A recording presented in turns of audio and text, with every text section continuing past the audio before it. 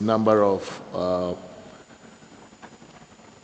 personalities who either have submitted submissions or are willing and able to engage us in discussions around the legislature and the executive. So this week is dedicated to the three arms of the state: the legislature, the executive, and then towards the end of the week, we would be talking about the judiciary. So we've dedicated a day and a half to the executive and the legislature, and another day and a half to discussions on the judiciary. Of course, these are not very neat, self-contained categories. In our previous conversations, we have had occasion to talk about Parliament, to talk about the executive in different contexts. These issues overlap. So naturally, this would not be the first time we'll be talking about or mentioning either of these branches of government, but it's still important for us to focus on them separately, not least because the Constitution does treat them separately. So we will be relying on our participants in this conversation to just get a feel for the various issues that bother people about our legislature, the executive, and then the relationship between the two. So it's not just each of them in isolation, but also especially how the two bodies interact to govern this space, these being the two political branches of government.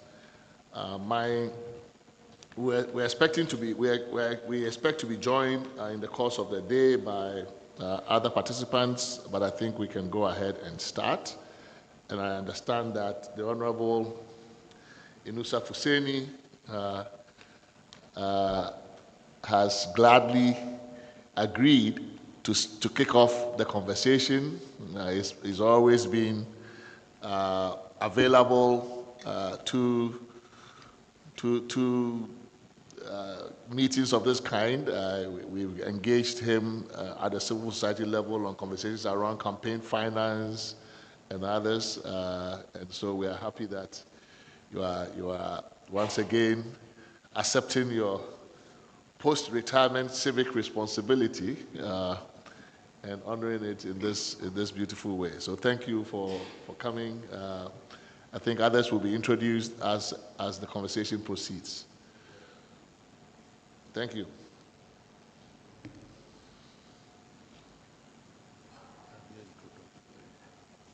Mr. Chairman, is this an invitation to start? Yes, yes, you do. Yes, you do. I think we'll get introduced as the room fills up and as people start reacting to your presentation. Thank you, Mr. Chairman. My name is Inusa Fuseni, former Member of Parliament for the Tamale Central Constituency and former Minister of State. Now enjoying my retirement, as said by the Chairman. Mr. Chairman, distinguished members of the Constitution Review Committee, distinguished members of the Constitution Review Committee, invited guests, ladies and gentlemen, I have not neatly packed my presentation in the classes as stated by the Chairman. I'm going to bring out thoughts about what I think should be done in the various institutions of governance. Because I have a belief and feeling that a constitution in a democratic state is designed in such a way as to regulate the exercise of power. And that is why the Constitution will have limitations like substantive limitations, procedural limitations, and institutional limitations on the exercise of power. It is my view and belief that when those limitations, when the institutions are weak and corrupt, the promise by the Constitution to deliver the blessings of liberty, equality of opportunities and prosperity will not be met. It is my belief that It's precisely because those institutions are weak. That is why we do not have the democratic dividends that we all expect. And that is why there is the clamor for the review of the Constitution to make these institutions of governance robust, accountable, and responsive. So I'm going to start with the Article 43, and that's the Electoral Commission. Now, basically, all those working at the Electoral Commission are public servants. Now, the Constitution now sets up the Electoral Commission and the commissioner and commissioners to be appointed exclusively by the president acting in consultation with the Council of State. I think that is what has brought about this deficit, and Charlotte say welcome, this deficit in trust, because you will find that it is only the president, and in this country, it is the belief of the majority of the people that when the president is appointing, he appoints those who will be sympathetic to his government. So immediately an electoral commissioner is appointed, he or she gets into the office with a trust deficit and has to work to win the trust of the people. So my recommendation is, in consultation, Article 43 should be amended to remove in consultation with the Council of State and insert in this place on the advice of the Public Services Commission. It's a public service. And of Parliament by a 2/3 majority. I know that this Parliament, when I was thinking about 2/3 majority, I was of the belief that we will never get to 2/3 majority. But 2/3 majority will ensure a bipartisan consensus. Now, I also believe that we have come a long way. Our democracy seems to be stabilized. And if the intention of the original drafters of the Constitution was to promote stability, and so the term of office of the Electoral Commissioner is coterminous to that of a Court of Appeal, and so Afarijan had to retire at 70 years or 65 years. I believe that it is now time to set term limits for the Electoral Commission. Term limits. And the term limits must be said that it straddles governments. There will be 3 term limits. So if the suggestion that Article 43 be amended is to be considered, consequentially, Article 70 of the Constitution, particularly the procedure for the amendment, should be adhered to. Now, I've also said that it's unfortunate that the justices of the Superior Court of Judiciary have come under considerable pressure. Indeed, it was never anticipated that our judiciary, and particularly justices of the Superior Court of Judiciary, will come under such pressure of being perceived by citizens of this country as being under the Supreme Court, Court of Appeal, with the greatest respect to Justice Adinyera, the Supreme Court. I think that the words "less than" in Article 1281 of the Constitution should be deleted and words such as more than inserted in its place. And then the number of the judges of the Superior Court of Judicature now is set and cast in stone. So if we say that the justices of the Superior Court of the Supreme Court should not be more than 12 or 15, that ends it. Now, the argument has been also that the justices of the Superior Court of Judicature, and particularly the Supreme Court, has been inundated by sheer number of cases that come before them. And that is why there is the justification for appointing that number onto the Supreme Court.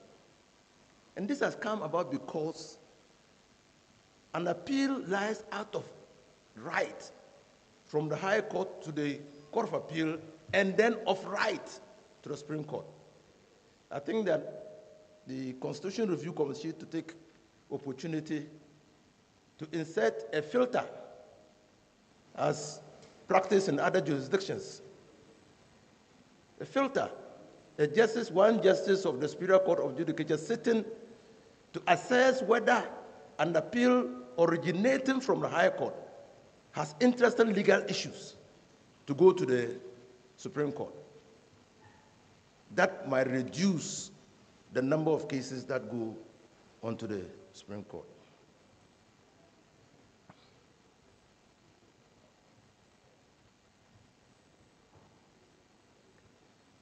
Now, I had written that Articles 142 to 144 be deleted for the simple reason that those articles have gone into disuse. But now,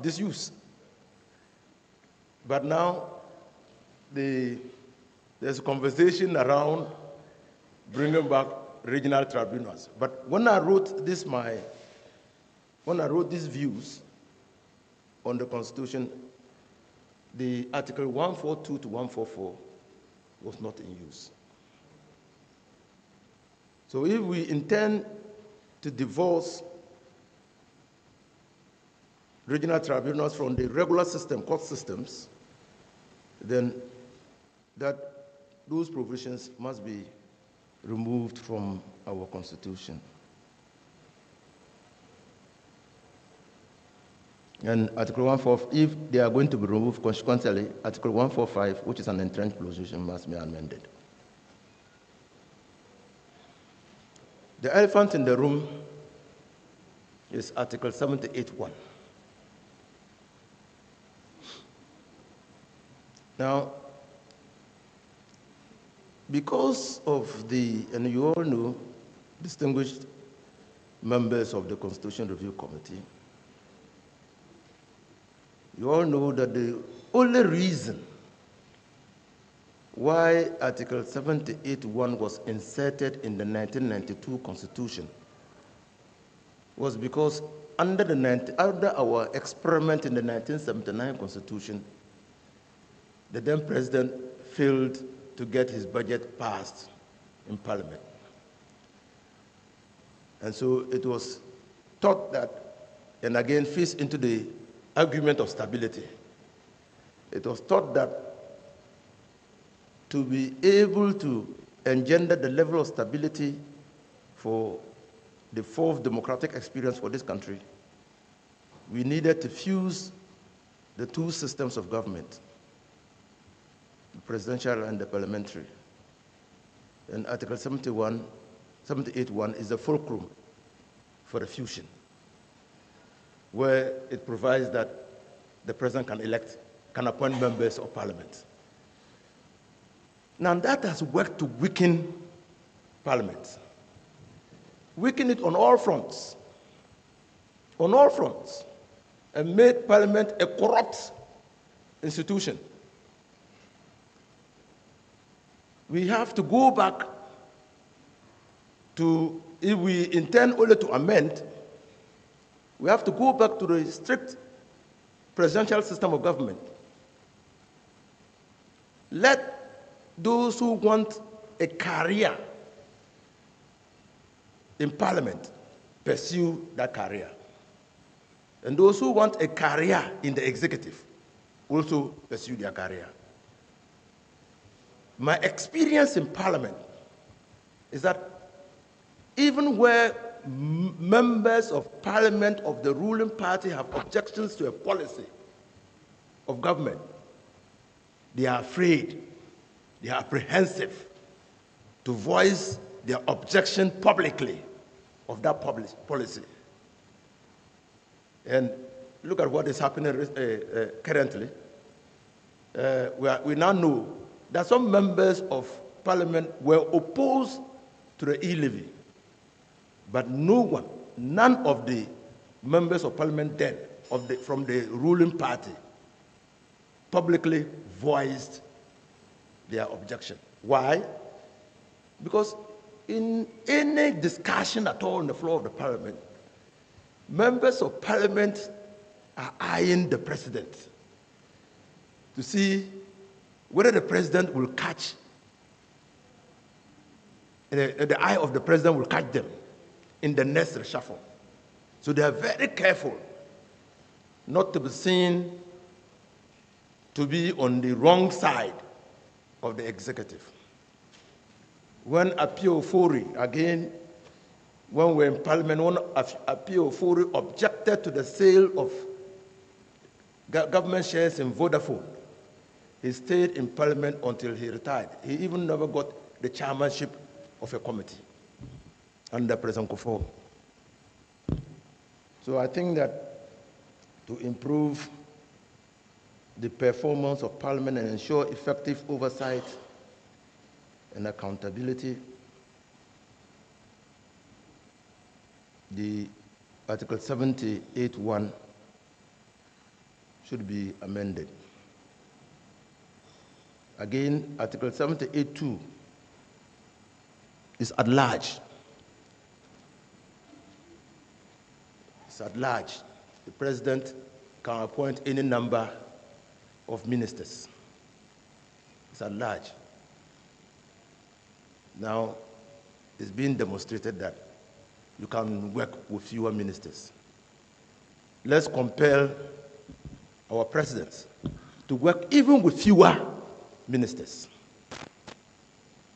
Even with fewer ministers, and we must legislate it in our constitution that the president cannot appoint more than a certain number of ministers into office. Article 71, presidential, Article 71, office holders' emoluments. Article 71, to my mind, appears to be inconsistent with Article 17. Because Article 71, basically all those listed under Article 71 are public office holders. All of them. Article 17 says that you can't treat people differently based on status. Now, the only way we are treating them differently is because of the offices that they occupy. And the Constitution says that you can't treat people differently based on status. So I think that there should be, like the Constitution Review Committee under Professor Mills suggested, there should be an independent emoluments commission which will look at certain criteria for the determination of wages and factoring in a formula with the various relativities. So that if you want the relativities, the risks, the lack of security of tenure and everything to be factored into determining the emoluments of Article 71 office holders, that is then done. And you can justify the decision taken by reason of those things. But now it appears that Many people in this country think that what is happening is you watch my back, I watch your back. My last one is I also believe that, just like consistent with what I said on Article 43, that all independent constitutional bodies must be appointed through a process put in place by the Public Services Commission. If we are thinking of reducing the power of the president, the appointing power of the president, we must remove all these independent constitutional bodies from the thumb of the president. Like I sleep upstairs on his written, but I Respectfully, Mr. wish I Chairman, like sleep these something are go my get one. thoughts. Since The then, to seven. know the big sleep but The then Dugombe like say that what many people have they goes. Not maybe said that the Constitution needs a holistic review, but there's no time to do a holistic review. But that should not prevent us. That the Dugombe say, if you can't do all, nothing prevents you from doing some. And so these are my views on the Constitution review. Thank you, Mr. Chairman. Thank you very, very much, Honorable Inusaf Hussaini, for your remarks born out of your experience serving in both the executive and legislative branches. As our ancestors have taught us, if the crocodile comes from underneath the seabed or from the seabed or riverbed to tell you that the condition there is not particularly good, you don't challenge them. So thank you for sharing your experience with us. I'll invite members of the committee who are interested in raising some questions from your remarks to take their turn. Introduce, I think I omitted to introduce my members. From the far right is Dr. Esi Ansah. Next to her, today we have full gender representation in person. Next to her is Mrs. Charlotte Osei. Then we have Godwin Jokoto, and we have Justice Sophia Adeniran, Professor Kwame Kakari, and myself, H. Kwesi Prempeh. We will be joined by Aladi Tanko in the course of the day, and also likely by the Secretary to the committee. So the floor is open for comments, reactions. You first introduce yourself, name and affiliation, and then you can proceed with your comment. Okay. But we'll start with the committee. Thank you very much, Mr. Chairman. I have a couple of questions for my good friend Alhaji Hussaini. In relation to Article 78(2), you just mentioned that we should set limits, and I want to find out from you what your prescription will be, from your experience as both an MP and minister. What will be your prescription in terms of number of ministers?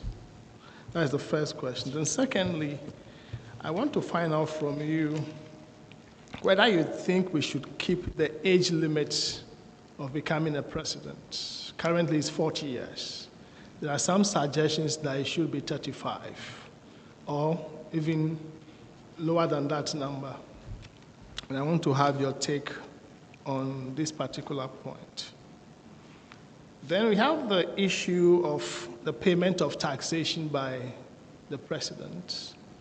And the last report indicated or recommended that the president should pay tax by way of setting a good example for the people of this country to also pay their taxes. Do you subscribe to that view? Then I want to find out from you on the question of the hybrid system, which you mentioned, that's drawing ministers, majority of ministers from Parliament. Would you say that if a member of Parliament is appointed as a minister, should he or she lose his seat, or should he retain it? I think these are my initial comments or questions for now. I thank you, Mr. Chair.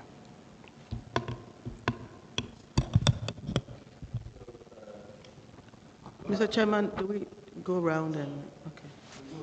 Okay. So that you take other questions from the committee and then you answer them en bloc. Alhaji, good morning. Interestingly, you talked about capping the number of Supreme Court judges. I would like to hear your views on capping the number of members of Parliament, because I think that's also something that, the way we're going, we could get up to 1,000 members of Parliament at some point. Thank you.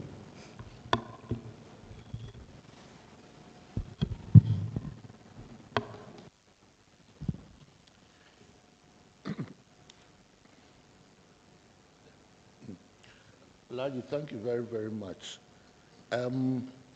You recommend that the position of the Electoral Commission should be set and that the office should straddle administrations. In this country, in this Fourth Republic, in fact, the 8-year term for the ruling parties is almost becoming a given. So what does that mean for the position of the EC straddling administrations? Because if, well, I think it's understood.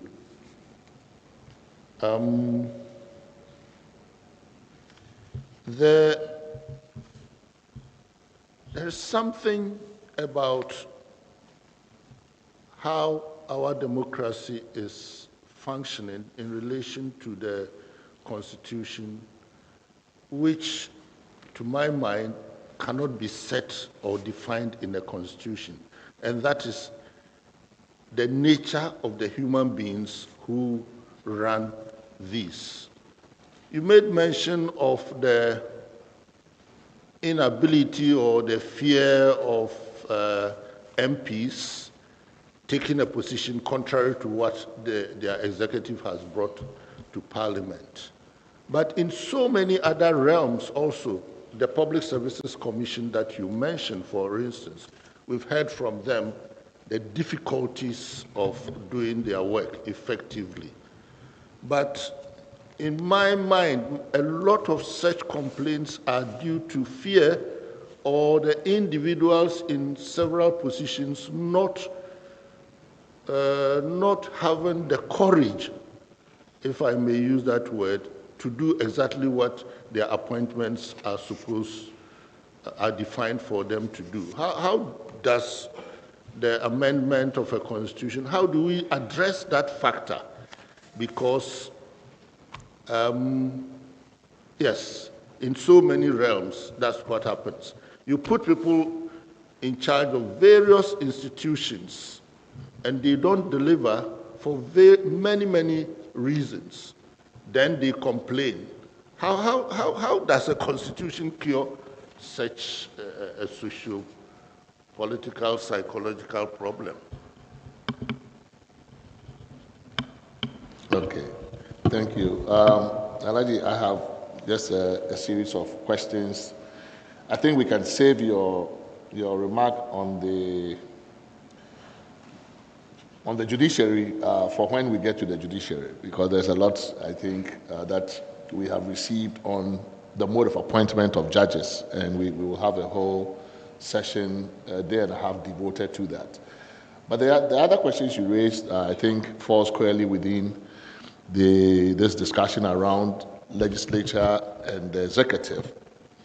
And my first question is this point about the approving certain offices with the supermajority of Parliament, right? With the approval of 2/3 of Parliament. That, of course, is a proposal that is gaining ground with many people who believe that that is the way to inject cross-party or bipartisanship into the appointment process.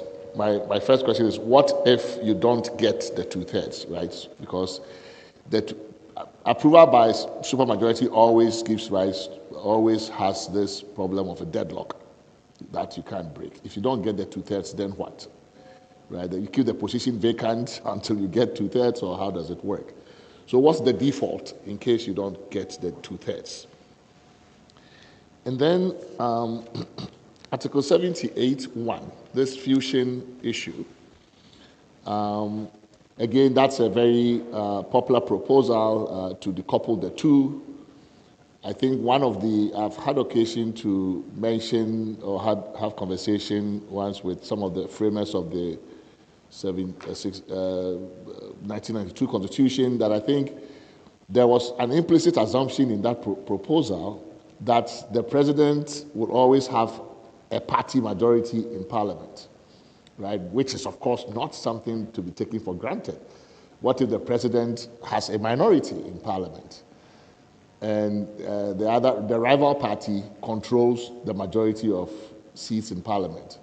Would they be willing to approve a majority of their colleague minority MPs to become ministers? Are we not setting ourselves up for a constitutional crisis in that kind of event? Right? So I think there is great merit in the position that you take. But there's also this argument that the real problem is not just the presidency, it's also party control of MPs. Right? That MPs, once elected, become like tools of the party. They are not allowed to even choose their own caucus leadership. The party comes with a list, and when it's the party, it means the president. So the party chooses who is majority leader, who is minority leader, who is chief whip, who is all of that, not the caucus of MPs in Parliament, which is the practice, actually, in most other jurisdictions. It's the MPs themselves who got into Parliament who choose their leadership. It's not a list from party head office. And that is really the real culprit here, because each time the party does that job, then it is the president who basically is being given the power to do it. So that is one idea that, one reaction to that proposal. There's also this point that, wouldn't it be okay if the president were to at least have one MP who is a minister, right? Assuming that the president has a majority in the Parliament, would have at least one MP who is a minister to liaise between, to do the like minister for government business, or however you call it, at least have one MP who is on the president's, who is in Parliament, but is also in cabinet, and to be doing the work of liaising between the executive and the legislative branch. Then there is the Article 78(2) issue you raised. The any number of ministers, which is, of course, a problem. The 79 Constitution, Article 65(3), kept the number at 30. Right? The total number of ministers, including those in the cabinet, shall not exceed 30. That is the 79 Constitution. Of course, it's a bit of a, it's what do you do when, one proposal is to say, if you want to increase the number, you have to pass legislation by supermajority if you want the number to go up, right? So there's a way in which we can work around that. But the inflexibility of just specifying the number, and presidents may find all kinds of devices to get around it, inflate the numbers elsewhere, and those kinds of things. But there's also this proposal that they should choose. We should create ministries. We shouldn't appoint ministers without first having a ministry that has been created, and that it is the job of Parliament to create a ministry by an act of Parliament, before an appointment is made into the office, like, again, is done in some other jurisdictions. In our case, Parliament has yielded that power to the President in the Civil Service Amendment Act, and the President can appoint, can create ministries, abolish them. Any President can create new ministries, right? Ministry of Public Sector Reform, Ministry of Private Sector Development, and then by the next term, they'll change their mind, right? So there's this back and forth, all because we've given the President the freedom to just change ministries as they go, and that if we created it by statute, at least it would impose a bit of a constraint or a restraint on the President's power to do that. So those are my comments.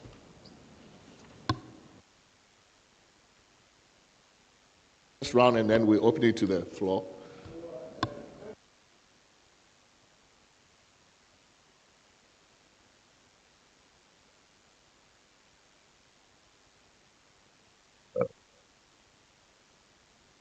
Aligning those ministries with the persons to be appointed into them might create a problem,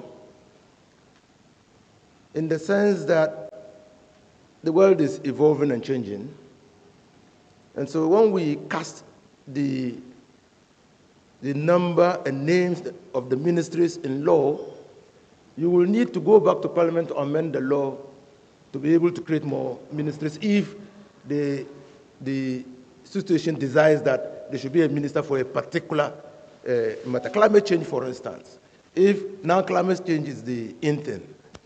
Now, we don't have a minister for climate change. The environment minister is doing the climate change stuff. Now, if in future we want to give climate change the pride of place and say that, look, we are all devastated by that, we're becoming poorer, and so we need somebody to tackle and put in mitigation measures, someone to drive it. You will need to create that ministry. And if you cast the ministries in law, you will have to go back to Parliament.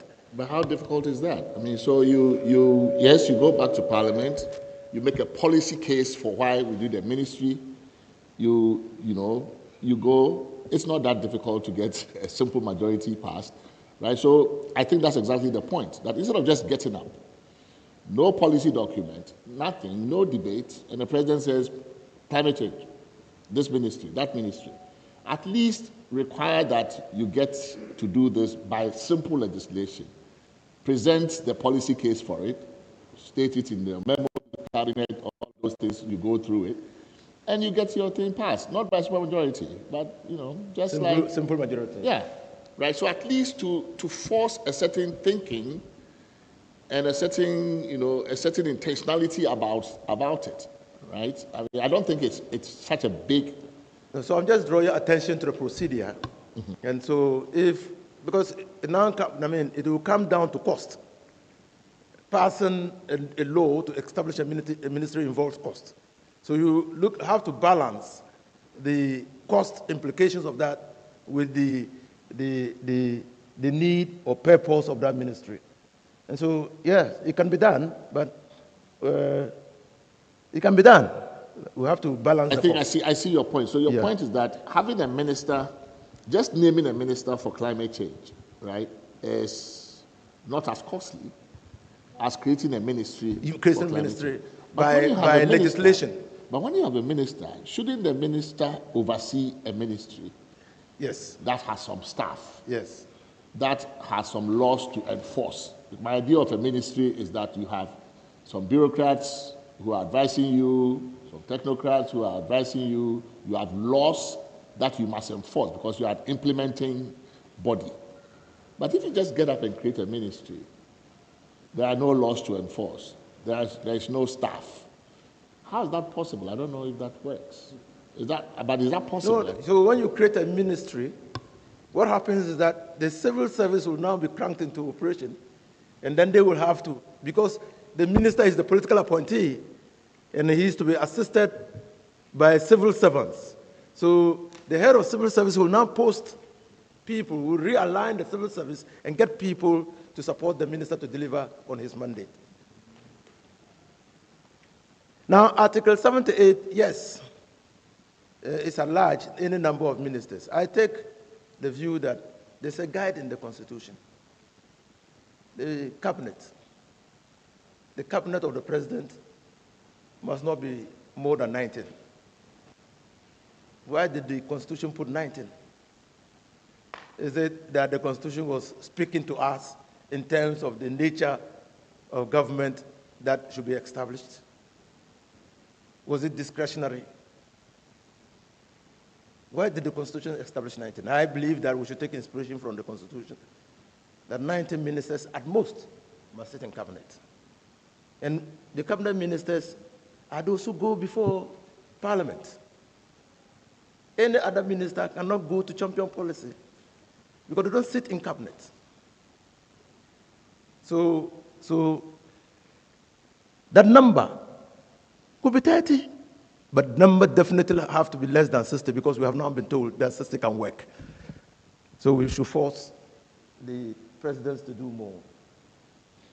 In fact, it is not a condition that a minister for parliamentary affairs ought to be an MP. No, you can have a minister responsible for parliamentary affairs who is not an MP. It's the majority leader who has to be an MP. And so what the governments have done, and particularly the MPP government has done, is to couple the majority leader with the Minister for Parliamentary Affairs. There are two different positions. Maybe because they don't want to create a Minister for Parliamentary Affairs. But even when Chairman Sabunsu was removed, note, his position was not taken away. So it is possible to decouple the Minister for Parliamentary Affairs from the majority leader. And the Minister for Parliamentary Affairs need not be a member of Parliament. He just serves as a liaison between Parliament and the presidency. In the arrangement that we are contemplating, that you have put forward, keep all MPs out of Parliament, right? So if we were to accept that proposition and we kept all MPs out of Parliament, all ministers out of Parliament, right? Yeah. All MPs, yeah. So so a minister could not concurrently be a member of Parliament. What is lost by having just one liaison who is also an MP? Because being MP then gives that person a little bit of familiarity with Parliament, with its processes, and if that person is playing liaison, why would that hurt the process? It's just one person. I just want to say that when we are amending the Constitution, we should go full hog. The principle is the principle, no member of Parliament shall be a minister. That should be the principle. And so we can't make exception to the principle. When we make exception to the principle, we sacrifice the principle. Now, party controls Parliament. Yes, because the party sponsors the member of Parliament. And that's what the Political Parties Act says. The party sponsors the candidate. Yeah, but the constituents elected the MP. Yes, but the party sponsors. So if you don't want the party to control you, you stand independent. Not necessarily. Right? But in those jurisdictions too, where, the idea that you are elected to Parliament, but you can't do conscience voting, and your head office brings you, sometimes they actually publish it. This is how you should vote. What is the point? If we have elected MPs, we have elected you because we think there's something special about you. We chose you over your contestant at the primary level in the same party because we think there's something special about you. We take you to Parliament, and now the party says, whatever it is that you are able to think and vote for, you would have to take instructions from us. How does that make you do the work that you're doing? The constituents who voted for you are from all parties, You also are not supposed to just do the party's bidding. You are representing the country. The oath you take is to the republic, is to the nation. You are doing the country's job. Why must that party alone, because they sponsored you? Other people did other things. Other people voted for you. You know, so why must they be the one to tell you what to do in Parliament exclusively? So my experience in Parliament has been that it's not in all instances that the party indicates its position on the matter. So, but when the party indicates a position, then you go against that position, you run the risk of losing your seat in Parliament. So it's not always. Now, for instance, if your party is in government, and government takes a position on the matter, and that's the government translates its manifesto into policy initiatives, and you go against the policy of the party, you are invariably, of the government, you are invariably removing yourself from the ambit of the party. And so this argument has always come up that, look, MPs must have independent thought, independent of mind, and all those things. They do. My experience, they do. When the party has no position on a matter, they will tell you the party has no position. So you can vote the way you want. But if the party has a position, you can't. You remember the British experience. When what was his name? Boris Johnson was going to crash out of the European Union. Some conservative MPs moved against him. They were expelled from the party. Copying those people.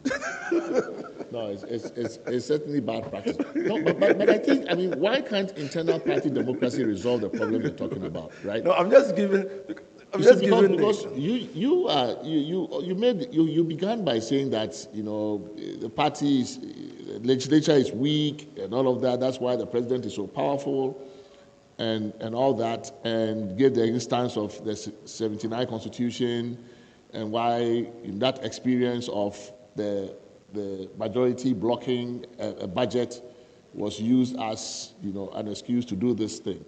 So if that is a problem, why can't a party have dialogue within the party and say, on this issue, this is it, and then use your whip system, but to issue statements from party headquarters commanding that this is how MPs should vote. I get you. I get you.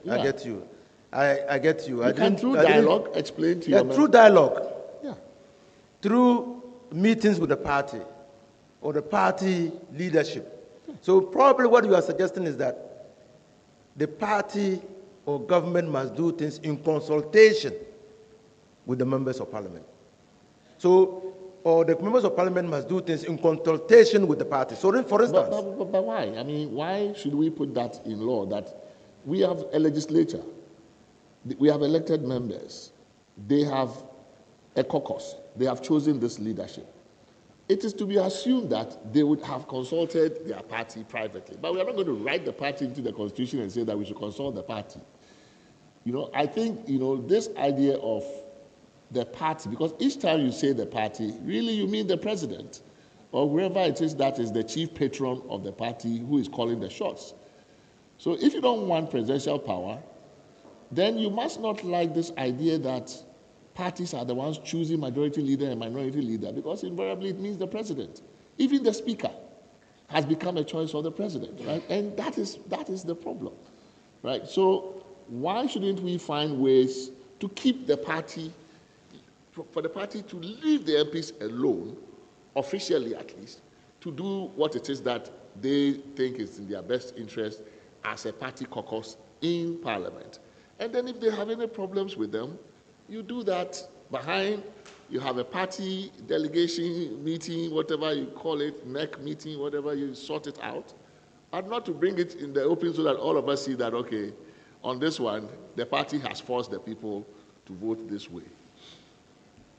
Well, it's not a big deal. Yes, I think that I appreciate what you're saying, but clearly, former clerk of the Constitution, Legislative and Parliamentary Affairs Committee is here. The danger is that if we give the parties the opportunity to regulate their own affairs in Parliament, then you might not be able to deal with corruption. Now, the Article 78, in fact, it is precisely because of the example you have given that we need to decouple. It's precisely.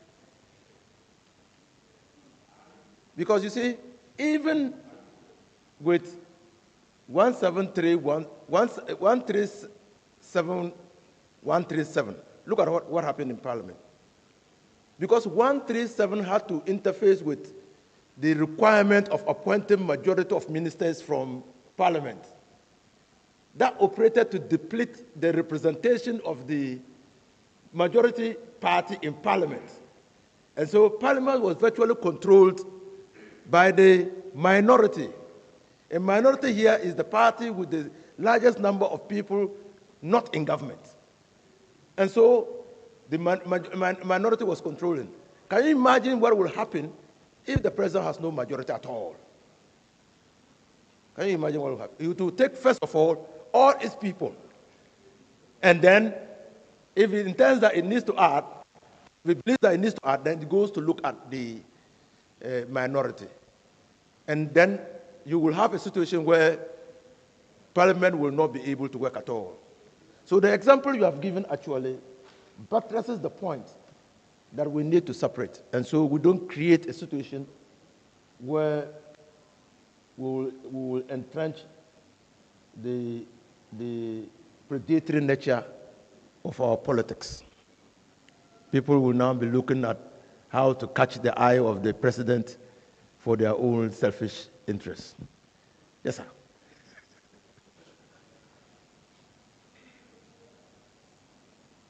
The supermajority built into the requirement for two-thirds majority is the requirement for consultation,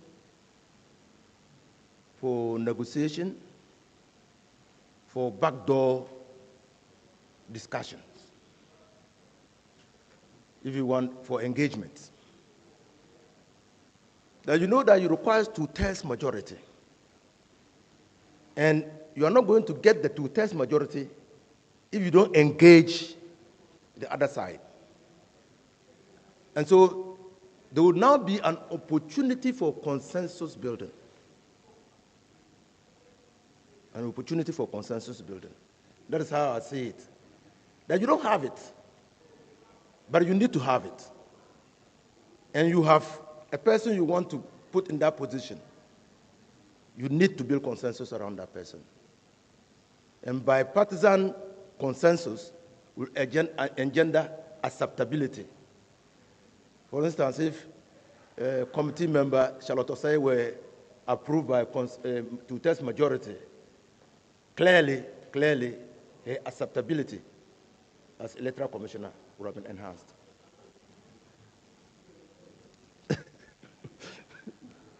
Now,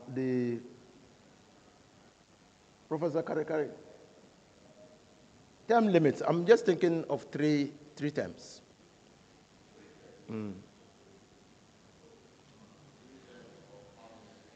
The same 4 years, 3 terms.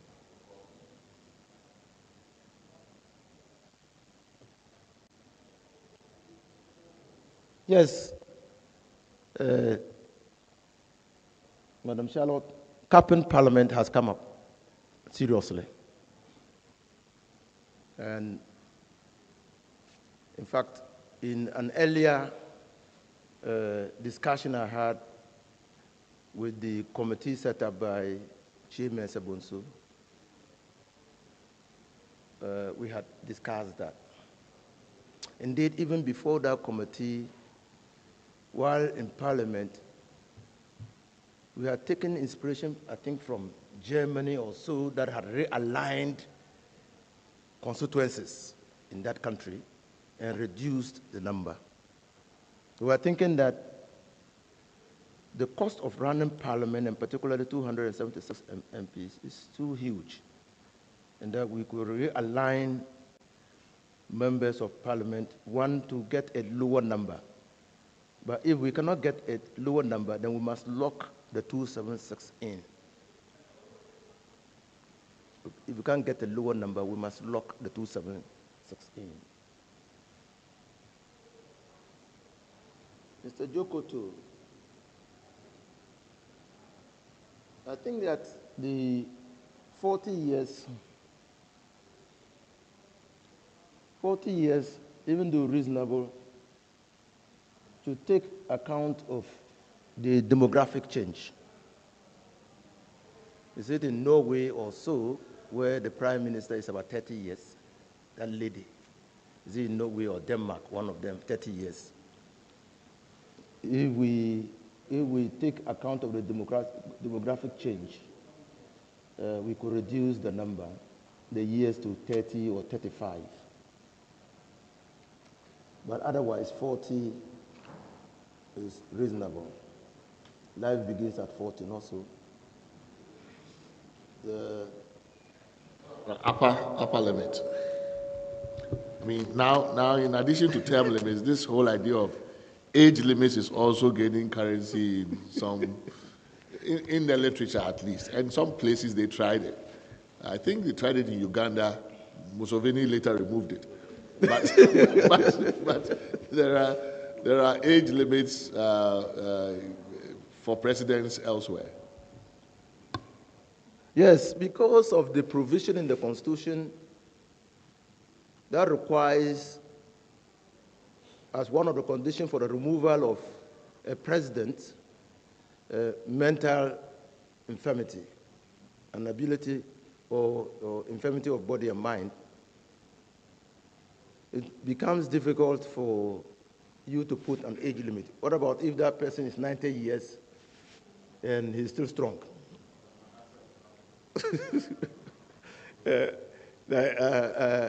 Even though Biden was always accused of forgetfulness, but you want a band, 40 to 75 or something, or 80. Well, I have no views on that. I have no views on that. Taxation by the president, just like you said, Mr. Jokoto, just to show the way, to show leadership, to show that clearly, because after all, every other thing by the president is almost free. So if he's going to be taxed on his salary, what is that? It's just to show that leadership, that paying tax is a worthwhile activity, and that the president must pay tax on the salary.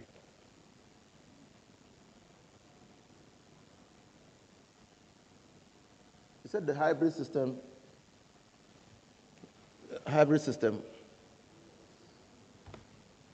He said members, what?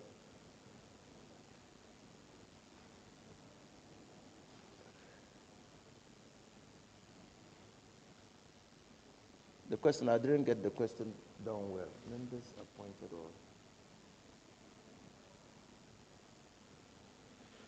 or? I just think that the hybrid system. In the hybrid system, if the president decides to choose a member of parliament as a minister, he will resign. Should he resign or Harry Sawyer. Okay. So he should resign. He should resign. Okay. You know, Harry Sawyer was a member of parliament for Osu. When he was made Minister of Education, he had to resign his position. Similarly, if you are a member of parliament and you are elected speaker, you resign your position. And that will be causing by elections. Then should we even go for that at all? Should we just avoid, as you said, let's keep faith with the principle and say that you shouldn't even choose from Parliament at all? Instead of saying, let's make room for the president to choose from Parliament only to force a by-election.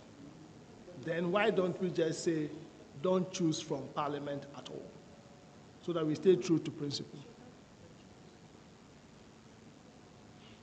So I'll give you this scenario to back him, just playing devil's advocate.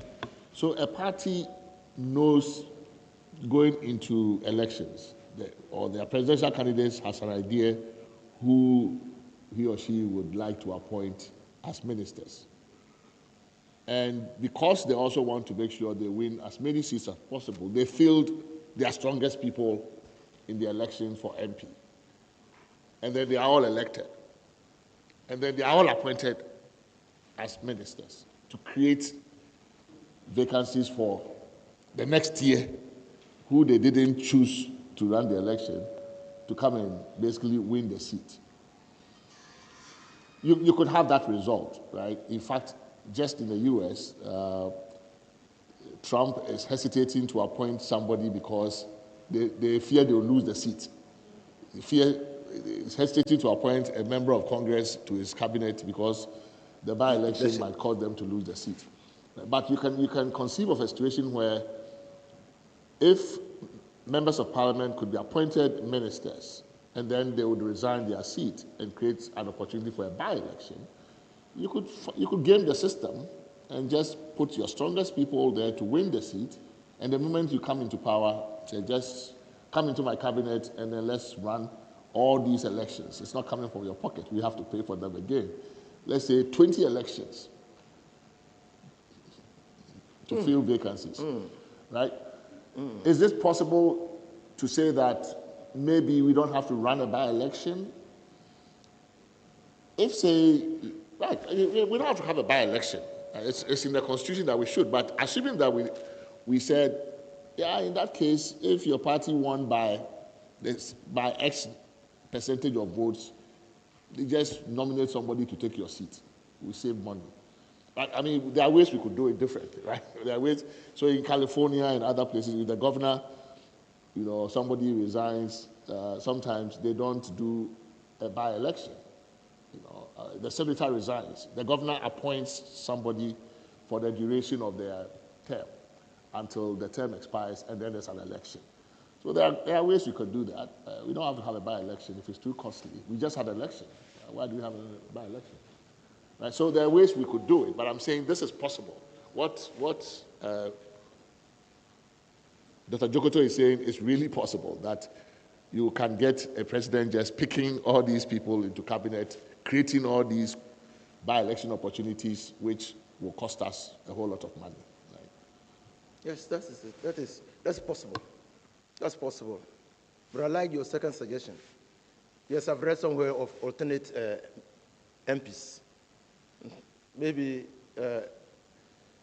because we don't want to deprive the president of the critical human resources he needs to move the country. We don't want to tie his hands.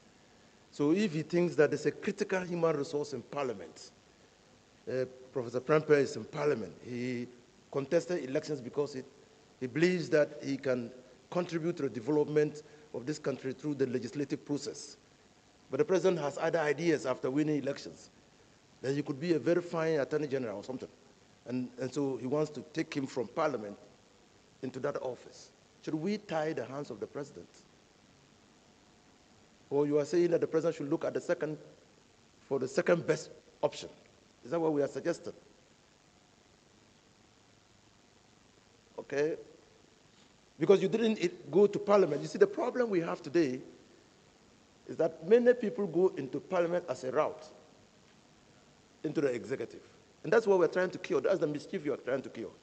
But if somebody gets into Parliament, there's no opportunity to appoint him to the executive. But the president thinks that that person has something that he can tap on for the development of the country. Should we tie the hands of the president?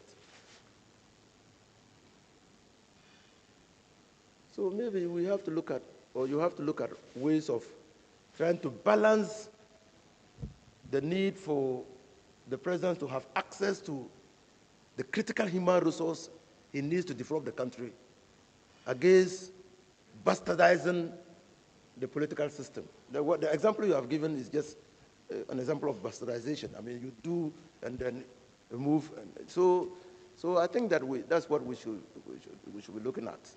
But it's really possible. Or maybe you could say you can pick from Parliament, but only so many, right? I mean, so you can say, yes, you can pick from Parliament into your cabinet and they have to resign, but you cannot pick more than a certain percentage of your cabinet, because otherwise the scenario I'm painting could actually materialize easily. You compete with your best people, you win the seat, then you go and appoint all of them, create all these vacancies. You know, either you do that or you say you don't have to have a by-election unless you didn't win by this kind of margin. You know, so we have to balance it. Otherwise, we'll just be being dishonest to the people. We'll just be fooling them. Yes, sir. Yes, sir. Thank you very much, Mr. Chair, and thank you, Alaji. I have a question around shifting of power when it comes to decision-making from the President to the Public Services Commission. We've had similar proposals, you know, over the last few weeks. And I'm wondering what kind of guardrails you would propose to make sure that that shift in power doesn't now create a Public Services Commission that, depending on the composition of the people, etc., assuming nothing is done to Article 70, some of the people in there are going to be appointed by the President. How do we put in guardrails to make sure that that Public Services Commission doesn't become what we're trying to avoid in the presidency? And some have also suggested that we should have an independent, you know, body that would look at appointment of senior officials, directors, and upwards. Would you look at an independent body, or do you think that the Public Services Commission should be tasked with, you know, decision-making when it comes to appointments and the process? Because we're all interested in the meritocracy, so we should leave it for them. Or do we shift that to another institution? Thank you. Thank you so very much. I think that when we say we are taking the mandate to appoint from the President to the Public Services Commission, it will be within the realm of public law. We are giving them a mandate so they can be compelled to perform that mandate. And they will further be compelled to come out with, if it is found, it finds expression in the Constitution, they will have to come out with a constitutional instrument to show how they will exercise that power. And then we can hold them responsible and accountable by the instruments that they bring for the purposes of regulating the exercise of their power. So you reinforce, you see, most of our problems are that the regulatory mechanisms for these institutions are such that they are not accountable to us. Now, if we make it in such a way that they are accountable to us, they publish. So if you are going to appoint the Electoral Commission, and the Public Services Commission says that, well, the appointing process will be by advertisement. So it's in their CI, in national newspapers, or newspapers of national circulation. There will be an interview panel, and it indicates the people who will, who will be the interview panel, or interviewing panel. How do we rank and marked? Requirements for contesting that position, and those things. So if there is that constitutional instrument regulating the exercise of that power, we might be able to curb that mischief and deal with that mischief of they being public service and having been appointed by the president. They must work within their power. That's how I see it. So you would opt for Public Service Commission? Because the institution is already there, I also do not want a plethora of institutions littered about the place. The institution is already there. Maybe a sequel to, oh, no, sorry. going to say exactly what you just said, that it already exists. The public service, they have that mandate, advertisement and then interview and sitting. So perhaps another way to maybe, let's say, allow the president to make the nominations and bring 3 or 4 names, so that he must also be involved. So that when the names that he brings, then the Public Service Commission, or if let's say it's to an institution, they all have advisory boards and commission who does the nominations and selection and the rest. So it should not, everything should not go to the Public Service Commission, because already some bodies and organizations have their own regulatory boards and advisory boards, where the president still appoints in consultation and upon advice. So unless we want to give everything, all public appointments to Public Service Commission, then that is it. But already they have the structures and the regulations and the guidance there already. Your Lordship, in fact, you have said what I wanted to say better, in the sense that shortlisting a number of people for the president will be part of the regulations. If, for instance, a number of people apply and they are vetted or interviewed, the regulations can say the Public Services Commission shall submit 3 persons in a ranking order to the president, and the president shall nominate 1 for the consideration of Parliament and approval. So you will be marrying the power of the president under Article 58 with the requirement of the public service neutrality, and then the bipartisan consensus of Parliament to choose the independent constitutional body. And this will involve a widespread changes in the Constitution. There's going to be a widespread changes, because almost every public appointment, most of them are done exclusively by the president. He nominates and then sends it to Council of State on advice, then it goes. Some to even the, let's say Judicial Council, his nomination comes through the Attorney General. And the members of the bar comes through the reps from the Ghana Bar Association on the commission. But the judiciary ourselves, we don't have any avenue of even recommending anyone for the appointment to our bench, except that we participate in the vetting and sorting and examining and interviewing.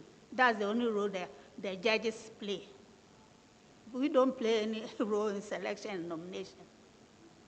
So this will, it needs a careful thought and a careful planning and setting out the real reforms that we need.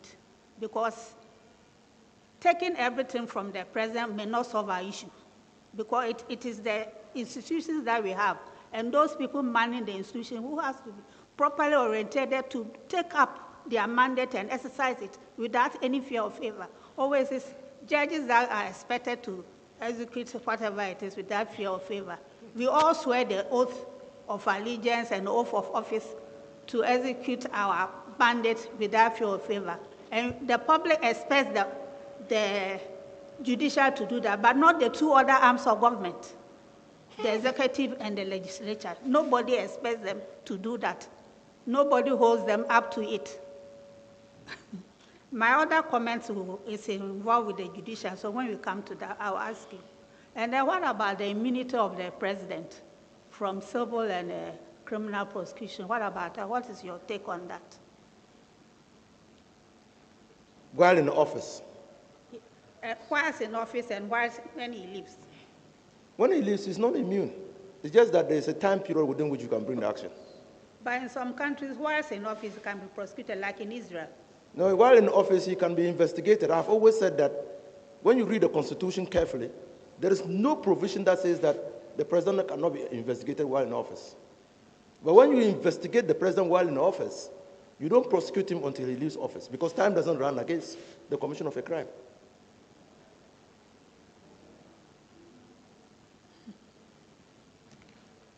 On this Public Service Commission issue, so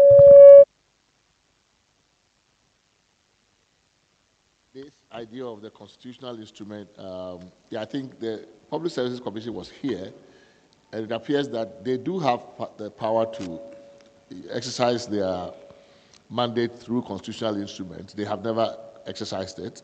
But I like the idea that if you are giving the power to say, nominate or appoint, you issue a constitutional instrument showing exactly the process by which you would do it. And that allows us, at least because it goes to Parliament, it allows some oversight over that process. But if you just leave it to them to issue a constitutional instrument without specifying or at least giving some principles to guide how that constitutional instrument or what it must contain, then the fact that you want competitive, meritocratic selection may not happen, right? They will come up with their own convoluted process. So if you want competition, if you want transparency, if you want meritocracy, you must state those principles and say maybe the Public Service Commission shall issue a constitutional instrument that contains these principles or that vindicates these principles, and then they will do it that way. It's easier than to just leave it to them to issue a constitutional instrument and then think that they will come up with the kinds of processes you are mentioning. But I think that the Helene was also making a point about, well, we have a number of bodies in the Constitution that perform some kind of recruiting and selection function.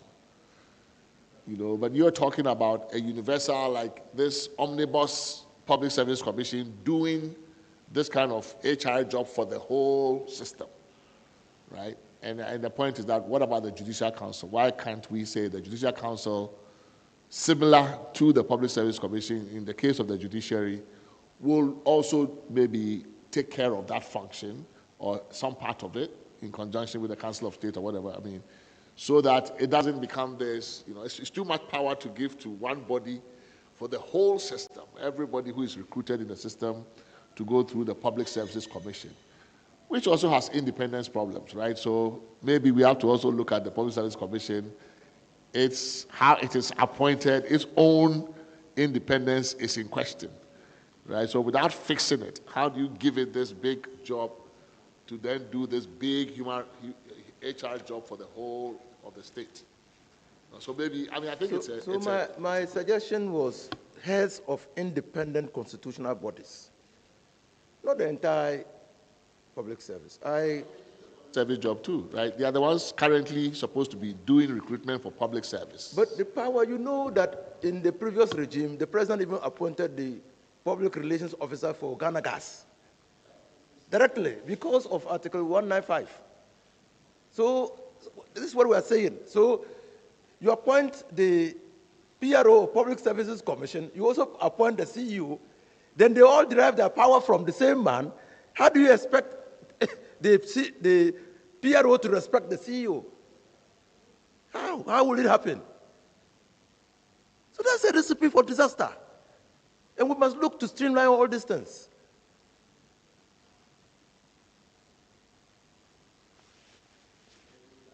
So we can open the floor for questions for the Honorable Fuseni.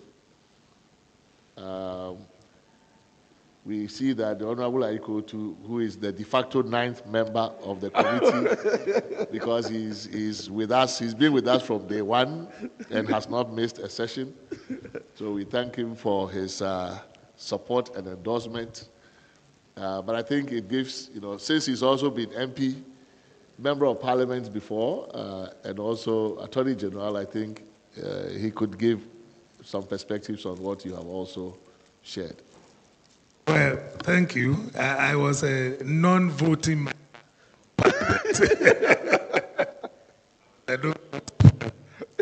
I wasn't elected. MP. But I went to the other side, unfortunately. That's why I came late. I didn't know you had changed the venue. So I've been trying to catch up with the things he has been saying. But looking at the power of the parties to, control what happens in Parliament, I think it also comes from the manifesto. Because when they write their manifestos, they have to use the latest words, resetting. They have a resetting agenda. So they cannot allow the people there to be so independent as to do things which will go against the manifesto. That I believe is the major issue that they have. And like he rightly pointed out, where government has no position, the party has no position, then you are free to take your own positions individually. But once government says this is what we want, you can't go against it. If you go against it, then you are not a true party man. A true party man must sacrifice whatever you have for the benefit of the party. Then that is where you become a true party man. Even when they are doing things that hurt you, you wouldn't want to talk about it. I think that there's also the problem of taking everybody from, all the ministers from outside Parliament. This issue of by-elections, people having to resign, is another huge matter that we have to think about. This is not a country where some people say knowledge-based society. Our people are largely illiterate, and some of these things can put a lot of pressure on them. So we may have to rethink it well. But as I said, I wasn't here, so I'm still trying to follow whatever I said. So this will be my initial comments.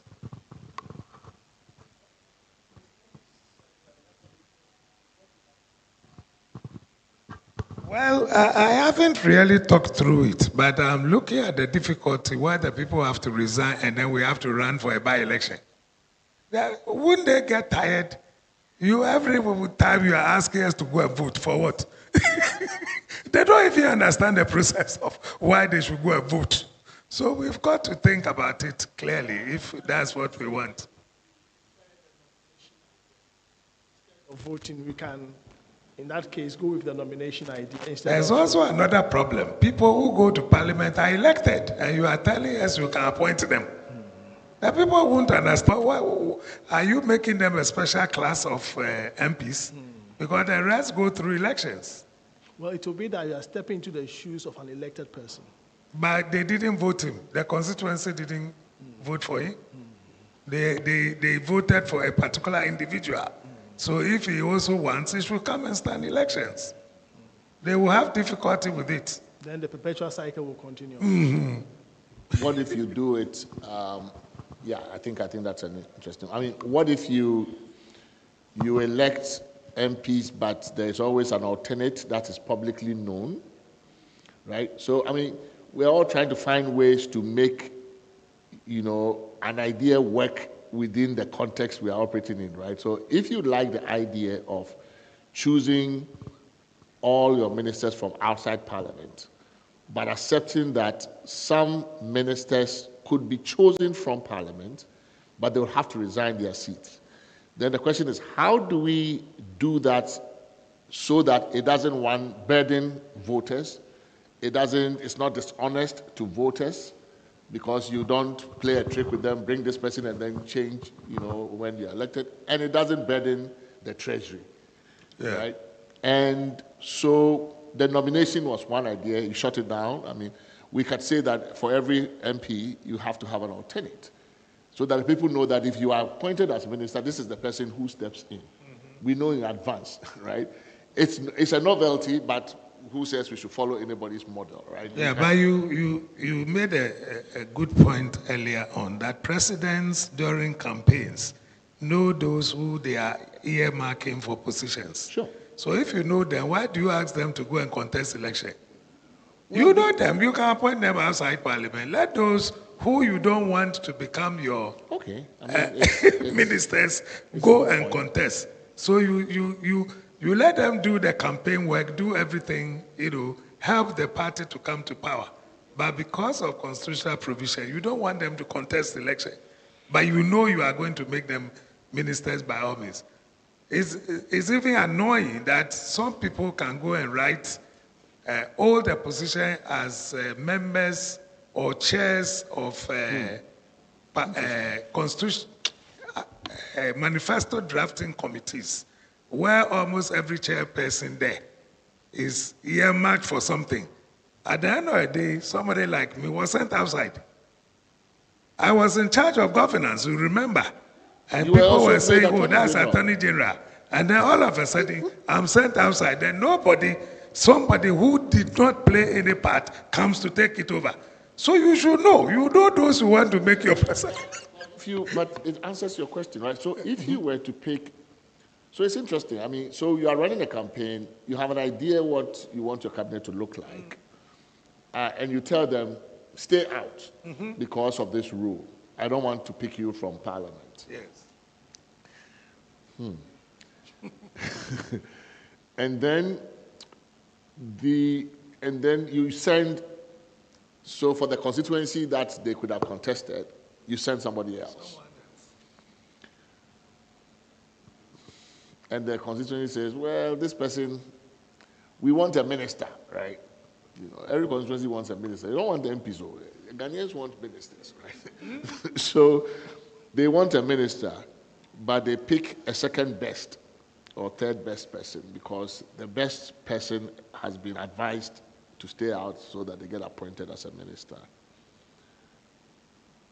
The party people should rather explain to the grassroots. Why? Yes, that this constituency is likely to get a minister, but not one who will be appointed for. Somebody from here would by all means be made a minister.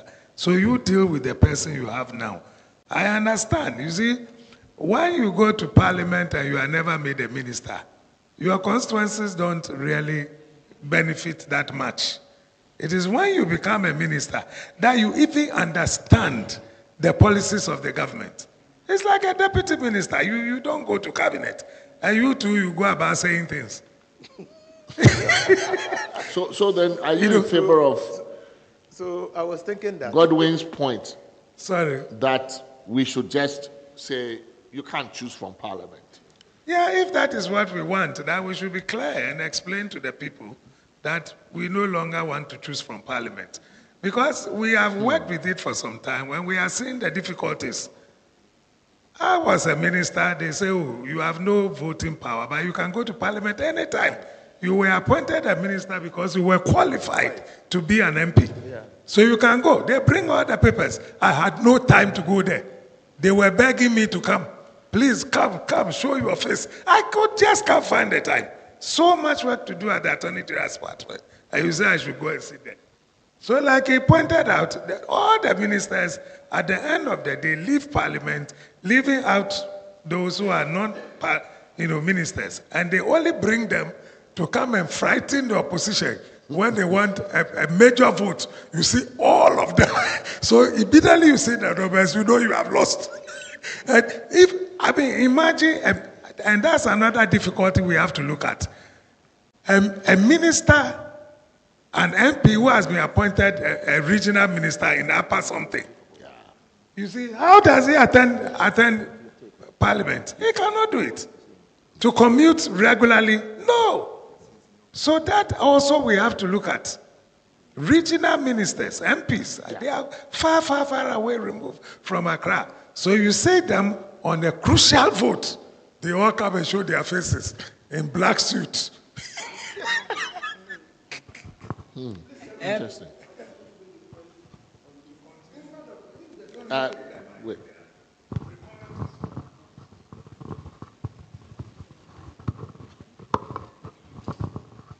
If there's any vacancy, instead of a general election at maybe the constituency, I would suggest that maybe the party delegates should be able to meet and then maybe people can contest it. Whoever wins at the party level should come. Yes, I think this one will help cut down some costs. No. Yeah, but we should limit it because maybe a party has lost somebody. So the party should be able to meet, and people can elect one of them at that level. That's what I want. Morality of the public and not limited to a particular political party. Yeah, but in this case, you are looking for a replacement. So instead of a general election at the constituency, the party can meet and then elect somebody. I think the person being replaced was elected by the generality of the public. Yeah, so people are still meeting to elect. People are still meeting to elect at the party level instead of at the grassroots. Yes. It's the individual. So the whole point of having an MP is the person. That's why we even have independent candidates standing in for MPs. And we really don't want to talk about the party or delegate ones because at the moment it's actually a bane for the country. But I think what I want to probably contribute is in terms of, sorry, my name is Agatha Roxon, and I think I'm trying to concur with my senior with regards to the legislation on the independence of the legislature with regards to how they discuss in court, in Parliament. I think it also deals with the fact that they are sponsored by their parties. And therefore, they go in not as individuals, but as a party person. And that's why they would go by like a 3-line whip, they will use to call it. So they have to follow the party line in that regard. And I think there was another one that I kind of agreed with my senior about it. But yes, basically we have to consider that. And also in terms of the system that we have. So we took both the UK, the Westminster system, and then the American system. Whereas the Westminster system is more like a balance of powers. The American system is more separation of powers, whereby their ministerial positions are not based on if you're in an MP or something like that. So we really need to decide. We kind of took both concepts because of the American hybrid system as well as we were colonized by the British. But we need to, I think we've reached a stage whereby it's not working for us. So we need to decide whether we're going purely by a balance of power system, which is the Westminster system, whereby ministers are chosen within the Parliament, but then we are not using the prime ministerial system as well. And so another avenue or another recommendation we could do would be, because we choose our MPs separately from the presidential side, we could do in such a way that it's a bit ridiculous, but we can probably have our general election for the presidential first. And because maybe the presidents do not know whether they win the election, and that's why they would not recommend that somebody should stop being standing for an MP, because the chances of them winning as an MP might be different from the government gaining power for them to then be given a ministerial appointment. So it's difficult. What if we don't win? And then you've also made the person sit down or stop lobbying or campaigning as an MP.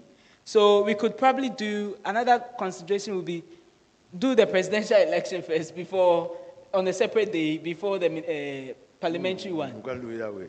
Exactly. But because they are separate, isn't it? There are two separate elections that we have. So even though they're on the same day, they are separate. No cost. Yes. I think she makes an important point here, right? Separate. So the debate we are having about MPs being in Parliament, she makes this additional point, which I think is important, that aren't we going to rob Parliament also of very strong candidates? Yeah. If we say that once you are in Parliament, if you are in Parliament, you, Right. I mean, so if you stand out, right, in the expectation that you'll be made a minister, because you cannot be appointed a minister if you are in Parliament, and your candidate doesn't win presidency, you have also robbed us of a very good, possibly a very good MP, right, who was just waiting for the right president to make him a minister, him or her minister. So again, that goes back to Godwin's point, right? I mean, Godwin's point. If you have a total ban and say ministers cannot be chosen from Parliament, there is this other side, there's this other cost to the system. We want a strong Parliament. Maybe your president didn't win, but at least you are an MP, right? You are an MP and you have qualities that your alternate may not bring to Parliament, right? So it's a balancing game that we really are faced with here. Example is what just recently happened in America. Donald Trump, he was trying to send one of the Republicans to be the ambassador for the UN, but realized that if the lady resigns from their, I think, House of the Senate or Representative, it's going to cost them in that Senate House or the House, one of the houses. So he had to withdraw his appointment for her to be the ambassador for the UN because she's more active and she would benefit the House rather than her going into the UN. So there's that conflict. And therefore, which side or what option do we want as a country? We need to consider that and then make that resolution for it. Mr. Chairman. I mean, I don't know that it has to be an either or, right? I mean, that we have to choose American system or I mean, we don't have to choose any of those, right? But I think that the what is called the fusion or the hybrid, the way it has played out here hasn't quite worked. Yeah. And it's because it has enfeebled Parliament. If there are ways we could make Parliament stronger without maybe it's because the president has no limit. If we said he could appoint only X number of his cabinet from within Parliament, right? It's still a constraint. If we said, so there are ways in which you can keep a certain hybrid and not make it have the kind of perverse effects it's having in our system. It's just because there's no limit. When there's no limit, he can appoint any number. And he can appoint all of them from Parliament, actually. Theoretically, he can appoint all of them. But if indeed he could appoint only so few, 1, 2, 3, and they wouldn't lose their seat, what would it change? And remember also that the point you're making about the reason in the Westminster system the whip works the way it does, is that in the Westminster system, if you lose your majority, you lose a vote of confidence, there's elections. Here it doesn't work that way. The party doesn't have to have that much control over MPs in this system because we don't face a vote of no confidence in this system. The term is fixed. No matter whether you lose a budget vote or whatever, they can't throw you out. So this whole idea that we have borrowed from the Westminster system, that the whip has to whip everybody in line, it doesn't work very well in the presidential system, And I think that some of those fears we have, in my view, I think Parliament's, the party control is actually probably a more pernicious problem than the small number of ministers who may come from Parliament. I think the party, this supremacy of the party idea, which we have borrowed from the one-party state era, is a very wrong idea. Really, it's a very wrong idea. Why should the party be the only one? There are multiple interests involved in choosing an MP. There's the person's own personality and background. There's the person's constituents who may or may not be of his party. There's the party, and then there's the country. And then when this person gets to Parliament, only the party gets to dictate how this person must vote. What about all the other things? You bring the smartest economists there into Parliament to get the benefit of that economist's background, and then the party says, on this matter, whether it's good economics or not, this is how we are voting. And all your economics, we don't care. You're an economist, so what? This is the party position. Based on... Mr. Chairman, this matter requires a critical decision. And we should not consider it in the light of the Ghanaian way of doing things. In 1969, we were practicing the Westminster, the parliamentary system of government. In 1979, we went presidential system of rule. Because the 1969 constitution failed, and the 1979 constitution failed, we thought the Ghanaian way of doing things, let's use them. When we needed to take a critical decision on the nature of the government that we wanted for ourselves, we took the easy way out. That should guide us. There is no easy way out of establishing a government in the nature that you want and working out the government to assure and achieve what you want. There are critical decisions. There are decisions that we have to take. Now, the second thing is, we have been thinking about what happens. So we don't want to deprive the president of critical human resource in parliament. But we also want to scare the president out of taking the critical resource from parliament, like you said. Why don't we consider this? It's just an idea when you were talking. That look, we do the ranking system. That votes are cast and counted for candidates who won or who contested in elections. And we'll say that we don't want by-election. So if, like in the 1969 Constitution, if somebody won elections in the upper region and died before he was sworn in, the next in line said, well, because I was next in line, I should be sworn in because I was next to him. The court rejected it and said they have to be a by-election. So let's go revisit the idea that to scare the president of taking people from parliament, we legislate that if you take somebody from parliament, the next in line becomes an MP. And the next in line definitely will not be a member of his party. Just wild thoughts. Just wild thoughts. Yes.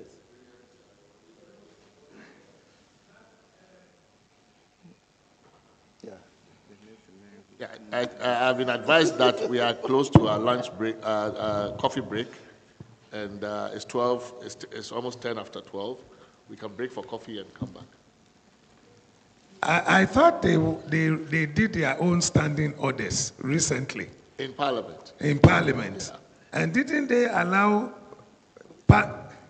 parties to control them in caucuses?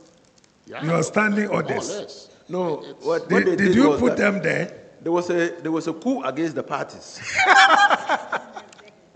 Consequent upon the removal of Haruna Idrisu and the others, Parliament decided that they will elect their own, and then the parties rejected it. The parties rejected it. But why should parties be able to reject what Parliament decides? Parliament is the party is a stranger, actually, in Parliament. Yeah, but you know what, the dynamics. Yeah, they shouldn't be able to. So when JMSA was removed, you saw the hula balloon. Yeah, I think it's not. So you have allowed the parties to decide, you know, to write their standing orders. So why are we crying for them? Anyway, we'll take a short coffee break.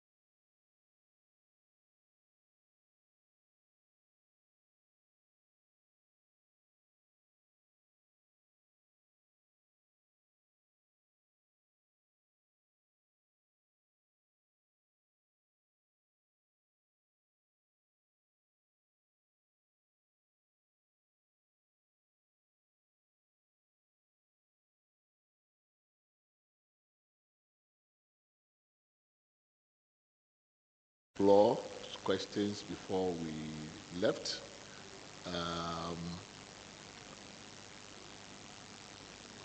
Okay. Yes. Thank you, Mr. Chairman. As Alaji has indicated, Yeah. the issue with Article 78, where the president is supposed to choose more than 50% of the ministers. Is it? Hello? Hello? Yes, it has been a problem for Parliament for some time. You see, anytime there is election, government will pick the best from Parliament. So it weakens Parliament from the government side. And because of the duties of the minister, in our country, it's not only official duties that they are performing in the ministries. There are other people, chiefs, priests, everybody going to see them in the ministry. So it has become difficult from experience for ministers to even come to Parliament. You only see them when they are coming to vote and they've been whipped. Other than that, you will see them in Parliament. Even at the committee level, sometimes to get quorum, you have to be calling ministers for them to come. So it's not easy. It's difficult for the clerks and it's difficult for Parliament. When the cream of the MPs are taken, then the committee chairs, you could see that most of them do not have the experience. And normally when government is appointing ministers, those who have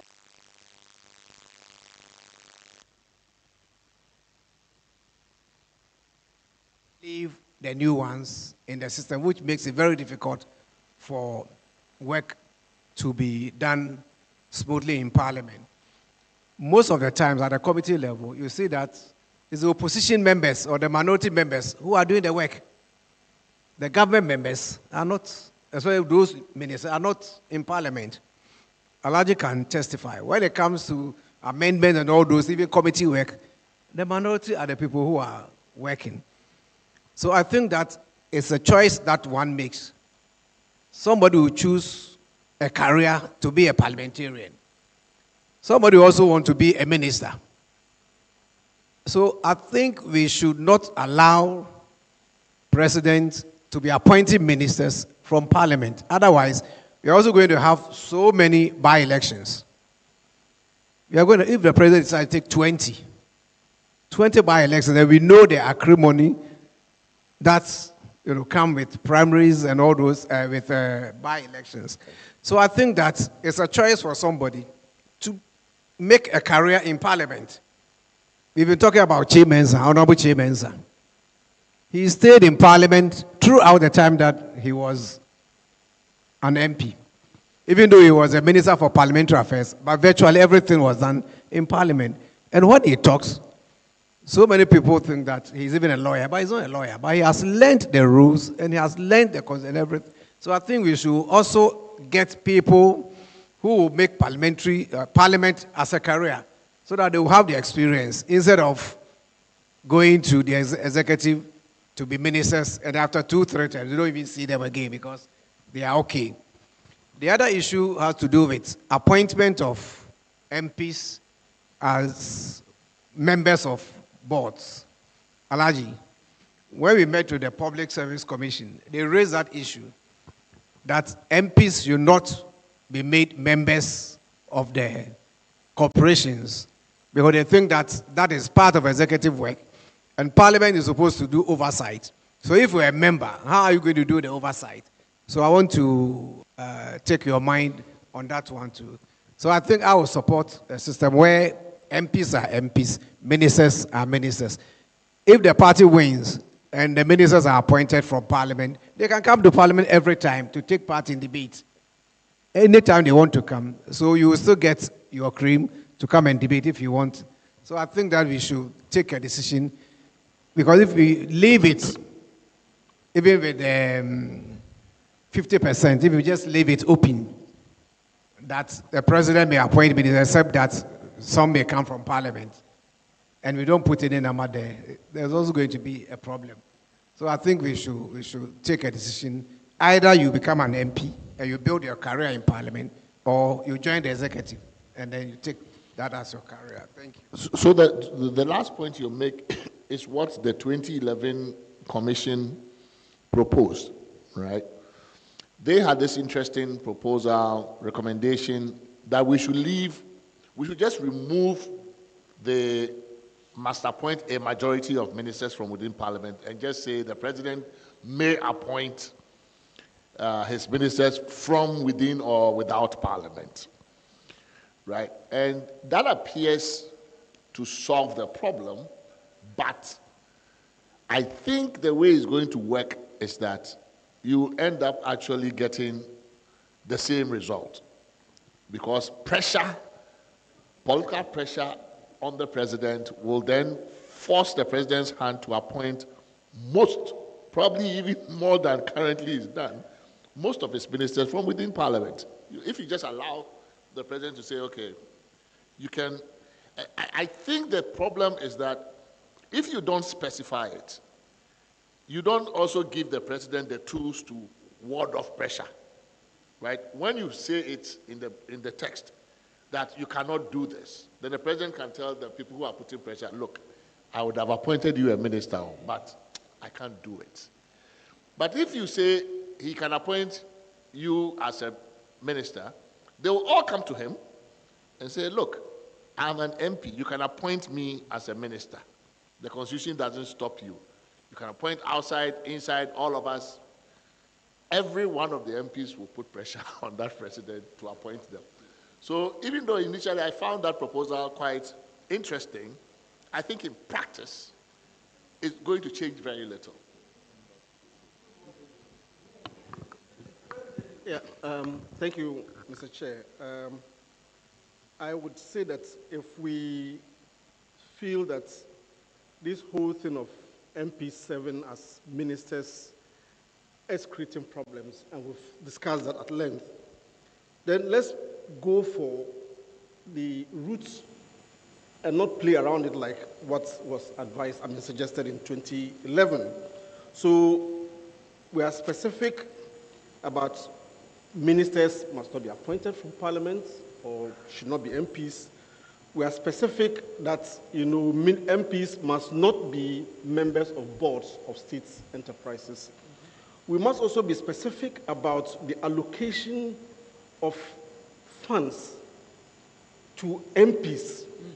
If the funds are allocated to Parliament to support the oversight work of MPs, but to allocate that, okay, 200,000 of the common fund or the GET fund will be given to ministers to supervise, as individual MPs, then we are creating this huge conflict of interest situation, because at the end of the day, you are also going to oversee the implementation. They are coming to account to you. So I think that also needs to be brought into the conversation. Somebody raised the point that if you took out all these, what would be the incentive for people to want to be MPs? Because now it's become almost like one of the incentives, one of the things that motivates people to want to be MPs. And so are there things that can be put in, I don't know, and my brother Alaji is here, that incentivizes that when you become an MP, these are the other areas where you can develop yourself, you can improve yourself, you can rise, and etc. So I don't know, but that's the point somebody raised to me, that, look, if we go that route, you will end up not getting good people wanting who go into Parliament. Yes, and then my last point is about the issue of the speakership. And we saw or heard the debates that went on. Chairman was accusing the current MP, Speaker, of behaving like a school prefect, that, he's not a member of Parliament, and therefore he's listening, and the counter-arguments. Is this something that can be cured through the Constitution, or is something that needs to be done through the standing orders and etc.? Especially the role of parties in deciding who becomes the speaker. And not covert, but sometimes overt, that you have that the presidency wants this person. The appointment would go to this person. So I think we should be looking at that. And then the last point is about kind of, I was reading the submission from Kweku Azar, that for the president, we are very specific about the appointive, powers. Those he must do in consultation with, those he must do as whatever. Can we also be specific about that for Parliament, particularly the nexus between Parliament and the Public Services Commission, in terms of if we are taking out some of the things that the appointment by the president and saying that it has to go through Parliament? Is there a way in which the Public Services Commission then can serve as an advisory body to Parliament in, deciding or approving some of the nominations and etc. That come in? Thank you. I think on the MPs receiving monies directly, I think if we were able to do a number of reforms, let's say we did local government reforms, we are electing MMDCs. This idea that MPs are development agents at the local level will drop off, right? So if it becomes clear that you have a constitution where the development job at the local level belongs to a chief executive who is responsible to a local electorate, it becomes difficult for the MP to justify the monies that they must take from the common fund, right? Basically, you are no longer the person who the people are looking to develop their local area. So why should you take any part of the money, whether it's for common fund or for get fund monitoring or evaluation? That cannot be justified anymore, right? So I think a number of reforms at the same time will produce that effect, not a single one. But if we do all of these, we're able to do those reforms in different places, it will be difficult for MPs to justify why they must take money in their individual capacity to do anything at the local level. And then the question is, what's the incentive then to go to Parliament? Again, if we were, for example, currently MPs, well, now it's been liberalized, right? The Speaker has allowed MPs to introduce private members' bill. In the past, MPs did not have even that opportunity to introduce private members' bills. If you want to be an MP, now you can be an MP, you can be a legislator, you can introduce a bill that proposes a public solution to a public problem that you have identified, and you can, like in other jurisdictions, if you sponsor a bill and it passes, it can be even named after you. It becomes like a nickname for the bill. There are many bills in the US that are named after the congresspersons who sponsored them. They've long passed. That bill has become basically something like a tombstone for them. Their name is on it. They are remembered for being the ones who sponsored these bills. So if you want to be a real legislator, I think a number of different reforms might produce that effect. And the idea that we are not giving you money and putting you on the board, and therefore you don't want to be an MP, maybe we don't need that kind of an MP anyway, right? If the only reason you want to be an MP is because you can get to sit on a board, and the only reason you want to be an MP is because you can get common fund money or get fund money, then really, do we need that person to be going to Parliament at all, right? So it's really, I think if you want to be a legislator, being able to introduce a private member's bill in your own name is the key thing. That is what a legislator should do. Be able to introduce a bill that helps us solve a public problem through legislation and that kind of stuff, and not, give them incentives so that they'll go to Parliament for these pecs.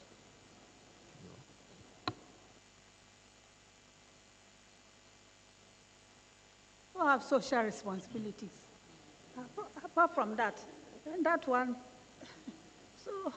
so perhaps they will say, okay, then give us extra allowances. Perhaps that can be done, yes, because their social service is very important. Even in UK, they expect their MPs to do something for them, yes. So consistent with your solution. Then give money to Parliament to support constituency, outreach or something, right? You can sponsor their offices or give them something, pay them well. I mean, basically, pay them well. Thank you, Chair. Now, if we were to divorce parliamentarians of any executive positions like ministers, I think would allow the institution of Parliament to develop as an independent institution to play its proper role. Now, I think the basic concern that we have had is the fact that Parliament and the executive have become somehow merged. And because of that merger, it's an unintended consequence of the Constitution that Parliament and executive are so merged that there is no checks and balances as provided by the principle of separation of powers. So rather than that, by depriving them of accessing executive authority, that means we're depriving Parliament some good materials, if you like. I beg to differ.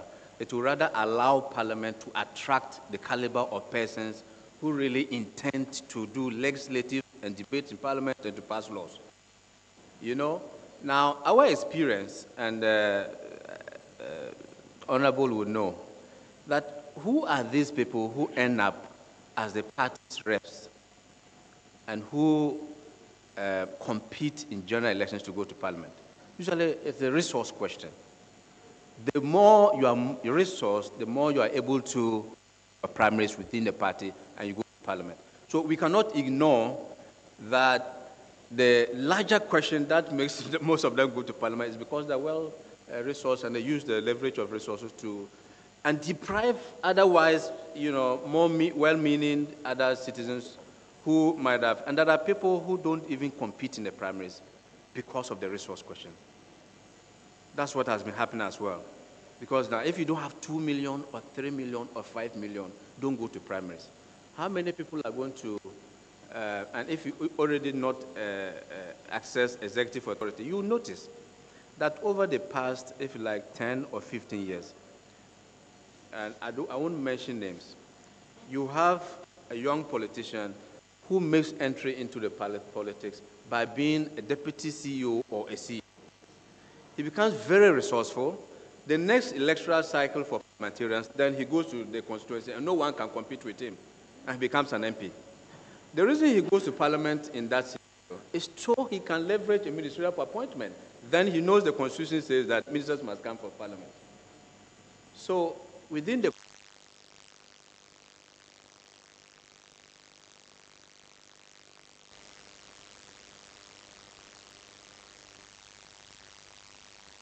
which is the funding question. If we can amend the funding bit in terms of our politics, then it can win the Parliament of some of the expectations that we even have on them, so that you take your career as you find it. If you see that these are the conditions on which you go to Parliament and you still wish to go to Parliament, then the notice would have been served on you anyway.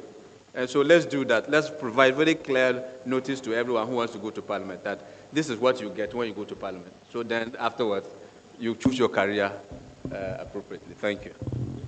In the 1979 Constitution, it didn't run long enough for us to see it play out fully. But even the small bits that we saw, there were MPs could not come from Parliament. I mean, ministers could not come from Parliament. They had to resign their seat. But, and they didn't have the Additional Assembly Common Fund. They didn't have any of these things, right? MPs were not taking Common Fund, Get Fund. None of this existed. But there were people who were shining, Kweku Baku or whatever, Kofi Baku, whoever it was, would go to Parliament from Nkoko and be, was known as a good debater and was doing his work. I mean, there were MPs who were doing MPs work and known for that, right? So if it had worked longer, not been interrupted by the coup, I'm sure that we would have seen the emergence of career legislators who were really doing their work.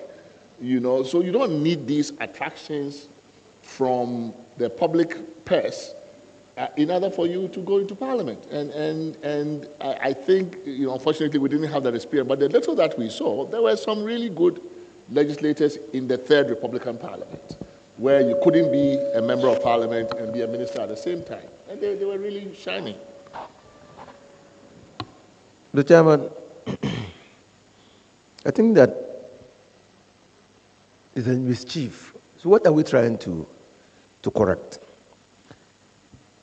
The mischief, the unintended consequences of the weakening of parliament as an arm of government. That's what we're trying to correct. The predatory nature of politics. The example you just cited.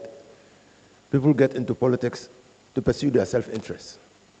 We must correct it, because that invariably has made politics transactional. So we must correct it. Now, the third thing is that, do we want to build career legislators based on public service? Is that what we want to build? If we want to build that, we must take the critical decisions. Because no half-hearted remedy will work. Talked about common fund, get fund, national health insurance fund. The three funds taken by, or MPs have found a way to dip their hands into those funds. Not by law. Not by law. There's no law that says that MPs must be given a portion of the common fund. Neither is there a law that says that MPs, but because MPs, because they are sitting there and they are passing these things, they now move it into a business, transactions. So we must keep that. Now, it's because they have access to those funds, coupled with the fact that they can be ministers. That's what drives them into politics. And what about the fact that when you have some who are ministers and others who are not, that imbalance also creates an uneven playing field. So if nobody is a minister, they are all of the same, That distorts the landscape, the political landscape. That distorts it. And there are numerous examples. In fact, one unintended consequence of that is that MPs are even sabotaging each other in the electoral contest. Because when an MP files, or a person files, or an old MP, and it's true that the president almost always appoints old MPs, they sabotage other old MPs. Because if they don't come into parliament, their chances of being appointed, the Constitution says regional representation, their chances of being appointed becomes higher. So there are many, the dynamics are scary. And so I just think that your committee should recommend the critical decisions and justify them. We need to move on. We need to move them more. Now, in 19, Rollins said, well, I agree with what they say, because if you are a member of parliament, you shouldn't sit on a board. You shouldn't be a chairperson of a board. Now, in 2000, when Kufuor won, he got a huge majority. He couldn't appoint all of them. So he had to put MPs on boards. That's where it started. Yeah. He had to put MPs on boards. He couldn't appoint all of them. So it was a question of resources. How do I empower the MPs? But they all agreed that they shouldn't be put on boards. Now, because it was started during Kufuor, when Atta Mills came, he had to continue it. And now it has become a convention. But Rollins never put an MP on a board. I agree. Right. You see, so these are the things that we need to correct if we want the institution of parliament to be strong, and parliament not tied to the apron strings of the executive. Otherwise, it won't work. And the example you gave, I mean, I listened to you about 8 years ago. The recommendation of the CRC that the president must be allowed to choose any number of members of parliament. It was scary. It was scary because it meant that even that majority thing didn't matter. And even now, even though the constitution has not been amended, it is playing out. Yeah. Now, only about 4 or 5 ministers are now MPs. So the condition of majority of ministers being from parliament has been satisfied. But what has happened? Many of the ministers are members of parliament. So these things. No, I like your point about Rawlings not. In fact, I had not thought about Rawlings not appointing MPs onto boards. What I was going to say in rebuttal to your point, the observation was that Rawlings still managed to satisfy the majority of ministers, not coming from parliament or coming from parliament, without picking the strongest people from parliament. See, so it was a very interesting how he managed to do that, because Rawlings's top ministers, the cabinet ones, didn't come from parliament. No. Attorney General, Foreign Affairs, Finance, local government, all of those things. So I don't know where everything just, just went in the opposite direction. But he was able to run the same constitution as we are running today, without generating all of those perverse outcomes. And this not MPs on boards, I didn't even know that. That's an interesting observation too. Yeah. So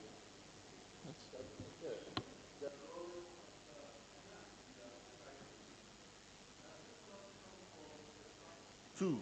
One, that they were coming from a system that was undemocratic, and he had his people there. Many of these people were in the PNDC. Two, the character of Rawlings, that he really controlled the party and everything. And so unlike the successive presidents, he was almost above pressures from the party. Put this one, put that one there. He was immune to that. He controlled everything. But after that, Kufuor, whoever, Tamils, the party control we've been talking about was easier at that time than in Rawlings' time. I don't think that, I suspect that if Rawlings was still there today, he would do the same thing, knowing that with his kind of politics, he wants control, he would probably do the same. Yeah, Professor Karikari, you are right. Because you couldn't make demands on Rawlings because of his very nature. And so even in the first parliament, he gave them money to buy second-hand cars. 5,000 to buy second-hand cars. And no one could complain. And so you're right. Maybe because he was still carrying that persona of a military man who will take no nonsense from anybody, that was why he was able to do it. So nobody could say that, well, I'm an MP and I've not been made a minister, so I should be put on a board. You couldn't make that demand on him. Okay, so so you're right, maybe the character of Rawlings.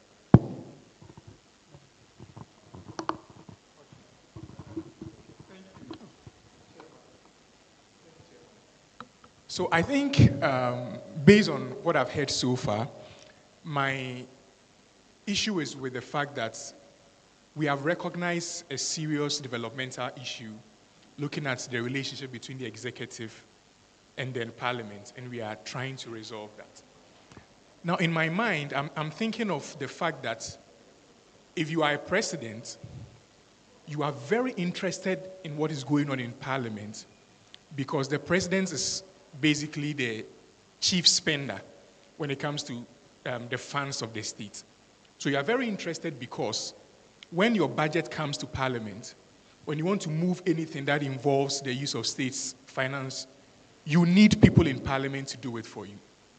So another maybe unintended or incidental effect of that relationship is the fact that beyond even appointing majority from parliament, it is also a means for the president to get his votes, his people in parliament, that will help him do whatever he wants to do.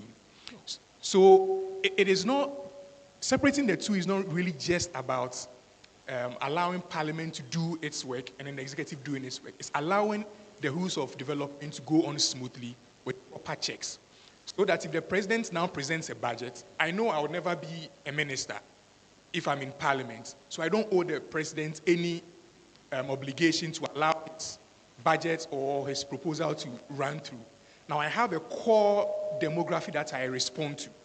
And these people will be watching if I'm going to allow this bill or this particular budget to pass. They are the people I have to respond to, not the president per se. So then you create a scenario where the MP now does not feel that allegiance to demand any reward from the president so much. But the MP now feels that instead of the part that I was looking to the president for my stay, now I'm looking to the people in my community that actually voted for me. So I think in the long run, there are more incentives to divorce the two institutions completely, so that MPs will now have a place where they know that this is my real duty in the course of development for the country, and not that it is a stepping stone for me to now be a minister. And that's why we will properly get the checks that we are expecting from the legislature, from the executive. Because I have had the experience where this law school issue, where we had gone to lobby Parliament had promised us that we were going to vote on behalf of law students to take away this interview and then the entrance exams. And on the morning, they were called into a meeting. And when they came out of the meeting, anyone you speak to tells you, Charlie, there is an order from above, something of that sort. So it clearly tells you that by reason of the reward system created by appointing majority of ministers from Parliament, the president can just make a call to parliamentarians that I want you to do this. And everyone comes in line and they want to do it. They are not thinking about the effect per se on the people that they are supposed to look at when it comes to their major duty. So I'm thinking that in the long run, demystifying this will put proper checks on the executive, where Parliament is now looking at development to make their decisions instead of looking at being rewarded with a position in the executive. What about the elephant in the room, which is that the MPs, now that they are no longer, they don't owe any allegiance or whatever to the president, and they will name their price. You bring legislation to the floor, or a candidate to the floor to be approved, they'll name their price for the vote. Yeah. Well, so, okay, that's why it's the elephant in the room. Now, so that happens already. Yeah. Right? The question is, how do we deal with that? Right? Because at least where the president has given you a job, whether it's on the board or something, it's very difficult for you to go back and blackmail the president that you should give me 50,000 before I vote for this bill or that bill. But if you take all of those things away that the president, the largesse that the president has given, now it becomes very transactional for some MPs. That's unless we can fight that with real corruption, anti-corruption tools. Right? In many jurisdictions, that is criminal. Right? You can't do that. And it does happen in our system. And how are we going to cure that problem? So, Chairman, I'm thinking of a recent issue I saw with the European Parliament. So there was a report about the fact that now most of their votes are through this electronic system, so we can see who voted for what. Now, in my mind, if we have a system in our constitution that says that, so we are taking away that yea and nay kind of shout, which is saying that apart from national security issues, for instance, all other voting in Parliament should be through that electronic process, and we should know who voted for this and who voted for that. So now if I'm an MP and I've gone to take money from the executive, that I should vote in favor of this. Now, because we have created a system where people who want to be MPs are in Parliament, not people who want to be in the executive, that person knows that if my constituents know that I voted on this particular issue this way, they are never going to vote for me again. So that means if I took 500,000 today, I'm not going to get a chance to take any 500,000 again. So we would have cured that situation where they will still clandestinely go to the executive, take money and come and vote secretly, and then get the executive's way through Parliament. So I'm thinking that is a way where we can cure that. And I think so that more transparent. I mean, make their votes transparent. Transparent. Which under currently only 2 votes, as I understand the Constitution, only in the selection of Speaker and in voting for constitutional amendments are the votes supposed to be secret. Yes. So impliedly, all votes must be transparent. Transparent. But they have managed to, by their own standing orders, to create a system where we don't know how they voted. So maybe if you are more explicit about it, it's almost like saying that you have gone to the Supreme Court, but you don't know how the judges voted. No, we should know how everybody voted on the matter, right? You are the people's representative. If you cast a vote for a bill, we should know who voted for it, but we don't. And I think it's a good, your proposal is a good antidote, Alaji. Quick one before the others come in. I think there are those issues that we can help address through constitutional amendments. But I think we do have civil society organizations here and also listening.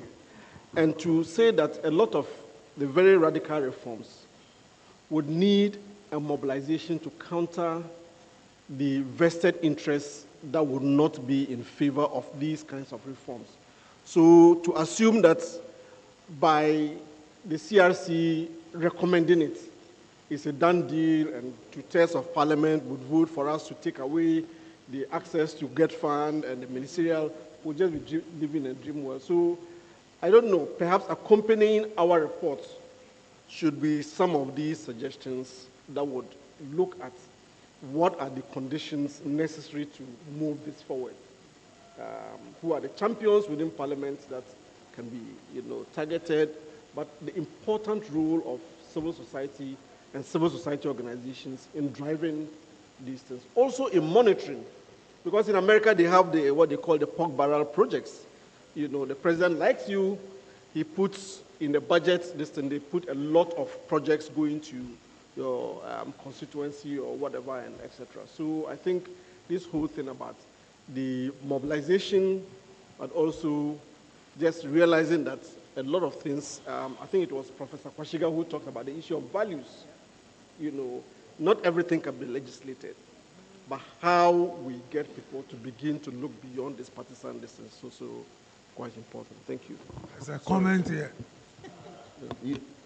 The gentleman there, and then another. Oh. No, this guy has. Yeah. Well, Take it. So then he'll finish with his point, then we'll come to you next. Oh, okay. Please introduce yourself. Yeah, I'm Kwashi Fleshalati from United One Ghana. Yeah, we have our own proposals for this Article 78 we're talking about. We from United One Ghana propose that the president freely appoint ministers outside Parliament. The current legislation creates a culture where people seek legislative seats as a springboard to becoming ministers and even extend to become members of boards of state-owned enterprises, making a completely dysfunctional governance model where legislators are also board members of enterprises for which they are supposed to exercise a legislative oversight. Now, we have the reasons we are talking, we have 3 points. We have the separation of powers. We believe the power... I mean, can you go to, because I think that issue is, the reasons for the separation, I think that argument has been canvassed here enough. It's not too controversial. Can you, if you have other proposals on this inter-branch relationship, because I think your suggestion is echoed around the table, so it's not a controversial. Yes, of course. Also, when we come to specialist skills, right? Having to appoint ministers from among MPs significantly reduce the pool of available candidates. They may be insufficient members with a requisite skill set or personal profile. If ministers are appointed from outside the legislature, they may be chosen on the basic of their specialist skill, qualifications, and experience, enabling the appointment of a technocratic cabinet. Moreover, the ability to draw ministers from outside of Parliament may make it easier to ensure balance. To ensure balanced geographic. Yes, I mean, with the geographic aspect of it, it becomes balanced. Yes, and we talk about religious, ethnic, or gender representation at the ministerial level. It comes down to accountability as well. Ministers in presidential systems are appointed by the president. They are responsible to the president, not to the legislature, and are subordinate to the president. We recommend that an MP who is appointed to a ministerial office must resign, must resign. So, yes. Yeah, that is our position. And also when we come to, my uncle made mention of, local governance and decentralization. We have some recommendations on that as well that we need to look at. With that, we also want to propose regionalization. Yes, regionalization. You know, we from the United One Ghana, we believe that the Regional Development Company Act, that is the 1973 Act, the Regional Development Company Act, 1973, that is the NRCD 140, be reenacted to provide for the creation. NRCD 140. 140, yes. It's called what? Regional? Oh, Regional That's Development. Regional Development Company Act, yes. Yes, we have to look at that. Be reenacted to provide for the creation of the...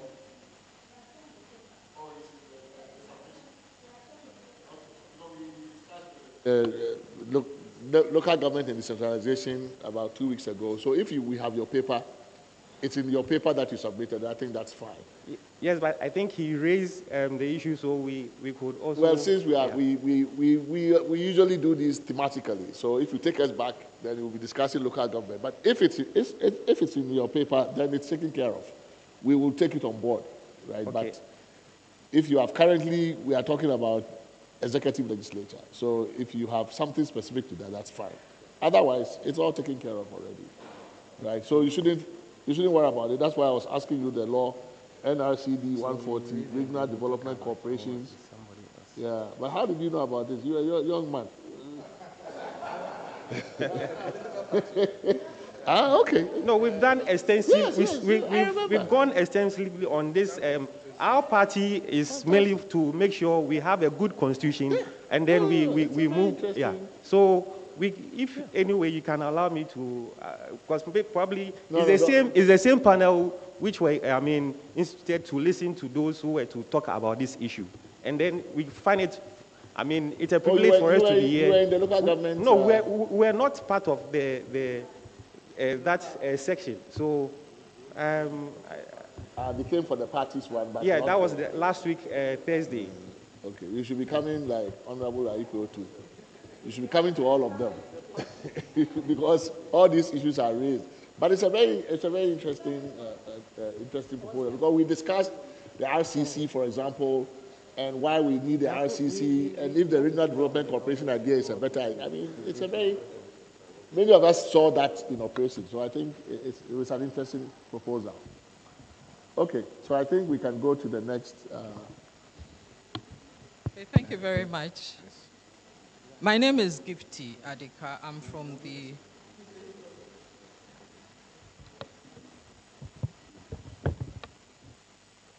I'm here representing the Africa Center for Parliamentary Affairs. Gifty Adika. I think the point about separation of powers, we want to echo that. Tried different things. This hybrid system, we've implemented it for over 30 years. It's not working properly. So I think for us as an organization, we believe that we should consider seriously separation of powers. So I just wanted to reiterate that. The thing, though, is if we're doing that, there are other aspects of the Constitution we may have to pay attention to. Because of time, I'll just cite two examples. The first one is about the Parliamentary Service Board, for example. This ties into the issue about parties having too much control in Parliament. I'm sure we all saw how over the years there were even instances when lead party officials were serving on the board of the Parliamentary Service Board. Our institution's recommendation is that there should be explicit statement in the Constitution that apart from the two main party leaders, so the party groups, their leaders, the other two that are appointed by the speakers should not be political. We hope that in doing something like that, we try to reduce that kind of party, yeah. So then the second one, I'll refer that to the Private Members Bill. As we all know, the interpretation of a clause in the Constitution had such saying that we want to take away things from MPs, the little funds they get to do certain things in their constitution. If it will apply in our situation, but I think if we amend or change that right now, we have to align it with educating our people, because more than 90% see the MP. It's wrong, but that's how they see the MP. And my other one, it has not been talked about, and I don't know if in the previous meetings you talked about it. It has to do with representation of women in different parts of things, starting with Parliament. So Parliament, ministers, Parliamentary Service Board, all those things. Experience shows that most of the parliaments that have made progress have used proportional representation. Maybe the political scientists can advise us. Is this something Ghana wants to consider? Places like Kenya use a combination. On that last Friday. Okay. So you're not alone. Yeah. Yeah, but I'm advocating that we look at the Kenya 2/3 gender principle in their constitution. What it basically means is that elected or appointed positions should not have any one gender exceeding 2/3. I think we should try and consider that, because we know in practice, pardon me, but political parties are a bit resistant when you want to say, give the space to women, get it. So I believe that those ideas are the issues related to Parliament and then the rest. Thank you. I'm glad that you guys, I didn't know that you were from the Africa Center for Parliamentary, but that is a good, I'm happy that you are here because we tried to reach Dr. Dramani. He's actually on a flight. He says from the airport he will come here, so hopefully we'll see him before the day ends. Thank you very much for your important input. You know, these MPs matter in Africa. The Constitutional Development Fund is not a Ghanaian thing, actually. It's quite common, especially in East Africa and Southern Africa. The Kenyan Supreme Court has had occasion to, the Kenyan Judiciary has had occasion to rule on this matter more than once. It's declared it unconstitutional on separation of powers grounds, right? The MPs were not happy with it. They went back and tried to figure out a way to get it in. So it's a very common practice. And I think your point about it is right, that, you know, even though we think it's not a good idea, especially if they are dipping from money that the district assembly or local government entity must get. But if you could find a different formulation, like the one you are proposing, where Parliament gets certain block allocation for constituency, whatever, services or whatever, then every MP gets their proportionate share from Parliament's funds. Maybe that would be a different kind of, but I think the idea that monies allocated to district assemblies to do local government work is being taken by MPs just because they can, and they just take it. And, it's I think that's the problem. But you have identified it. I think I've seen proposals, submissions where there's been questions raised about what people expect their MPs to do and how that may be difficult to manage that expectation with this idea of taking every money away from them. But what they are currently doing, get fund money, national health insurance money, they just go and dip in. I think it's not something that can be easily tolerated or sustained or accepted, But how they get monies to do what they are doing. Most parliaments, even in the U.S. Congress, there's money from Congress for MPs, congresspersons, to do their constituency services thing. And maybe that model might work better.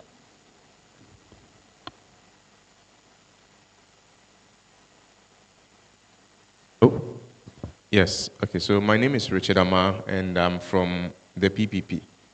But some of the points I'm going to make are not necessarily the party's own position, since we have submitted our documents to you, but it's just a reaction to some of the discussions that happen here. I think we will all agree that the relationship between the executive and the parliament can be loosely called, you scratch my back, I scratch your back. And that is what has been happening over the years.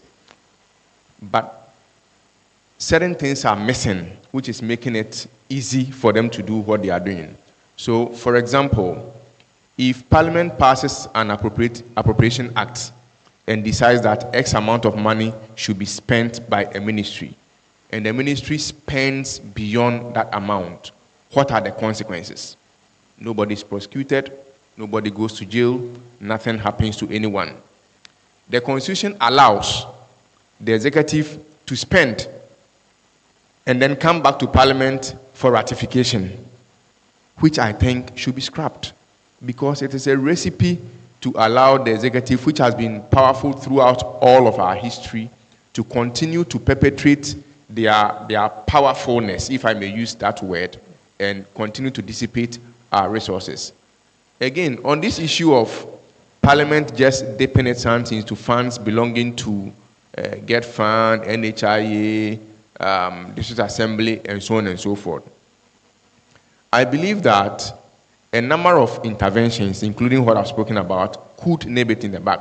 For example, if MMDCs are directly elected and the DC in his hometown knows that if I promise to do 3 gutters and I'm not able to fix those 3 gutters, I'm the one that the people will come to my house to demonstrate. That DCE will fight heaven and earth if any MP puts his money into his funds, including the president. And I believe some of them would even go to court to stop the finance minister from deducting their money directly from the source. So that ought to be looked at. Now, another thing that needs to be looked at, with this issue of if the MPs are not allowed to become ministers, they are going to name their price whenever a bill is brought to Parliament. Well, I don't have any information, any evidence to back so, but I believe it's already happening. Some of them have alleged it, and their colleagues have come to deny it. We don't have evidence, but I know it's already happening, that every bill that goes to Parliament, they will demand for their price. The question is, if these MPs are living beyond their means, what are we doing to ensure that anyone who lives beyond his means can be accountable? For example, are we enforcing the feeble laws on the unexplained wealth in the country? It is not something we are doing. So then you may not even talk about constitutional amendment at this point in time, but we're even talking about enforcement because at least there are some minimal laws there that could be enforced. Now look at this issue about declaration of assets, which is part of my party's position, which we have already sent to the commission. We have a law on declaration of assets, which in my view is useless. It's useless because you go and declare your assets to an auditor general who cannot make it public. He cannot even open it. Okay? So how can a journalist or any citizen who is interested go there and request to see that, okay, when Kofi Mensah was becoming an MP, he had 4 houses. After becoming an MP, he now has 19 houses. He earns, let's say, 20,000 cedis a month. If you multiply it by 4 years, this is how much he earns. Can his salary afford to do so? Apart from his salary, where are his other sources of income? Then we can now begin to check the MPs who are demanding for something before they pass bills. Otherwise, we'll just be talking and going up and down. Once we can check unexplained wealth and force people to be accountable, we'll just be chasing the wind and nothing will happen. Now, okay. Is this particular case of the declaration of assets record, is it exempt from the right to information law? Is it exempt? The way the Asset Declaration Act has been passed, it will be difficult for an auditor general to put it under the information law, okay? Because then, currently, Ghana as a country sees that declaration as a private document. That is a problem. It's a policy issue. The entire country is going under privacy and saying that people should be given their privacy. But in my respective view, if you want to have privacy, you have no business being in public office. If you want to be a private person, be in your corner. You see, it is for good reason that in America, if you're a politician, you cannot just go to court and sue somebody for defamation. Because once you have put up yourself as a political figure, people should be able to speak about you without limitation, whether it's true or not. But here in Ghana, politicians can win defamation cases, because our law allows it. So how then do we break this frontier of privacy versus public policy and the need for us to check our public officials so that they can be accountable to us? So for me, the asset declaration law is something that needs to be, the discussion about it needs to be elevated and re-looked at, because it is one of the first points of call for the fight against corruption and even all the other you scratch my back, I scratch your back things that are happening. Now, there was talk about the 1979 Constitution and the fact that there was strict separation of powers over there. If you read the report of the Consultative Assembly that drafted the 1992 Constitution, you'd realize that one of the reasons why they faulted the strict separation of powers was that they felt that it created friction between the executive and the legislature and allowed coup makers to take the stage. Which, even if it were so, I believe at this point in time we have gone beyond that. We don't need to be shelved in the problems of our history and decide that even if this system is not working, we are still going to say that a president must necessarily appoint his ministers from parliament. Look at the entire human resource that Ghana has. And we are restricting the president's hands to say that you can only appoint from within parliament. Excuse me. With due respect to our parliamentarians, it is not all the time that the people in parliament are the only ones who are competent. In this country, if you have money and you can speak, you can win MP. It does not necessarily mean that you can be an executive, because being an executive means you are going to provide leadership in an executive position to be able to execute the policies of the government. So we should be careful. I think if we open up and allow the president to be able to appoint from every part of the country without parliament, it will allow parliament to perform its functions very well, and then it will be better for all of us. So these are some of the comments I wanted to make. Thank you very much. Your first point, you are invited to, we have a cluster that is upcoming on finance and national development planning. So your point about Parliament spend first and come later for approval, which is really the way we operate, I think it's probably something that's going to be covered more extensively because it's in the finance chapter, or the chapter of the Constitution on Finance. So when we get there, I hope that you can come back and participate in the conversation. I wanted to add, anyway, I'm Bridget Jogbenuku. I'm also from the PPP. Yes, it is. My voice isn't loud enough.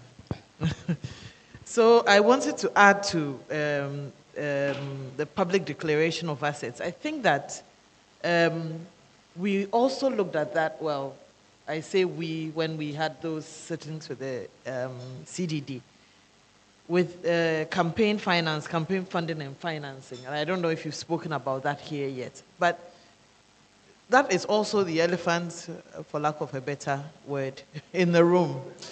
For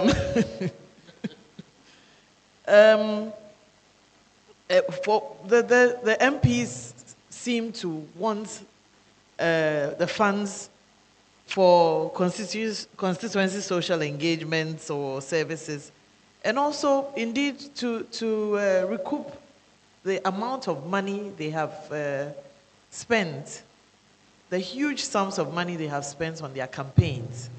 And nobody knows how much it is. Indeed, when we sat on those roundtable discussions with the CDD, both sides, because they are the ones represented in Parliament, agreed that they were really being bitten by this requirements for how much they must spend on their campaigns. And it's huge sums of money. I think they got it. So but the moment they make it into Parliament, they want their money back. They want their money back, and maybe that is the root of where we must start looking at. Why does this person want to be in Parliament? And why does this person want to become a minister? Because then they will make, and it's a cycle, because they want to remain in there. The party still wants to hold its constituencies, win its constituencies and all that.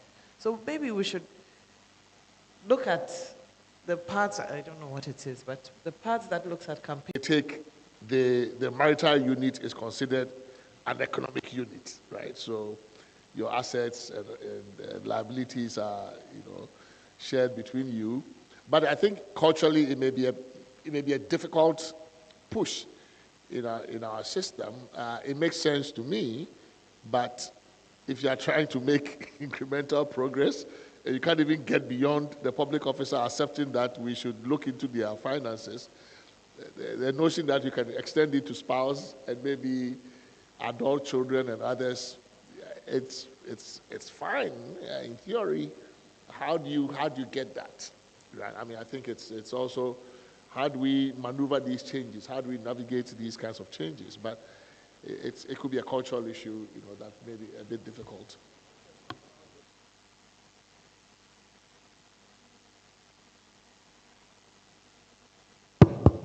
Yeah, on the disclosure or otherwise of the assets declaration form, I remember sitting somewhere and we were discussing this issue seriously as to whether it is serving any purpose. The leader said it doesn't serve any purpose, we should change it and let it come to the public. The rest of the people around the table said no. Once you make it public, your inheritors, your successors will get to know what you have, and they will kill you in order to inherit. And the leader said, then let's stop it. So consider that aspect.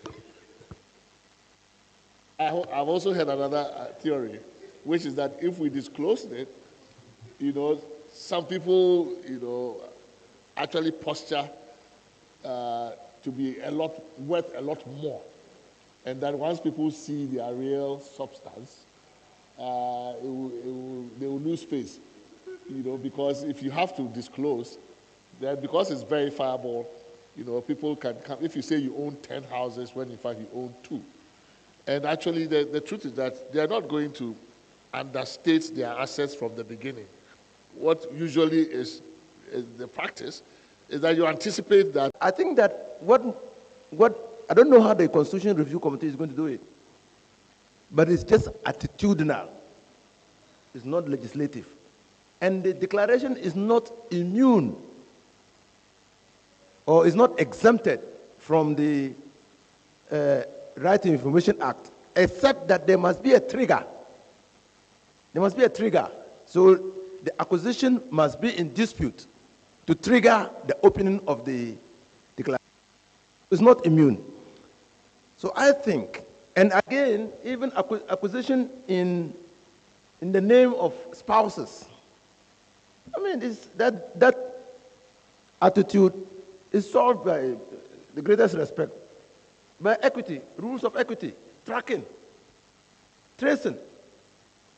If a person is a child, a minor, and property is acquired in the name of the minor, and you are able to trace the property to the minor, it's a different issue. So it's all about us. This part is not about constitutional amendment. It's about the people amending their attitudes towards the politician. Yeah, Mr. Chair, whilst we're on the issue of the social aspects of the declaration, I think I shared an experience with you personally. I used to work with an organization in the north, that, our salaries, the staff, had to be approved by the program board that had members of the community, chiefs, reps, etc. So the time they were going to approve our salaries, they said, oh, you see Tanko here, those days, they said, oh, 4,000. They'll pay me 4,000 a month. And it had to be converted into the Palanzi, bottle. So they said, yes. I think SAC was 200 cedis, 200. So, yeah, in the local. So they said, you see, Tanko, every month we'll pay him this about 4,000 or 500 sacks of money. And everybody was like, oh. These are community members who had never seen even 200 cedis in a month. And hey, what is he going to do with all this? And from that day, every early morning, I'll hear Salam Alaikum. Then I know I'm in trouble. So people come in, they start the prayers. Last night we didn't sleep, so we are coming to see if you can give us money for rice. I'm driving in town, and people are like, hey, manager! So perhaps, on the lighter side, people might also be reluctant to disclose how much they have because of the expectations then that people will be asking you for all this. But I was wondering, is there a way in which we can incentivize, and I don't think it's something that can be put in the Constitution, but this MP specialization, in other jurisdictions, somebody who is education focused, somebody who is health, and yes, and when it comes to elections, the thematic organizations, etc., support. But in Ghana, we don't incentivize. I mean, if I went to my village and said, oh, I've been focused on health, they will ask how many toilets did you build, how many schools, and etc., And the issue of, the example of PC Appeal for example, we're all lauding him for being an anti-corruption MP and etc. But it didn't give him any points when it came to elections.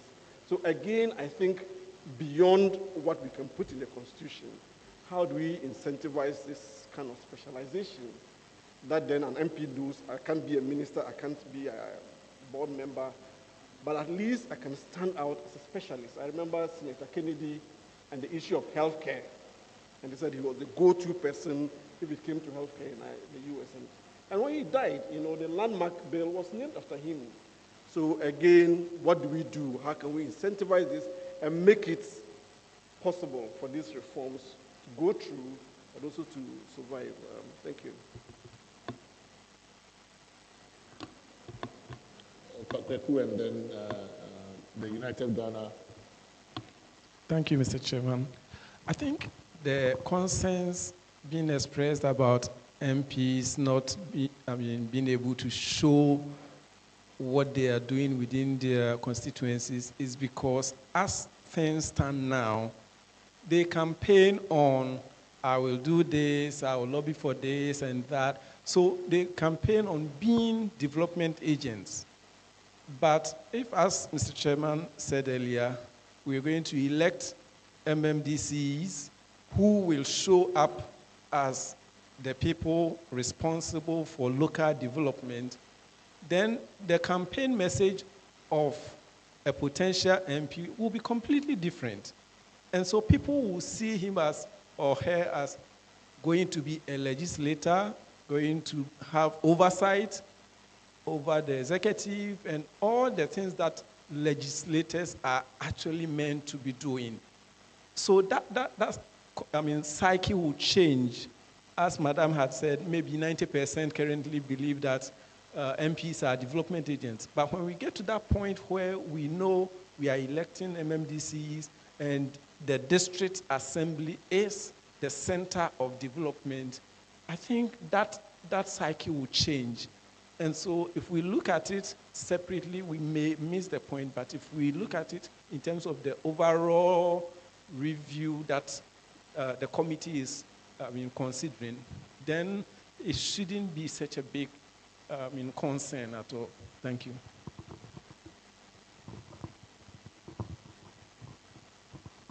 Thank you, Mr. Chairman. On a lighter note, today I'll try to speak not like a military man, but speak as a citizen.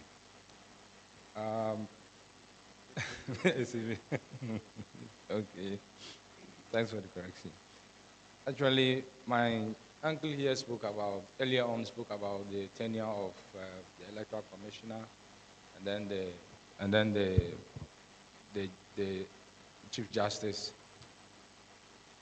We at United One Ghana also want us to take a look at Article 66, which talks about the tenure of the president, that is the 4-year term, and then he can be re-elected and all that. Yes, our proposals are that, the reasons for these proposals are that if we are to review that Article 66 and make it 6 years, but you can let's say 12 years. So 6. Yes, 6 2 times. So in that regard, the reasons we are proposing this is that it reduces electoral related, yes, it reduces election related violence and all that, because you will have longer term to conduct elections, so there wouldn't be tension in the system.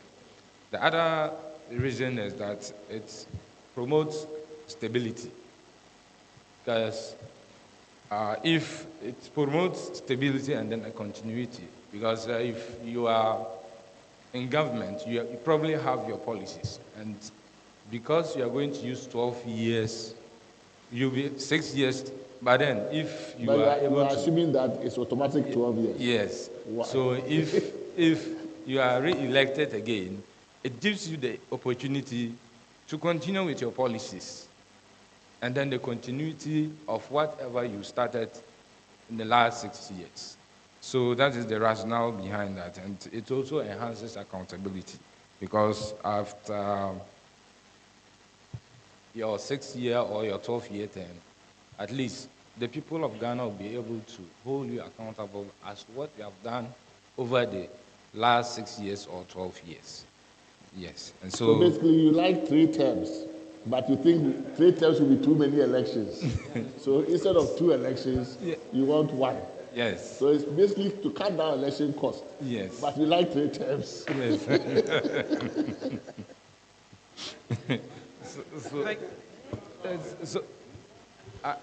Okay. Thank you very much, Mr. Chair. So I think there are some presumptions or assumptions we're making. First, we're presuming that people are naturally patriotic, people are naturally ethical, and so we have to be cautious and remind ourselves that the law isn't being made with the assumption that everybody will do the right thing. In other words, if you have a president who's a rogue, president, you're dead, right? Because of the power we give them. So I think we need to pay attention to that. Now, three key things that come to mind from all these conversations. One, we're assuming that our electorate, people understand, the nature of governance, local government, whose responsibility it is to do what. And for me, it's important for us to recognize that deficit and begin to look at the NCCE and other agencies that can educate people. All these reforms we're talking about, if we don't pay attention to how to educate people on the ground, local languages, public fora, we're going to have conversations, and once you make certain changes, it will backfire. So for example, whether an MP is a key development agent or they're a policy and lawmaker, that has to be explained. And then we explain local governance and what needs to happen, who plays what role. So that public education really is important. And lastly, one of the issues that hasn't come up in our conversations yet, Article 71. Some of the submissions we've received have referenced it and said Article 71 holders, emoluments should be determined by an independent, body and not the president electing people who will together decide. And then also there's Parliament, coming together where there isn't a clear majority. They'll come together to create that majority to pass certain policies. And in a case where you have a supermajority, that's even more dangerous. I'd like to hear, Alaji's views on what we do. Do we have the emoluments set separately? There's a lot of pushback around ex gratia, for example. Who, what, how much, who's making the decisions? And I'd love to hear your thoughts, if there's any reform you think is necessary, where Article 71, ex gratia, emoluments, etc. are concerned. Thank you.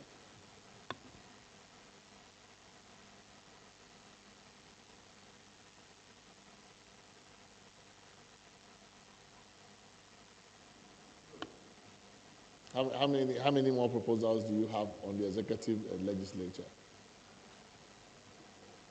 Otherwise, we will resume. We come back after lunch to continue the same thing. So we could have the member here ask an additional question, and then Alaji, because he's leaving after lunch, can then give us his response, and then we can have lunch and come back.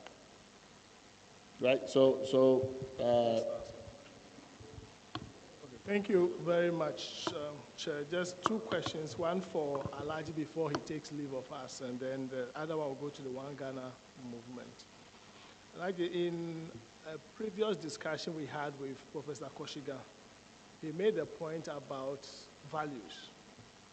And we came to a point where we said, okay, is it possible that we include values when we're enacting laws, so that not only would a bill come with explanatory notes, but the values undergirding that particular statute should be made a part of the legislation.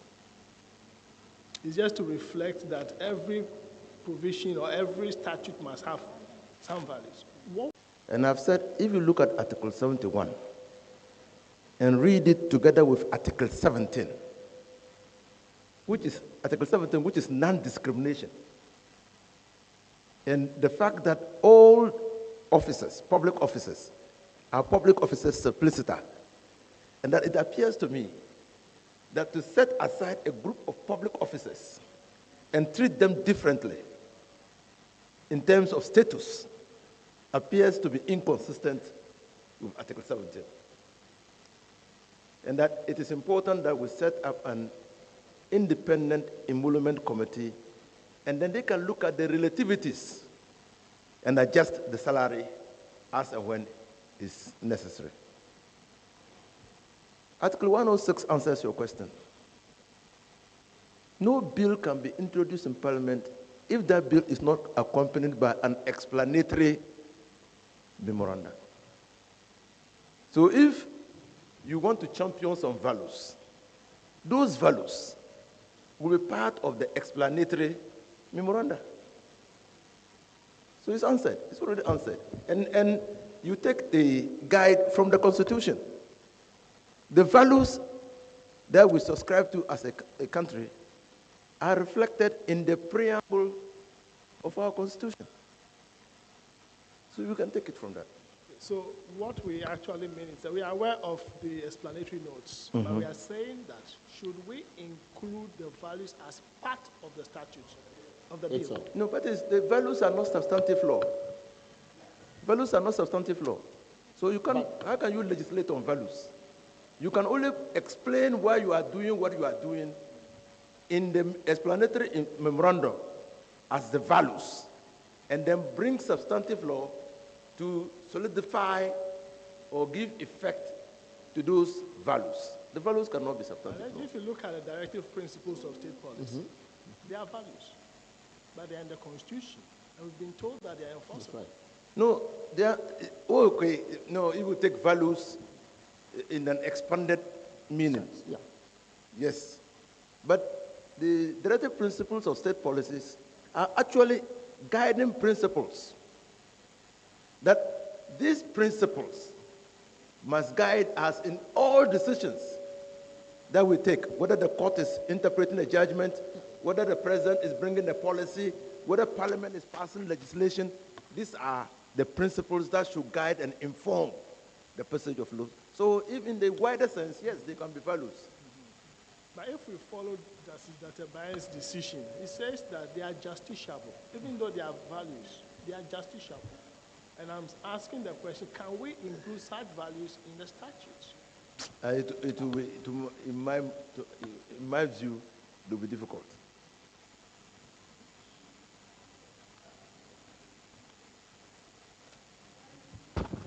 In the Constitution, even an act, we look at the memorandum to the act to help us in our interpretation. Yes. And then we look at the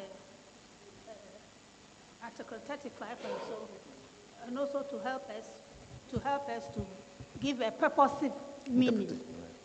So we use it, but to say that it should appear in the law is difficult. But to appear in the memo, and then so when you are interpreting, you look at the memo, because the Interpretation Act allows you to do all that. So when you are doing a purposive interpretation of the Constitution or of legislation, you look at all those values to guide you in arriving at a conclusion which is fair and equitable. I think I agree with what you just said, but the point is that it depends on how it is framed. About the substance of what that institution is to do. So that is why I think that the safest place to put values, and I agree with you, is in the memorandum, in the explanatory memorandum. And that, again, will not be inconsistent with the Constitution. The National Emoluments Board that you're suggesting, commission, what would its relationship then be with the Fair Wages Commission? So the National Emoluments Board, when it is accepted, then takes the functions of the Fair Wages Commission. Like the Public Services Commission? Yeah, yes. No, it becomes we have the Fair Wages Commission to look at the salary structures of public sector workers, determine the relativities and the placements. Okay? So when you have the independent emolument board. It will be looking at all public sector workers. Now, the Fair Wages Committee does not deal with Article 71. Doesn't. So instead of setting up another body, why don't we then amend or revise the mandates, the terms of reference of the Fair Wages Commission to cover Article 71? Rather than, it's there or it's subsumed, that we go through the process of setting up a... Alhaji Tanko, I perfectly agree with you. So in my earlier submission somewhere else, I said, let's read the committee. The president shall establish a committee, purposively, to mean a committee already existing. And the Fair Wages Committee becomes a committee. And that, I said that already. But I'm just thinking that to reconcile this proposal with what because like you said, you are looking at documents that have come before you before, and the Constitution Review Committee report includes the Independent Emoluments Committee. And so if you are persuaded by that, you can, and it will be the Fair Wages Committee, okay, but it will now take a new name, Independence Emoluments Committee. But I believe that the committee, the president shall set a committee, has been interpreted to mean a president coming into office and setting up a committee. And that is what is creating the problem. Raji,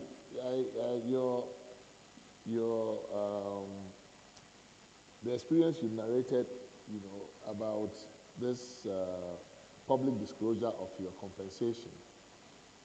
Now, it's just possible to think, is it possible to find a non-binary solution to this disclosure problem? Because I think our frame of mind is either full public disclosure or secret, right? What if we had a formulation that said, so somebody, a public officer, trusted public officer, auditor general, independent of public officer, receives the stuff, is able to verify, right? So controlled disclosure, right? Because I think oftentimes we are unable to find the right solution because we are making it either or too much, right? But if you said that the disclosure is made to a certain public officer or office, that office is able to then investigate confidentially the disclosure that is made, and if they have any questions, they can follow up and probe and invite the person to explain, so that we can have this balance, right, between this privacy concern and then this wholesale public disclosure concern, right? So, and I'm just thinking aloud because it's, it's possible given the reality of our culture that this is in fact a very legitimate concern, right? But does that mean that we shouldn't be able to do anything about it at all? And maybe a controlled disclosure under some kind of circumstance like that might offer a better remedy than fully disclosed, or which is where we are today, and we're all lamenting it's not working, it's not the right way. But if we give it to some public officer and say, this is your job. If they don't add up, follow up and go and verify, go and do this, go and do that. And then if you have a problem, then the person comes to explain. Then we can come public, whether it goes to court or whatever. But just throwing up our hands and say, you either have to let the whole world know that this man is getting so much, and everybody will come to your house, or we don't do anything about it at all. And I think that is... So, Mr. Chairman, that was exactly the decision the Constitution Review Consultative Committee came to. That was exactly what they came to. And they gave the mandate to the Auditor General to do that and to deal with the issue of declaration in anticipation of acquisition. So that if the public officer declares, the Auditor General opens and seals the envelope, then verifies. And if there is a wrong or false declaration, that is deceit of a public officer, and that person who has declared can be prosecuted on the basis of that declaration.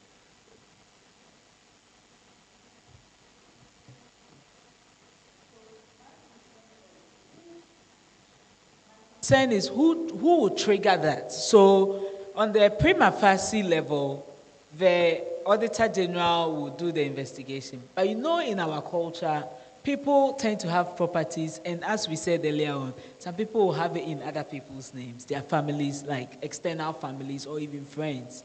So how would they know that it doesn't tally? Because what the person is presenting on a prima facie level, you're supposed to be an honest person by triggering it, or by presenting a truthful representation of your property or your assets.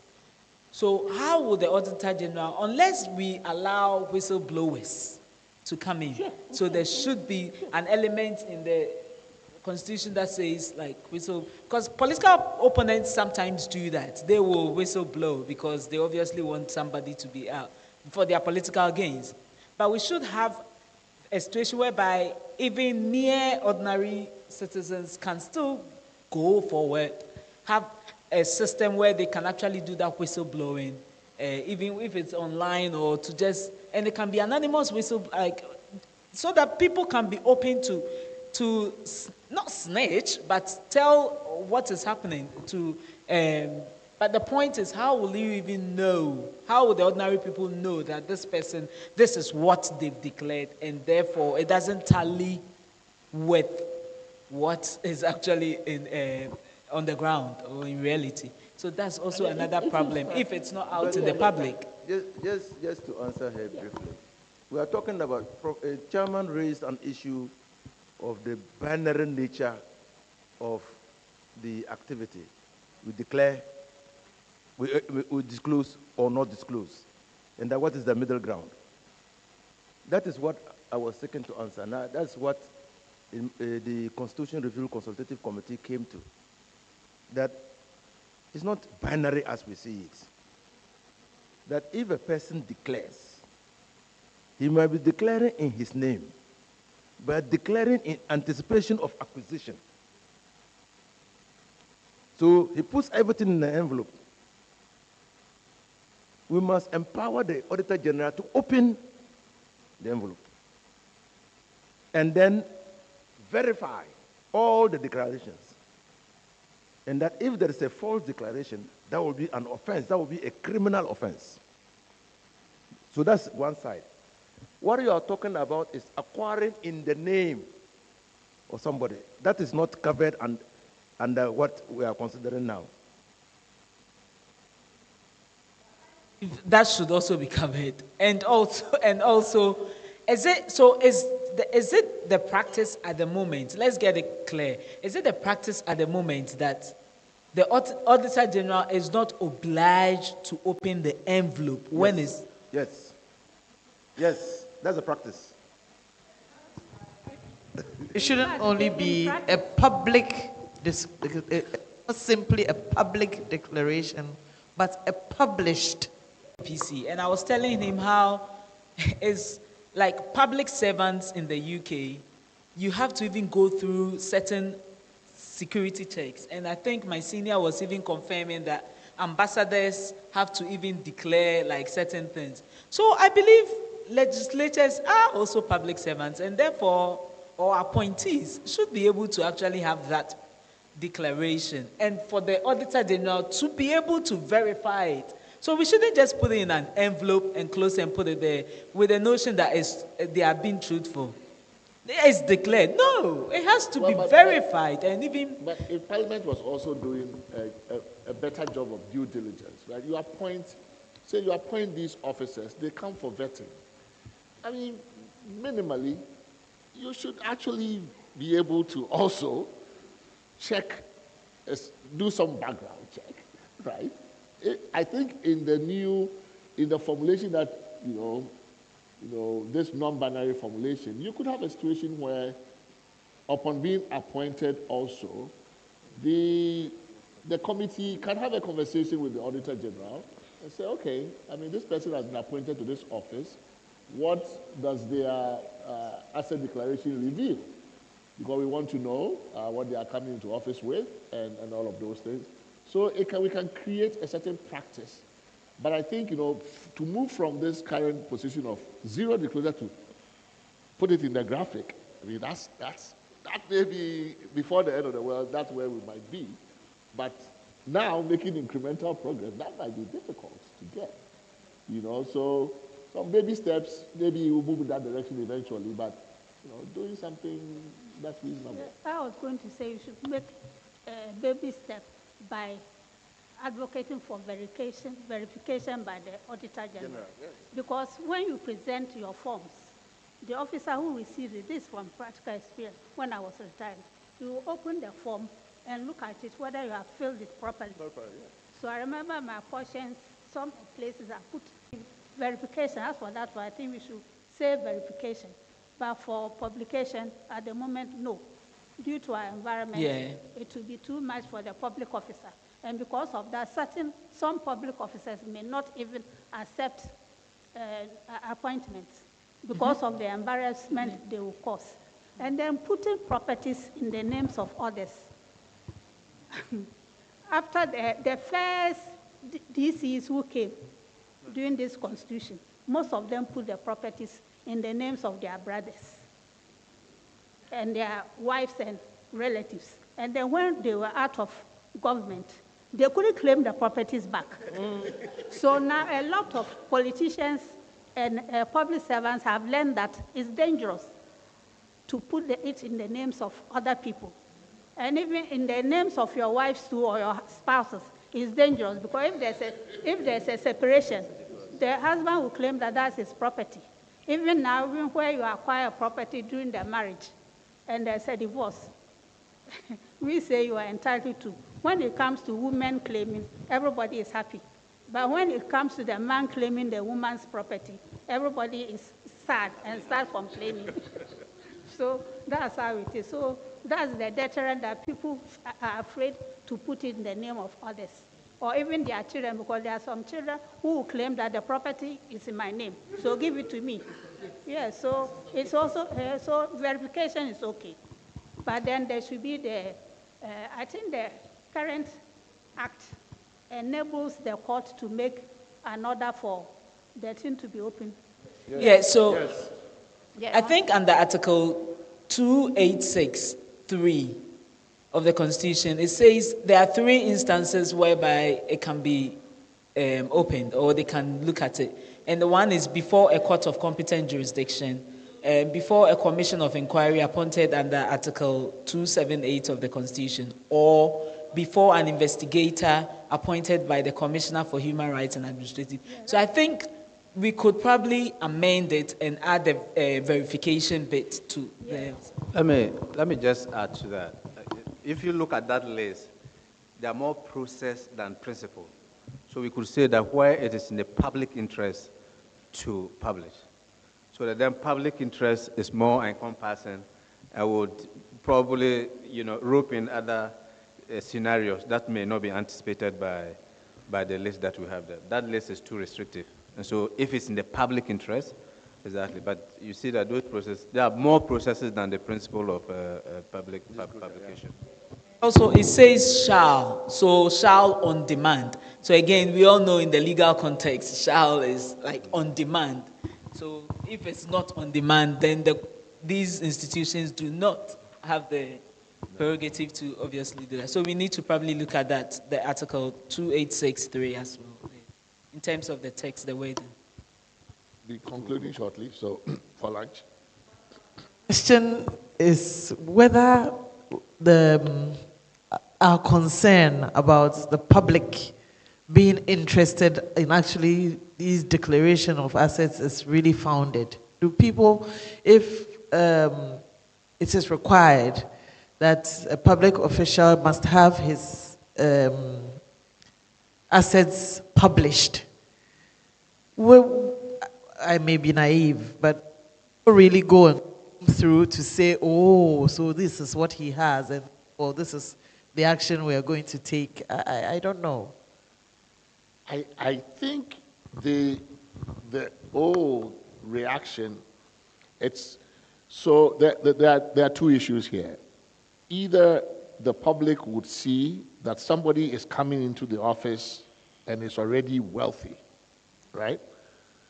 That is not a problem for those who are thinking about corruption, right? Okay, this person is a person of means, or was a person of means before they got into office, right? So from the anti-corruption side, that would look good, right?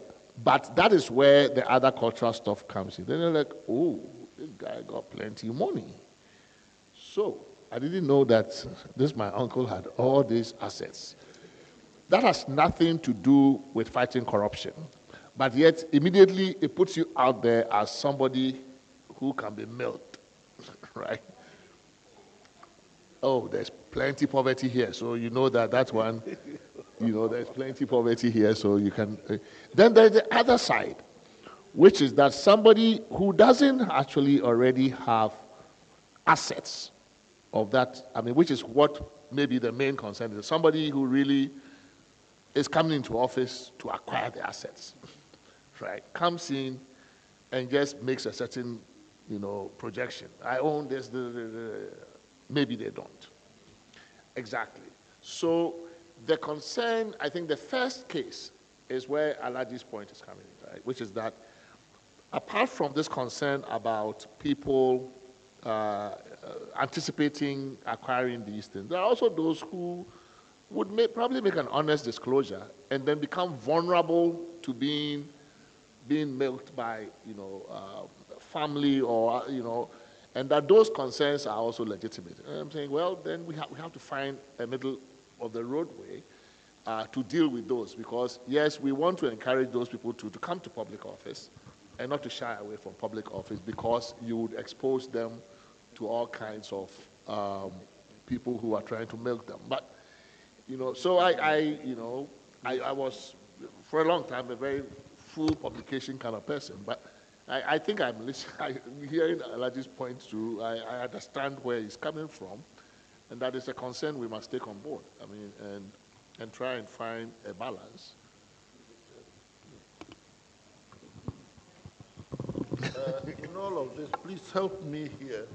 I've scanned through that section of the Constitution, but I don't seem to find anything here that also demands that after the service of that person or at a certain time, there should be verification and to ascertain whether the person has acquired more legitimately or otherwise. I don't see that here, because I suppose that a part of the reasoning behind the declaration is to ensure that when a person is put into public office, what they have now and what they will have tomorrow will all be legitimate.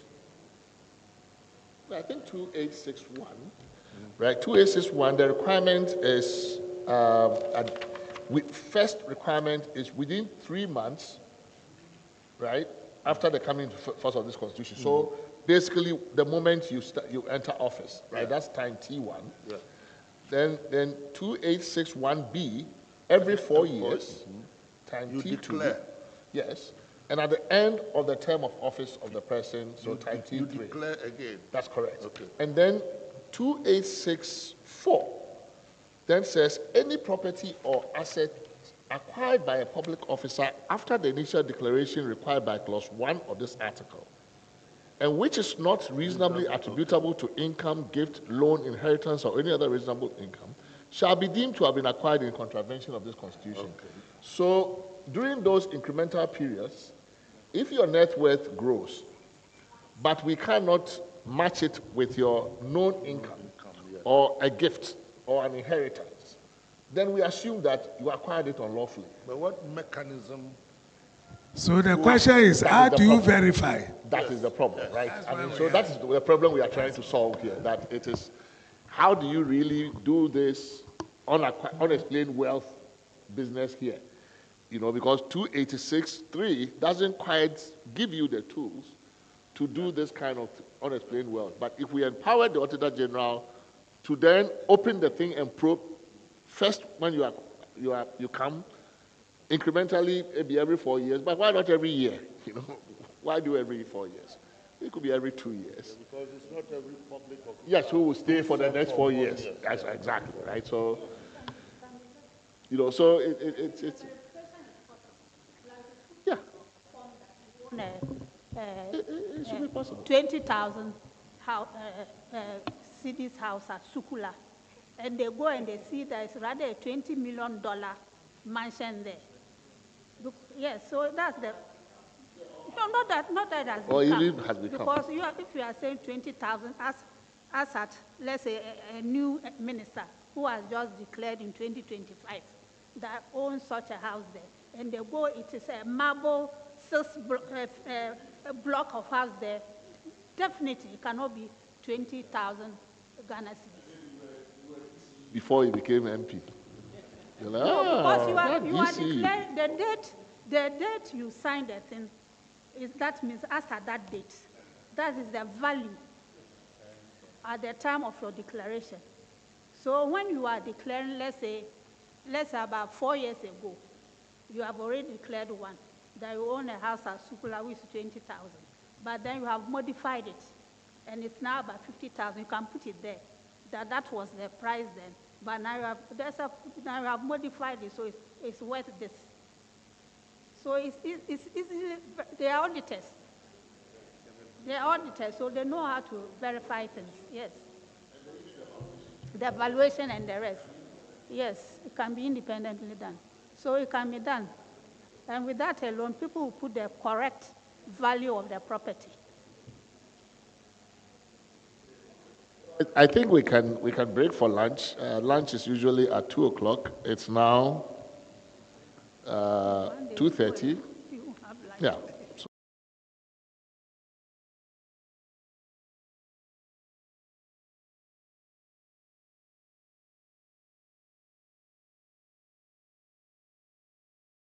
That has not been quite answered yet about the role of the speaker and how do we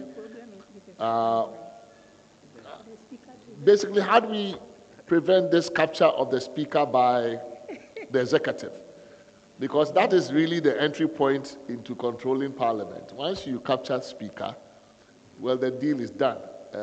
What do we do about it? Should we, for example, I've been surprised why we don't open the period for nomination. Why don't we allow other people to put their names up for speaker?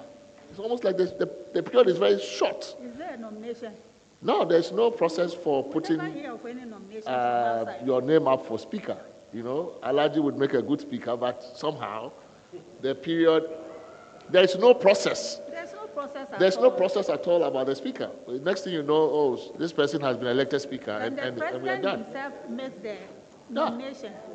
So how do we do that? How do we prevent the speaker from becoming just a tool of the executive from the appointment stage? They make promises to Break for lunch and come back at 3:15 to continue.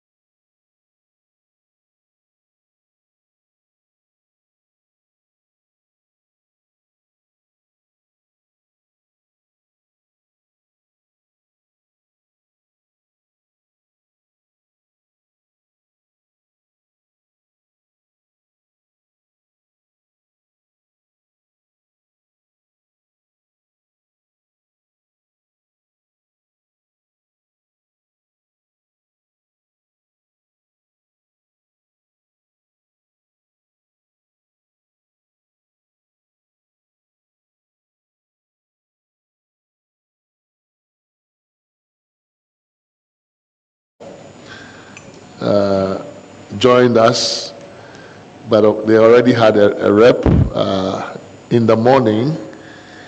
And Dr. Dramani, the executive director, is here. I see Papa Kwesi Indum.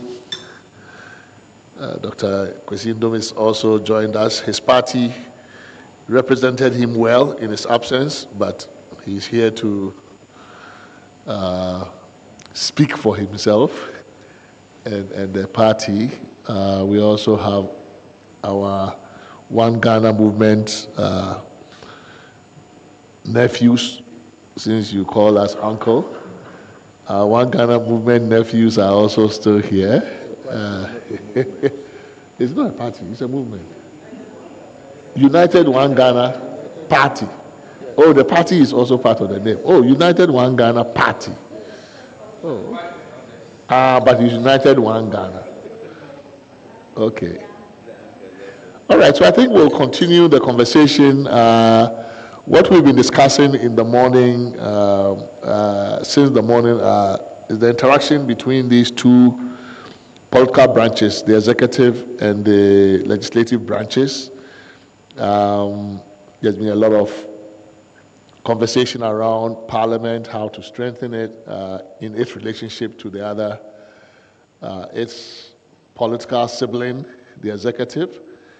There's been a number of interesting proposals on the table, not just about the so-called fusion between the executive and the legislature, but many other aspects. I think we left on the note of the Speaker's office and how to approach that office, the selection of the Speaker, which has become a de facto appointment of the President, what it is that can be done so that that perception, that image, that practice can be mitigated.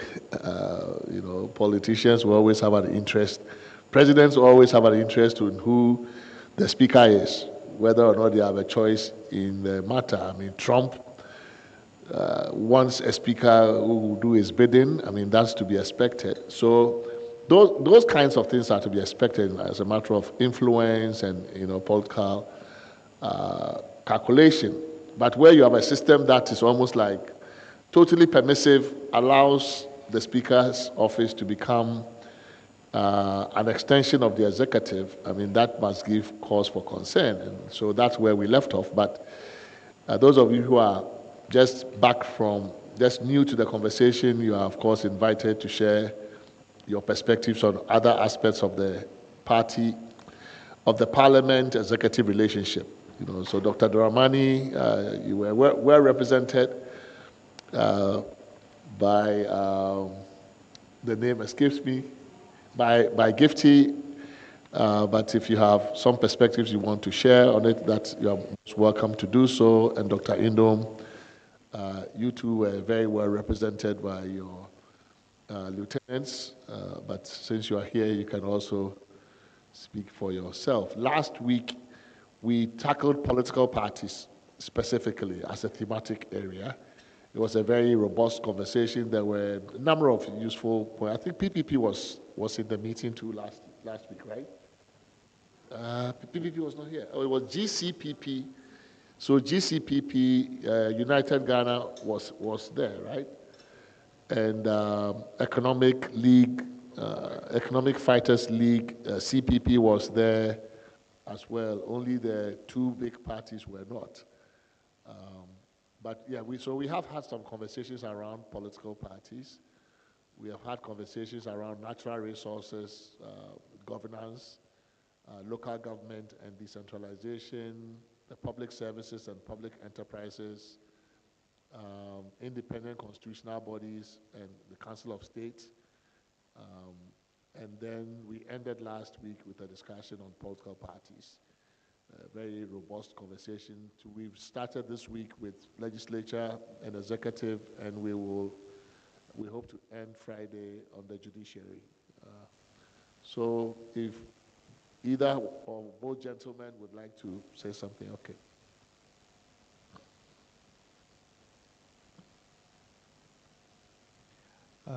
Chairman and members of the committee, I appreciate this, this opportunity. I didn't want to come here in a political capacity. That is why we made sure that, you know, the PPP came, did its presentation. I believe in everything that they put on the floor and on the table. But I think I have a unique point of view. I have been an elected assembly member, not appointed, elected to the Akotobinsin electoral area in Commander Edna Eguafra Brim. And I believe many people, when they talk about legislature, they stop at Parliament. But they don't talk about the local legislature. And so I'd want to speak briefly about that, and then about my stint in Parliament as a member of Parliament as well, and then give you a bit of my experience as a minister, because at some point I was an MP and not a minister. Then I became a minister and an MP. And then I was a minister, but not an MP. So from that perspective, but as well from an economic perspective, because I believe that the system we have been working on does not support prosperity at any level, right? So my view is if we don't reform, if we don't improve this constitution and the way that it does things or supports people to do some things against the interests of the people, majority level prosperity will not happen in the country, or development will not be spread evenly throughout the country, no matter what the interests or the integrity or whatever of the leader, no matter what that happens to be. Because the system, I believe, is not set up the right way. So definitely, I'm interested in reforms to the Constitution in many of the areas that you have mentioned. And so let me start from the assembly side. As I mentioned, I was elected to an assembly.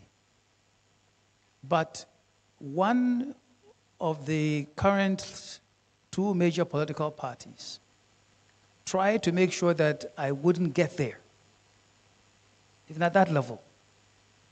So they sponsored a candidate against me in my own electoral area.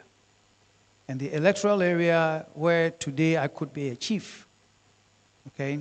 But they decided to come in and sponsor someone with posters, with money, and all sorts of things.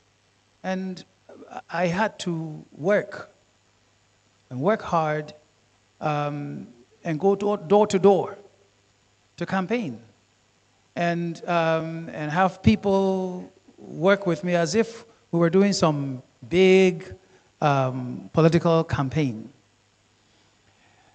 And it is because they didn't want my influence at that local level. So they tried as hard as they could. But there, obviously, it wasn't possible. Because, you know, coming from Accra, what they didn't know is the person that they chose, my family had given him land to build on. Okay? He was a chief, you know, one of the chief drivers in Elmina.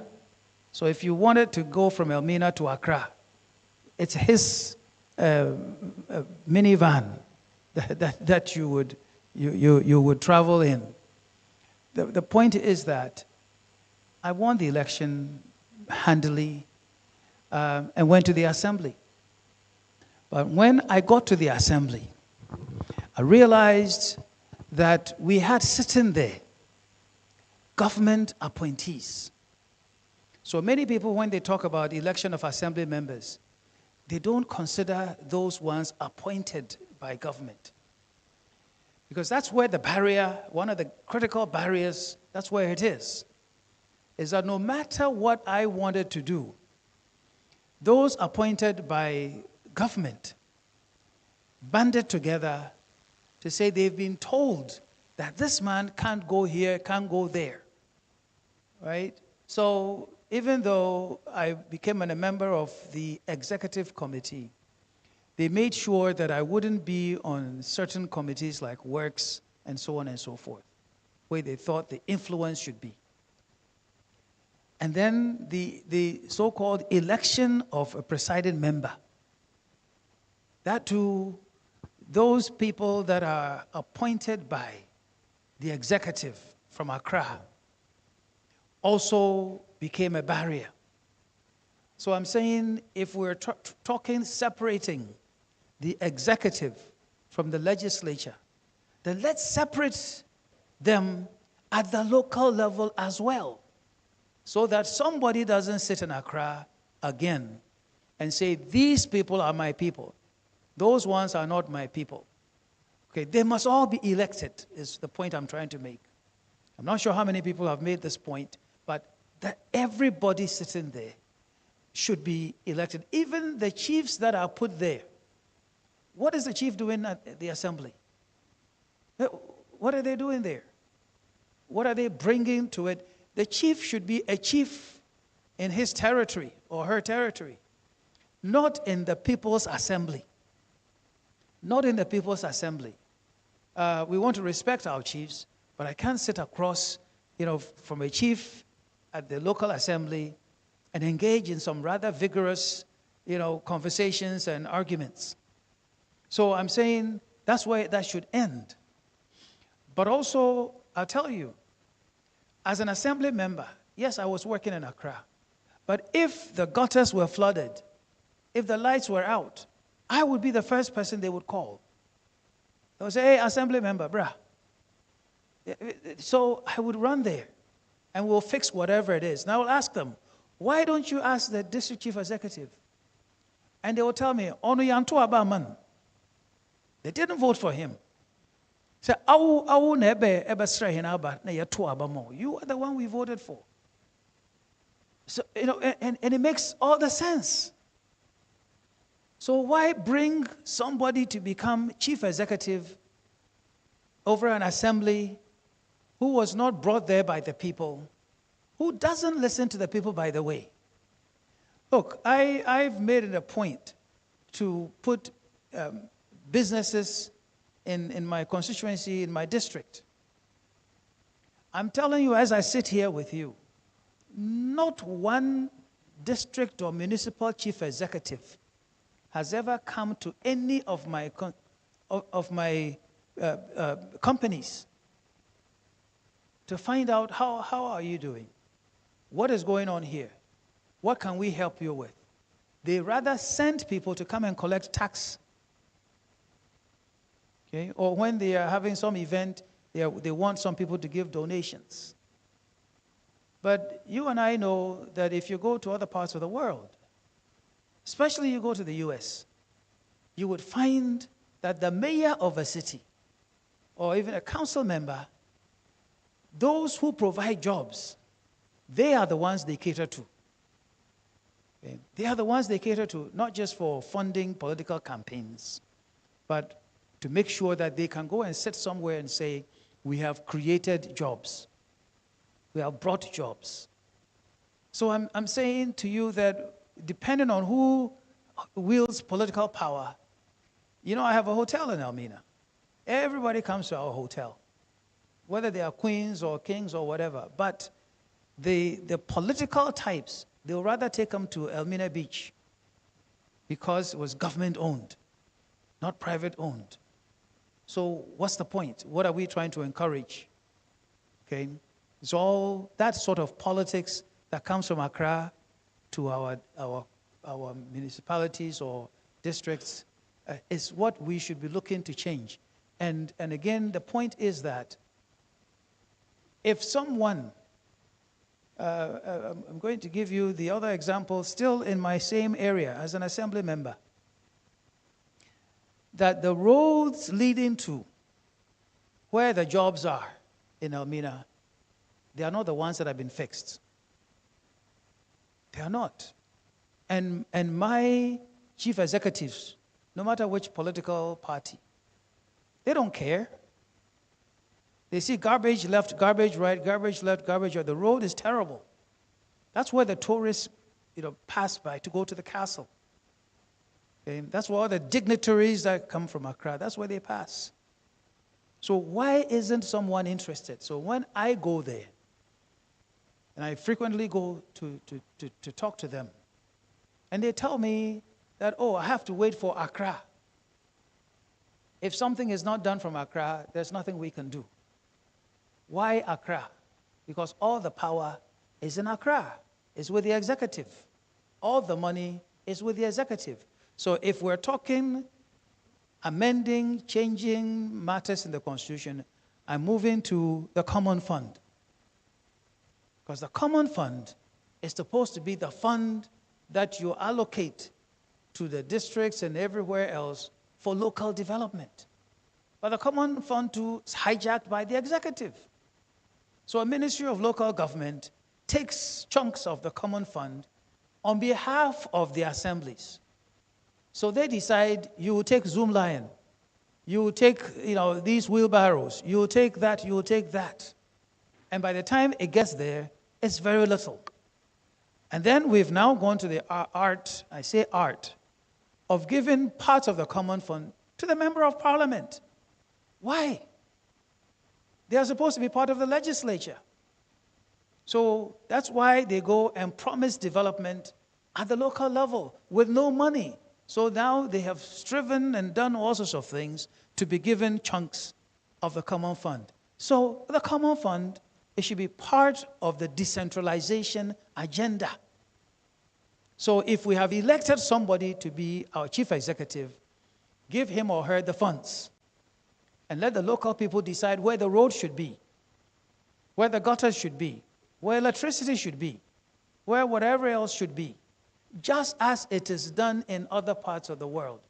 I've worked in parts of the U.S. where the movement of snow and garbage is a huge political matter. So if you're in Milwaukee or in Chicago or in D.C.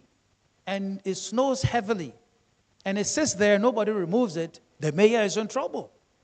The mayor is in trouble. In Ghana, chief executive, it can rain all you want. The garbage is everywhere, the people are defecating everywhere, they don't care because it doesn't threaten their being.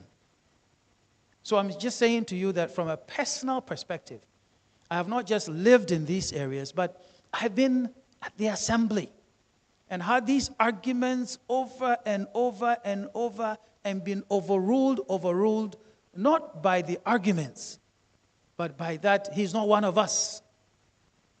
So those appointed, chief executive, presiding member, appointed members, they band together and say, we can't allow him to have a voice here and change anything. For what purpose? For a political purpose. So I hope the point is clear. So I'm saying we have to do things to free the assembly from the influence of the people at the top, not just the executive, chief executive. I'm talking the legislature. Let me move on to being a member of parliament. Being a member of parliament, when I was not a part of anything else, as a member of parliament, I became a minister before I became a member of parliament. But as a member of parliament, and I wasn't a minister, so I said, I've served in the Ministry of Energy as a minister. So I want to be on that committee so I can lend my experience and whatever to it. Well, the majority leader said, definitely not. So I asked them, why? They said, the president has something in mind for you.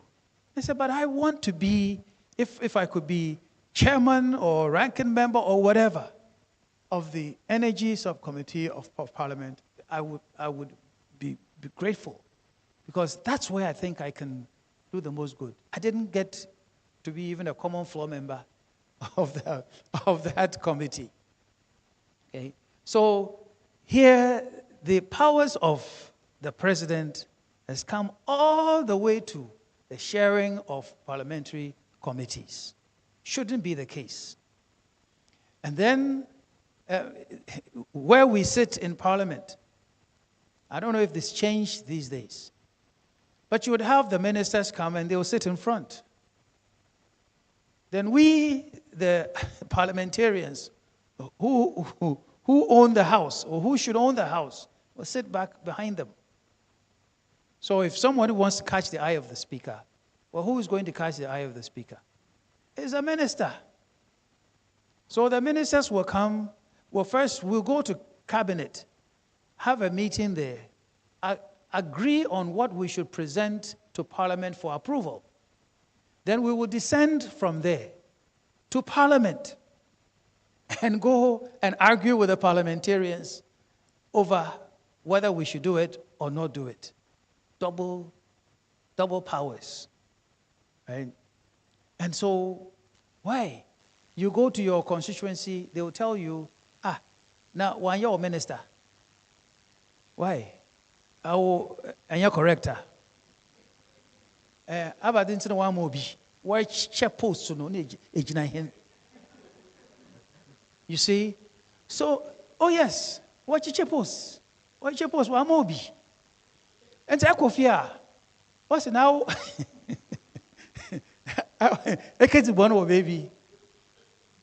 So the point is, people now go to Parliament so they can become ministers, and not go to Parliament to serve in the legislature and make laws and curtail the wrongdoings or the potential wrongdoings of the executive.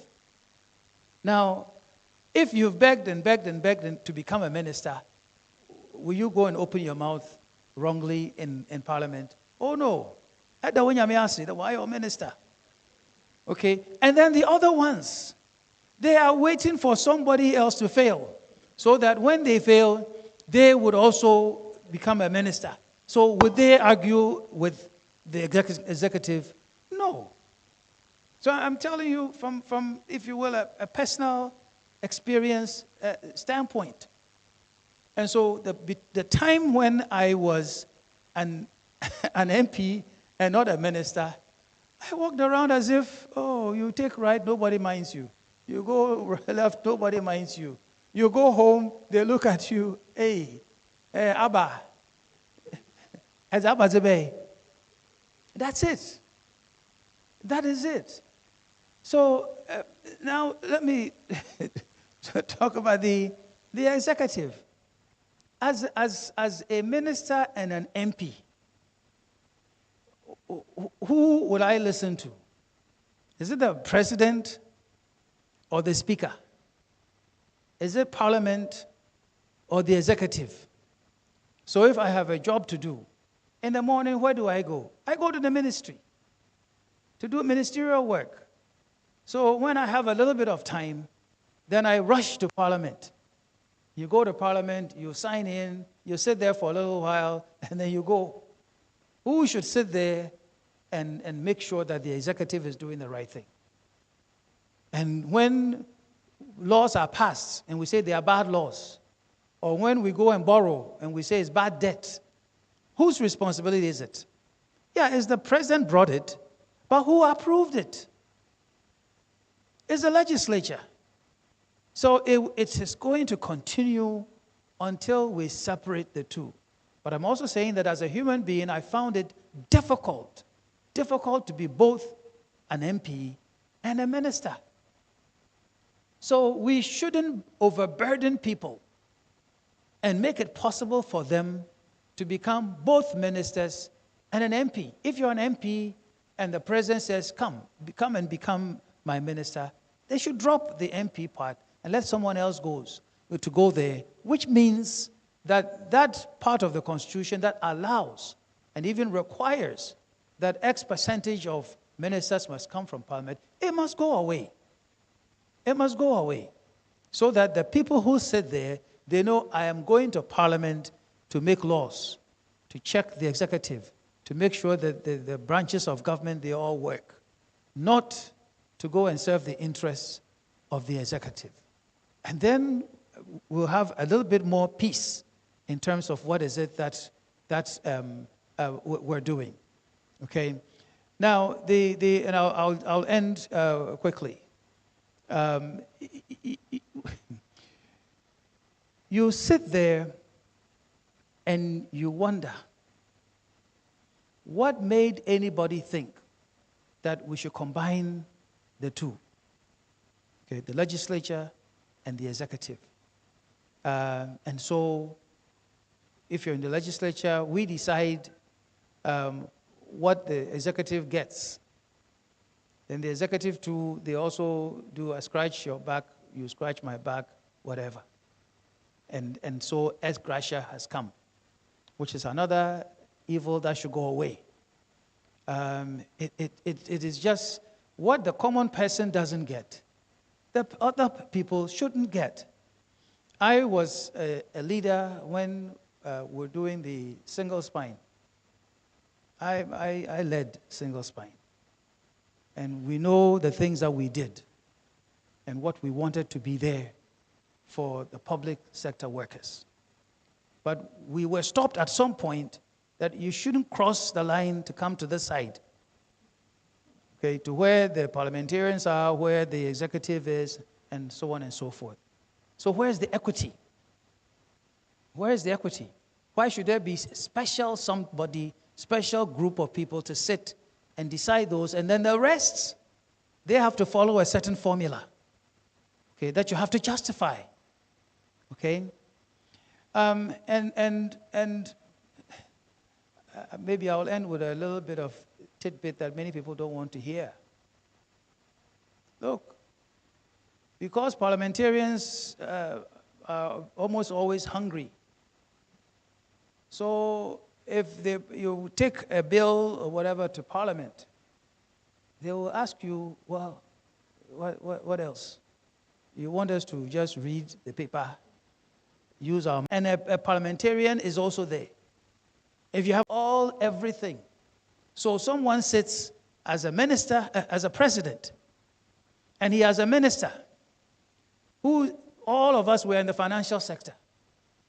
And he has put his representatives and every one of them, and they go and huddle together and say that, Prempe, he has this, he has that, he has whatever. How do we tackle him? We'll tackle you everywhere that you are and we are. And so an order comes, it goes to all of those places.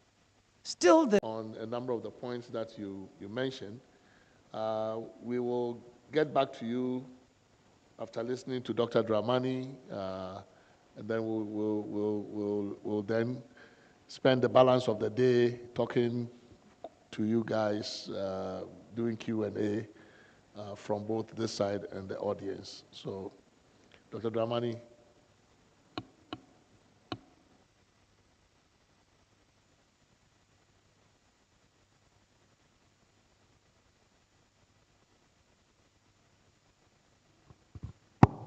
Thank you very much, Prof. And I want to, first of all, say thank you for giving us the opportunity. We have made a written submission.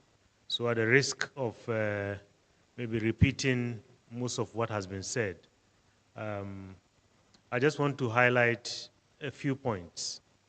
And I know this issue of 78-1, the marriage between the executive and legislature, has been talked over and over and over, and just now by Dr. Ndum. I just want to give a small anecdote. I just came from the Parliament of Togo just now. I just arrived from Togo. And yesterday, in a conversation with members of Parliament in Togo, they got to know that in our country, the ministers can be members of parliament. And they asked me a very simple question. So how do they oversee the executive? And this is Togo. We sit here and think that our democracy is the bright example on this continent and in our sub-region. But no, I think ours is losing a lot of steam. And if we are not careful, very soon, all these countries will overtake us. Because you see, what they are telling me in Togo is, it's not about controlling the president. But if, they sit in parliament, they can summon a minister and get the minister to account. And that is where the separation, I think, becomes very important. So I don't want to repeat what has been said already, but I think if there's any one thing that is a strong candidate for strengthening the legislature, I think it is this one. Related to that is the issue of 108, and which is tied to the whole issue of reducing the powers of the president, not only by for appointing ministers, but also making the president or the executive the sole custodian of introducing bills to Parliament. Over the years, I think those who have been MPs are here. We were rescued by Right Honorable Speaker Okwe when he said, I am going to push this to the limit and let anybody go to court and tell us whether Parliament cannot do this. So far, the Constitution has not changed. And we might wake up someday, another speaker would say, my interpretation of 108 is, before the 7th Parliament. So I think some clarity needs to be brought to this so that we safeguard this power, because you go around the continent, members of parliament from different countries on the continent are surprised that in Ghana, until the 7th Parliament, members couldn't introduce private members' bills. The other issue that I wanted to talk about is this whole 97G and H, which nearly brought our country to its knees in the dying days of the 8th Parliament. There is no clarity in terms of, it's subjected to so many different interpretations when a member of parliament ceases to be a member of parliament because of, the fact that he or she has joined another party or has become an independent member and so on. We saw what happened. We saw the tense relationship between the Right Honorable Speaker and the Chief Justice. I think we need to bring some clarity in order to avoid this. The other one, very briefly, is 94.1, the qualification to be a member of parliament. I think we leave this quite vague. And I think those who have been MPs can attest to the fact that today the business of parliament is not for the faint-hearted. We cannot just leave this and say anybody who is popular can just get up and go to parliament. How do they read the budget? How do they read all these bills that come before them? Even the most qualified professionals sometimes have challenges in terms of understanding some of these things that are usually dumped on them. And to add to the difficulty, as we saw just a few days ago, they were sitting in parliament until 3 a.m. And I was asking some members, how do you think from morning until 3 a.m., how do you analyze and scrutinize the documents that are before you? So I think we need to bring some clarity to this. Members of Parliament resisted this the last time we attempted a constitutional review. They said, leave us alone. When we are popular and our people say we should go to Parliament, let us go to Parliament. But you have to go and properly represent all of us.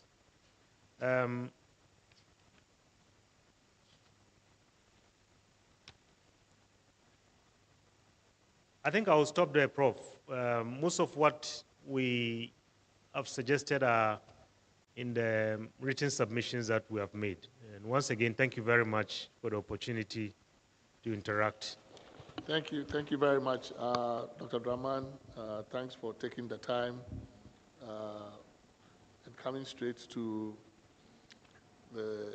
this session from the airport. I think the questions we have will be probably for both of you. So, Dr. Indom, at the local legislature level, we've discussed local government, but because of your own experience in that local chamber, I think the issue of electing MMDCs is broadly accepted. I mean, even though there's, there are a number of issues that electing MMDCs will not solve by itself. Right? We've had an extensive discussion on this subject. Many auxiliary issues that are not covered have been raised. Among them, so just from Elmina, Cape Coast area, there's been this point made about the just sheer numbers, the sheer proliferation of districts in the urban centers, for example. So in Accra, if we were to elect mayors, Accra conceivably could get about 30 mayors. Many people called mayors would spring up all over Accra, but governing the city of Accra itself becomes really difficult when you have this multiplicity of mayors and boundaries and all of that. And there have been arguments around how to maybe reconsolidate, bring the numbers down to some number that's reasonable, and as other such issues. So beyond elections, what are some of your insights that you could share with the committee around how to get local government right? Exactly what must we do given the present circumstances? And then as MP, your point about parliamentary committees, and which is even, which is actually an additional insight that you also have brought, which is that the point about Parliament not being able to play its oversight role well because the executive has reached deep into Parliament to basically control a number of things. And we know the valuable role that parliamentary committees play, including in oversight. And here you are telling us that even, especially at that level, it is the executive again that comes in either through the party or some other way to determine who gets to sit on which committee. It does the same with parliamentary leadership. Who gets to become majority leader, minority leader, chief whip, deputy chief whip, and all of that. And we've had some conversation this morning around how we break this party hold on its members in Parliament. How exactly do we do that when parties are the ones on whose ticket you run to get to Parliament? And how do we then, when you get into Parliament, restrain the party from basically making you a delegate of the party? The decoupling issue, Minister, MP, again, major consensus. But there's been a proposal on the table, so a lot of the discussion we had was, so what do we do? Do we say that you cannot, the president cannot even pick a minister from Parliament? There is actually support for that idea too, that we must have like a watertight separation between the two, to the point where the president cannot even pick a minister from Parliament, in which case the minister, the MP has to resign and vacate the seat. Some say, no, we don't even want that, right? Just stay in your lane. If you want to be an MP, contest to get into Parliament. If you want to be a minister, stay out of the election. The president wants you, they can pick you. There is that, so the whole debate has gone through that spectrum, and there's that opinion also there, which is something I think, which also new. MPs on boards, I think there is consensus on that. That it's a bad idea. Article 108, I think generally the sense is that Ghana has gone to the other extreme. Most of the common law countries have these provisions, but they limit it to money bills. And there is clear specification, like in the Kenyan constitution, what a money bill means. It's like really the budget and something else that raises taxes. We have just made this general, we've just pushed it to the extreme and said anything with a financial impact you can't do. So there's also that question. Were you suggesting in 94.1 that we should have educational requirements? You are not specific what your trouble with 94.1 is. Do you want us to specify that among the qualifications to be a member, that you must have a certain minimum level of education? Is that your proposal? Or because you are not quite specific what it is that you were asking for? So these are the questions from my end. Any other?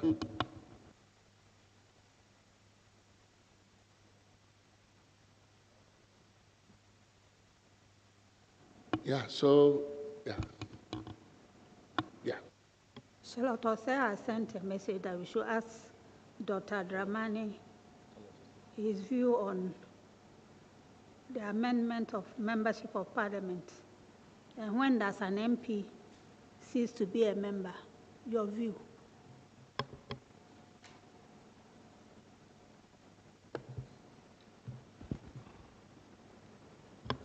The Article 97, one you mentioned? Yeah, I think it's the same.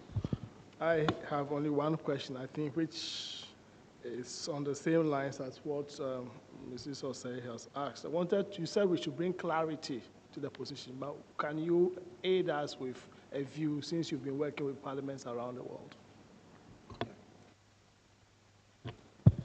Right, thank you. In reference to Dr. Ndum's presentation, I think when we had a discussion on decentralization, two issues came up, particularly regarding the election of mayors, MMDCs. One was around, the mandate that, the mayor or mayoral candidates campaigns on a certain platform. Maybe I'll abolish school feeding in my area. I will do A, B, C, D, E, F.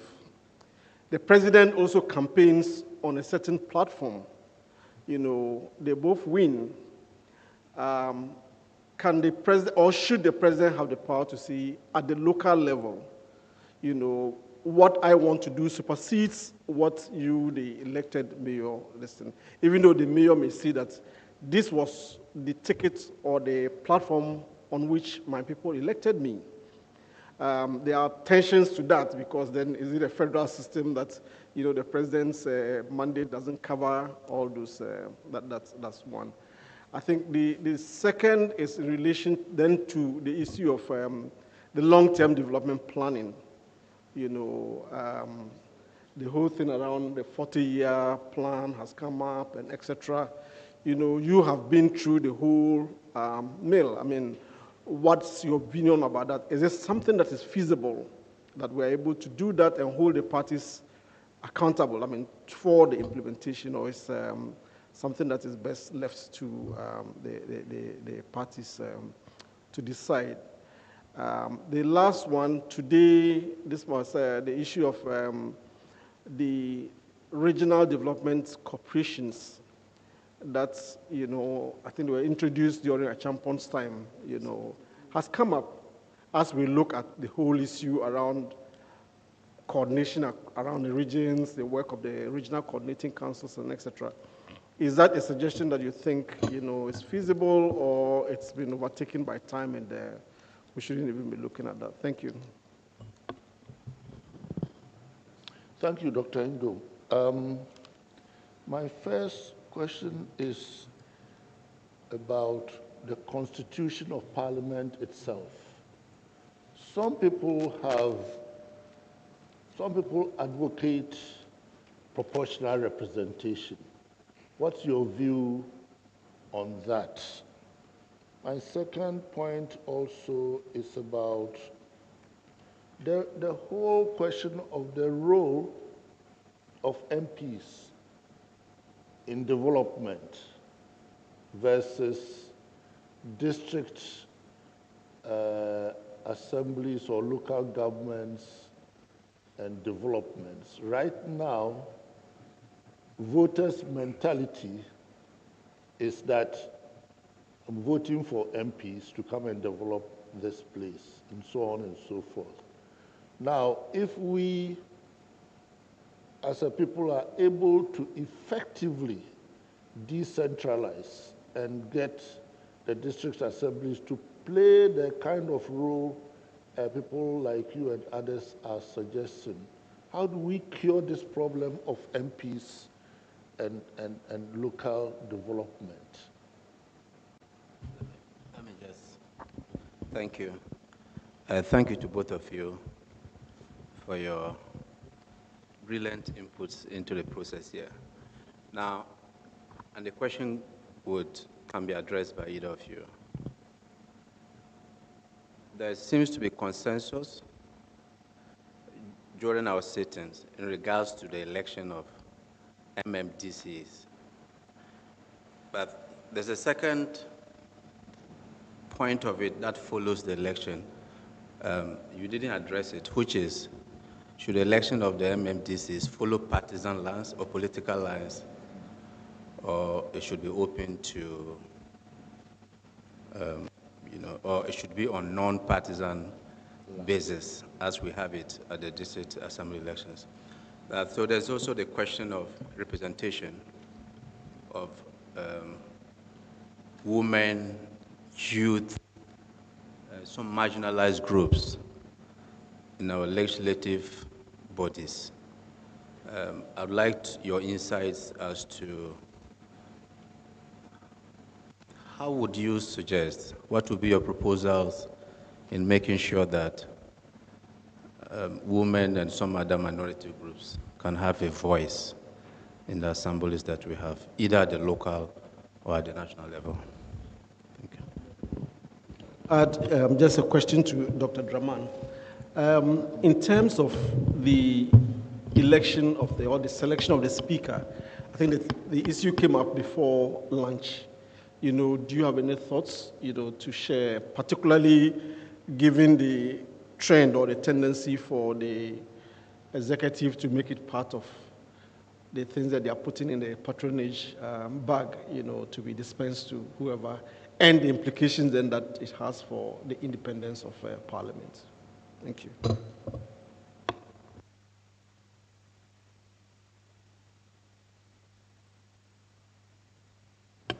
Okay, so either of you can start. So there's one matter you didn't bring up, I didn't bring up. Whether people recognize it or not, party people sit in cabinet meetings, party executives, and they vote with the ministers. It's not a constitutional matter, but if you're going to make editorial comments, those are some of the things that should be said, that party people don't belong in the chamber of cabinet as a routine matter, so that they even get cabinet papers to review, to discuss. And then you have the majority leader. In many instances, not this time, had been made a minister. A minister. So that's an effective way of dragging Parliament and moving it to the executive, and such that the determination of who should be the majority leader, if the party happens to be the executive, that matter too. It shouldn't go without any sort of comment. But let me try and address some of the specific things here. There was the question on the appointment of ministers from within Parliament. I don't think that we should tie the hands of the president and say you can't go anywhere to pick your ministers. So if he or she happens to go to Parliament and pick somebody who's sitting there as a member of Parliament, that's where we say, if he accepts or she accepts, then they should leave Parliament and have someone else go there. So for me, we can't and shouldn't tie the hands of the president, okay, that he can't go there. They just shouldn't stay there and continue to stay there as a member of Parliament as well. What if the president appoints, let's say, 20 of such persons and triggers by-elections, say shortly after elections, the president realizes that the best people that he or she has to draw on or draw upon are in Parliament, and decides that, well, I'm going to raid Parliament to populate my cabinet. So he or she goes there, appoints as many of them as the law would permit, and they come into Parliament, into the cabinet, and resign their seats. And it triggers an avalanche of by-elections. Fine. Then there should be the by-election. Because my point here is that if Parliament is strong enough, and if being a parliamentarian has such credibility, many people will rather remain in Parliament and be a strong, powerful chairman of a committee because they have influence. And will basically reject the president's offer to become a minister. Yes, one thing that all the people are afraid of, doesn't matter who you are, is that you become a minister, the president can drop you like a hot potato, okay? If you're not an MP, right? So if there's this separation, you'll find many more people saying, hey, I don't want to be a minister. Let me remain my MP, okay? Because that is secure, okay? That is secure. So it might cure some of the difficulties that we find today over there. Same thing about the conflict between MPs and DCEs, right? The DCEs say, hey, I can be sacked anytime. So I fight with the MP so that he or she may become unpopular, right? And so I can go to Parliament, right? But if the chief executive is elected, they are secure in their position, with the authority, and it changes things. So if you look at it, everything the other way, you'll find the solution. Okay. Now you mentioned the other measures for change at the district level. A lot depends on money, and we're shifting the interests of DCEs or MMDCEs because the purse is sitting in Accra. But if we also make certain other amendments, I had mentioned already the District Assembly Common Fund, but also there's a right to enact some taxation. We should look at some of those elements there. So for example, you have the castle sitting in Elmina. Do you know that all the monies that they collect comes to the center? They don't leave any for the people at the local level. So when people go there and tell people, don't use that place as a toilet, they don't mind them, okay? Because it has no value to them, right? So there are different places, ways of earning revenue that the local people can use. So we need to look at that part of it and the kinds of taxes that can be levied at the local level. So for example, would you cede ownership, if not ownership at all, would you cede some, in terms of the benefits accruing from the presence of a national asset or monument like the castle, Right. would you cede that to the local assembly or entitle them to a certain share of the revenues? Or? That's where there's been even a proposition made, in previous times, that give a third to the assembly, local assembly, give a third to the traditional authority, and then the third can go to the center. Like your gold mine. I mean, this is like your natural resource. It's a center resource. Yeah, absolutely. And it can apply to other assets as well. But we need to find a way to make them financially viable at the local level. Otherwise, you elect someone, you don't give him any money, he has nothing, he's still going to go and run around Accra. Are there any taxes from your point of view, any taxes that GRA currently collects that you think is better ceded to MMDAs at the local level? Well, let me leave GRA and come to real estate taxes. We are not taxing real estate around here, not much. So real estate taxes with those properties sitting at the local level, should be for the locals, for the assembly, right? GRA also comes and collects taxes from businesses. Okay, and so that too, we should take a look at the component that should be left for the assembly. Because otherwise the assembly keeps saying, so you have a factory in Elmina, so what? What's my benefit? I don't get anything. They forget that, yes, there are jobs. But even the jobs, the taxes that is paid, it still goes to Accra.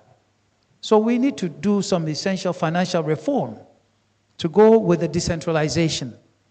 Otherwise, it will just be decentralization on paper. Okay. Then we talk about the decentralization, the mandate that is given with the president's platform. Well, the president comes with a national platform. What the president sitting in Accra would like to be done in Ghana doesn't necessarily align with what our people in KEA want. It doesn't. If it did, we wouldn't have in KEA. One government has come and built a sugar factory. It has sat there for 8 years. Another one built a fish processing plant in Elmina. It sat there. Then one other one has come and built a fishing harbour. It's sitting there, not doing much of anything. Then the locals have built a fish thing, they call it Mpobin, where the castle, in front of the castle there. So the women processing their fish and whatever, they are over there.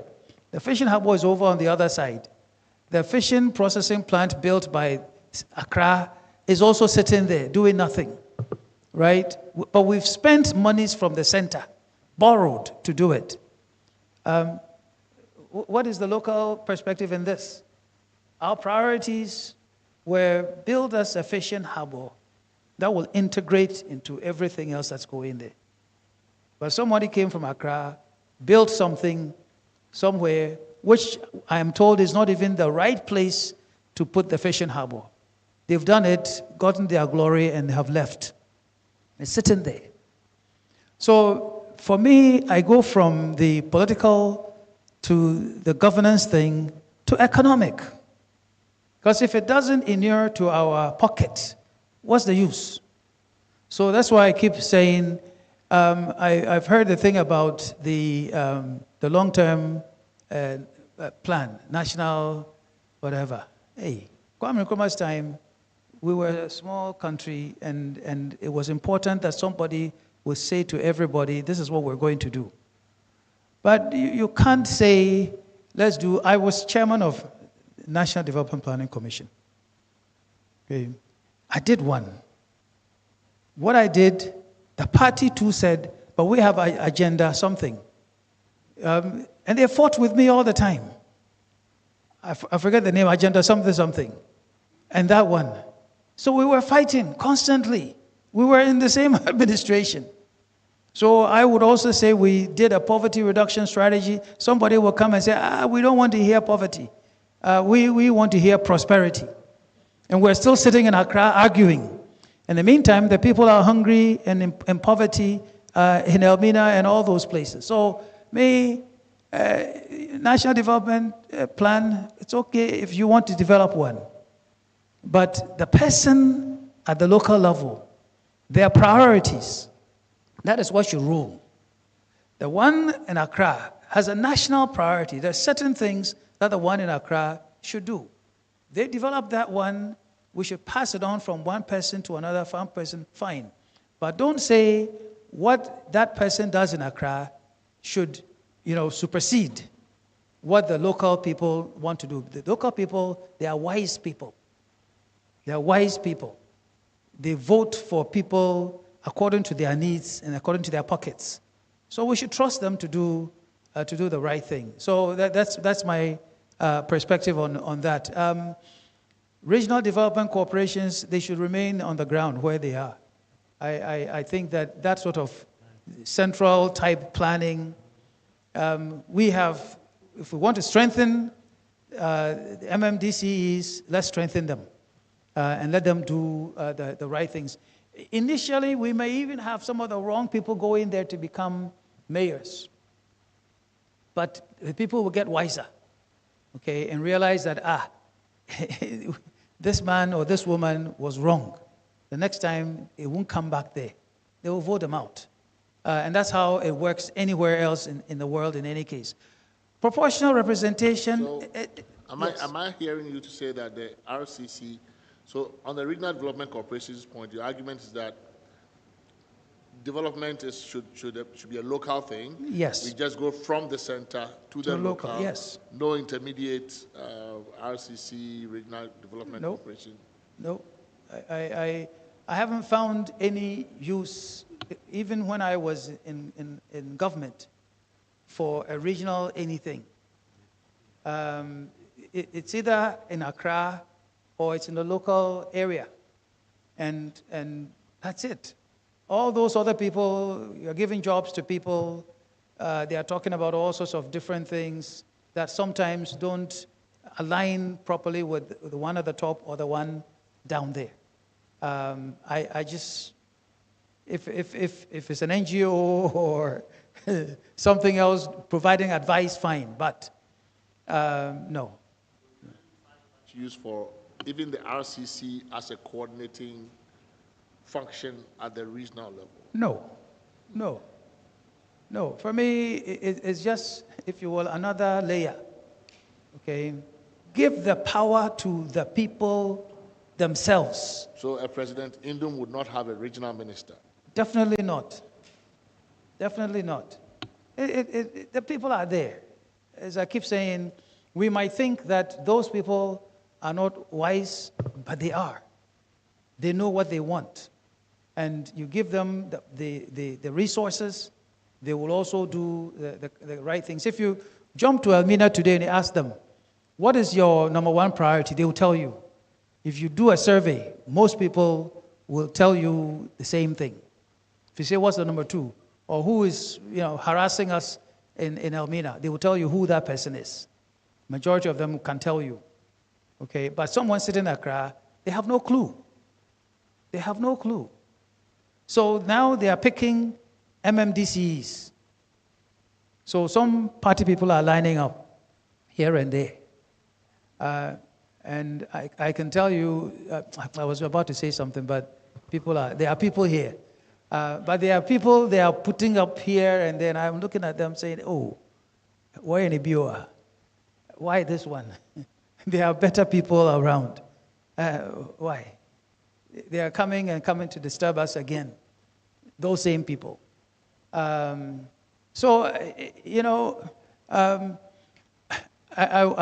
tell you one little story. Excuse me. There was an election, national election. So some party people came to ask me, oh, your people, it was for the second round, your people should support this party. And the people came to me and said, hey, doctor, hey, because that person, he was here before. If we vote for the president, that man will come back again and harass us. But the one at the top didn't understand it. They just think we should have authority and control over the people at the local level because they put them there, not knowing that those that they have put there are rather destroying the opportunity from them because of the wrong things that they do in their names. Okay? Just quickly, partisan or non-partisan? We are doing partisan politics. Why do you now go to the local level and say the local people are not smart? So as for them, everybody should go there and wear white. No one should wear blue or red. For me, it doesn't work. I mean, we already know who is sitting at the assembly, who is representing PPP or NDC or MPP or whatever. We know. So, but it's supposed to be non-partisan. We can't fool ourselves that way. Okay? We just simply can't. But how do you deal with the problem? So, you know, there's been a lot of opinion expressed on this issue of the party involvement in local elections. So there are a number of concerns. One is national party control over the local electorate and their decision making, right? So you have an election for local MMDC, and the whole national apparatus moves there. They want to, basically, it's not going to be a local election anymore. You're going to have the national party, the regional party, everybody is coming to Elmina, to the rally with money, with all kinds of stuff to affect the decision of the local people. Is there a way you could design the local election in a partisan way such that it became really a choice of the local parties, even if you were going to allow parties? Because the concern around national party capture of the local spaces in these elections is real, right? And you could have the president endorsing a candidate, the president coming to the rally, they bring all these V8. So the same kinds of stuff we see with our elections. Remember the last time this idea was mooted, it almost went to a referendum in December 2019. The reason it failed was this issue of parties. We have had several surveys, Afrobarometer, NCCE, other bodies have had surveys. Consistently, the Ghanaians want MMDCs elected, but they do not want them, majorities do not want them on a party basis. And when you push them, they'll tell you, the parties bring too much trouble, we just like it the way. We know that NPP and NDC are in there. Peswa. And Peswa. And then they are not able to do anything. And so it brings our politics into disrepute. Because the people are looking at it and saying, 4 years I was like this. Today I'm still like this. So why? Why bother? So give me money. If you give me money, I'll come and vote. If you don't give me money, I won't vote. It's different. So if I go and contest tomorrow in my constituency, I know I will win. Doesn't matter who they put there. Because the people know me, they know what I can do. When I bring somebody, they look at that person and say, hey, doctor, akafebiaba. No, but they know at the local level.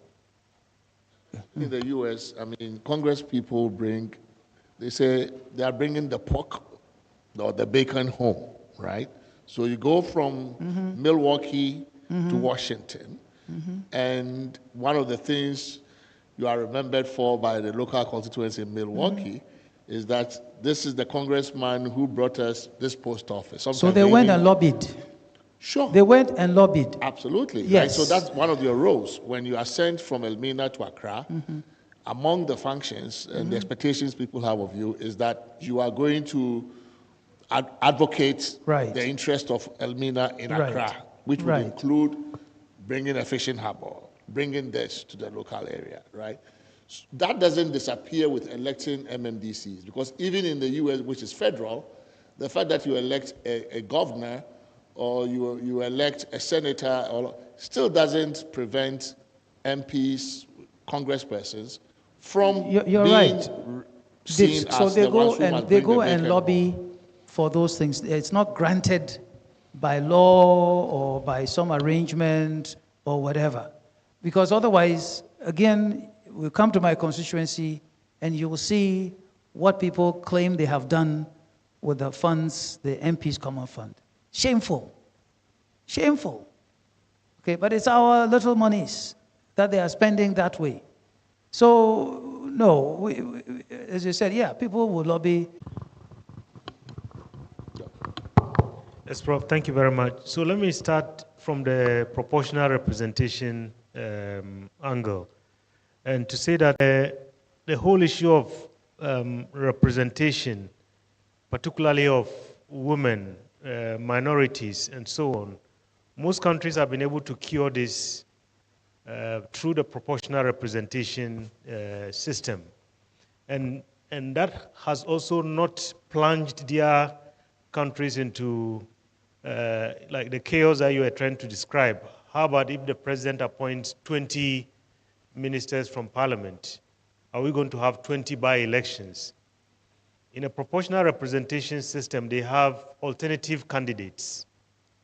So if you are taken out of parliament, then the person next on the list automatically replaces you. Then you avoid all the confusion. We've been running a project, in the past 3-4 years, leading to helping Parliament. We were very instrumental in the affirmative action bill that has been passed. And when you talk to MPs, the question they ask you is, do you want me to leave my seat for a woman to come and, it's not going to be possible.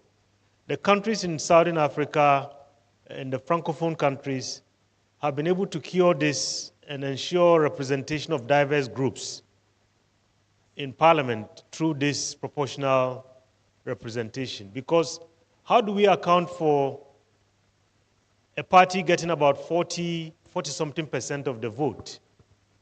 Yet, it doesn't have very much in terms of almost equal representation.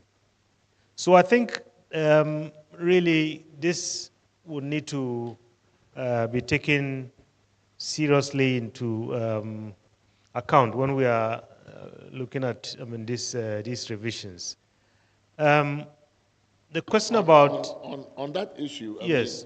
I've seen the ballots for proportional representation elections, and they can be quite complicated, right? So when you look at the ballot paper, just the ballot design alone, and you look at our population and the electorate and all of that. From your experience, it would be useful if you could, share with us some, how in the African countries that do proportional representation, how do they actually address this challenge?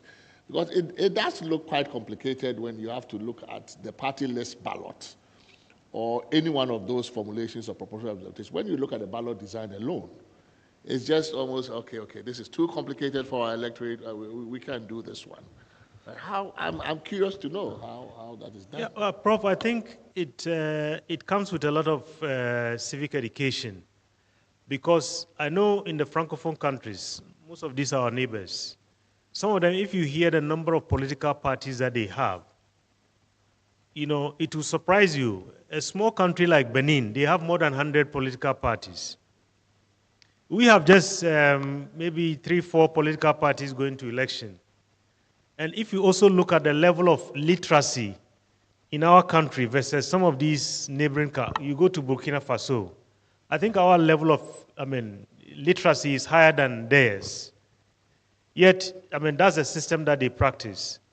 So I think there are a lot of good examples that, and these things have been done. So I don't think, and if you go to places like Southern Africa, you go to South Africa, their population, I think, is bigger than ours. Yet, I mean, they've been able to do that. I want to go to Tanko's question about the election of the speaker. I think it's going to be very difficult to remove this, I mean, politics from the election of the speaker. I mean, we have to be realistic about what is possible and what is not. But what I think is, like most countries have it, maybe we make sure that the speaker is a member of parliament so that he or she is elected from amongst members of parliament. That way, that reduces, at least he or she to a large extent would owe a lot of their allegiance to the members who have, crowned him or her with that title, rather than we hear some president is sitting somewhere and this is my candidate, and then it creates all the conversation that we hear. I was about to also say that. Yeah, but in a system where the president even chooses, or the party outside parliament chooses party leaders for the party caucuses, right? In a system where those who are elected into parliament are not the ones who choose their majority leader, minority leader, chief whip, deputy chief whip, even as Dr. Indum is saying, committee chairs and others, right? How would just the mere fact of having a speaker who is a member of parliament, who is drawn from parliament, cure that problem? It will be the same thing. The party will tell them, this is the speaker. The party outside the parliament, which is essentially the president, the executive, will tell them that's going to be the speaker, right? There's obviously nothing wrong with the president preferring a particular person or endorsing a particular person. I mean, we saw that with Trump and the House of Representatives. We see that with every president. You want to have a speaker who can facilitate your agenda, legislative agenda. Ours is a bit different. It's more than influence, right? They really, the order is coming from above to say that this person is going to be the speaker, and that person is going to be majority leader, and minority leader, as chief whip, and stuff like that. How do you think that's a problem in terms of the level of party control over the caucuses in parliament? Is that a problem, and how would we cure that? Yes, Prof, that's a very big problem, because we used to hear these things in whispers until in the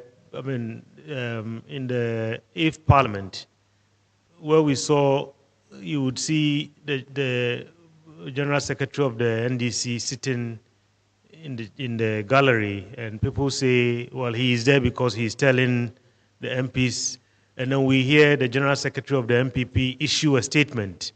So they've become so emboldened.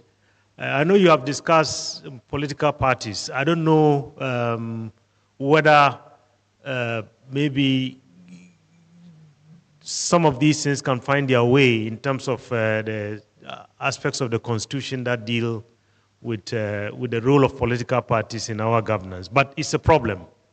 It's a very big problem.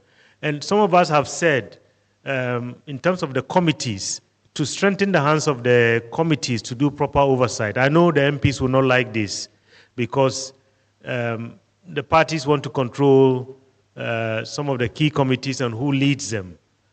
But in some democracies, the committees are formed, and then the committees are left to decide who should be the chair and the vice chair and so on.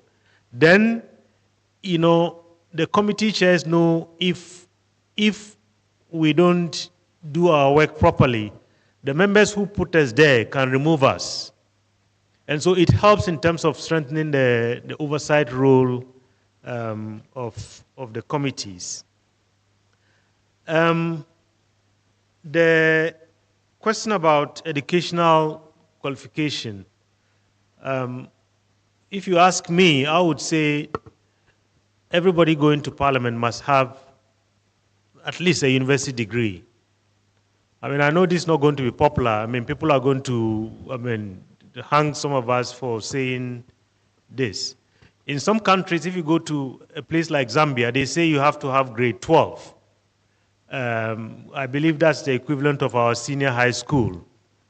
But today, looking at the quality of, what we are producing in our educational system, I don't know whether even a first degree is enough to get somebody to understand the Constitution and read all the technical, jargons in the budget and so on. So some qualification, at least, some minimum qualification is needed. In terms of the 97, I thought that 97 G and H were clear enough until we saw people running to the courts and lawyers saying that, the meaning is different from what all of us, can read. Because I have it open here. It says that a member of parliament shall vacate his seat in parliament. G says if he leaves a party of which he was a member at the time of his election to parliament to join another party or seek to remain in parliament as an independent member.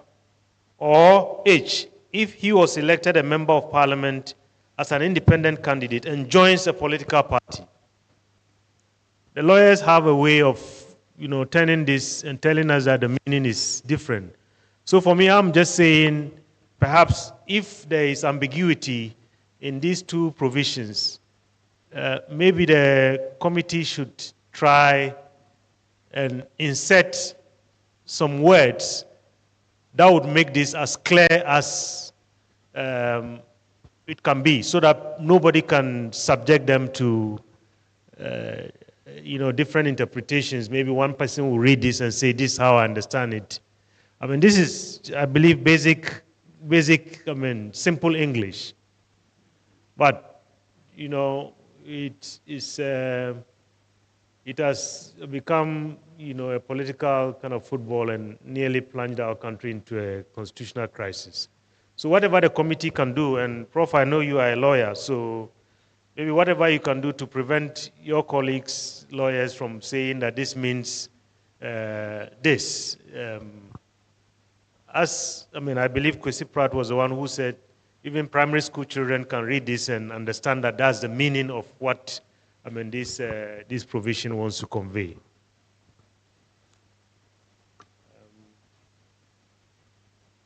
I think, those are. I just had one small comment about the role of members of parliament in development. I know Dr. Ndum has talked about that extensively, but I have a small different view. Some practical example from Kenya.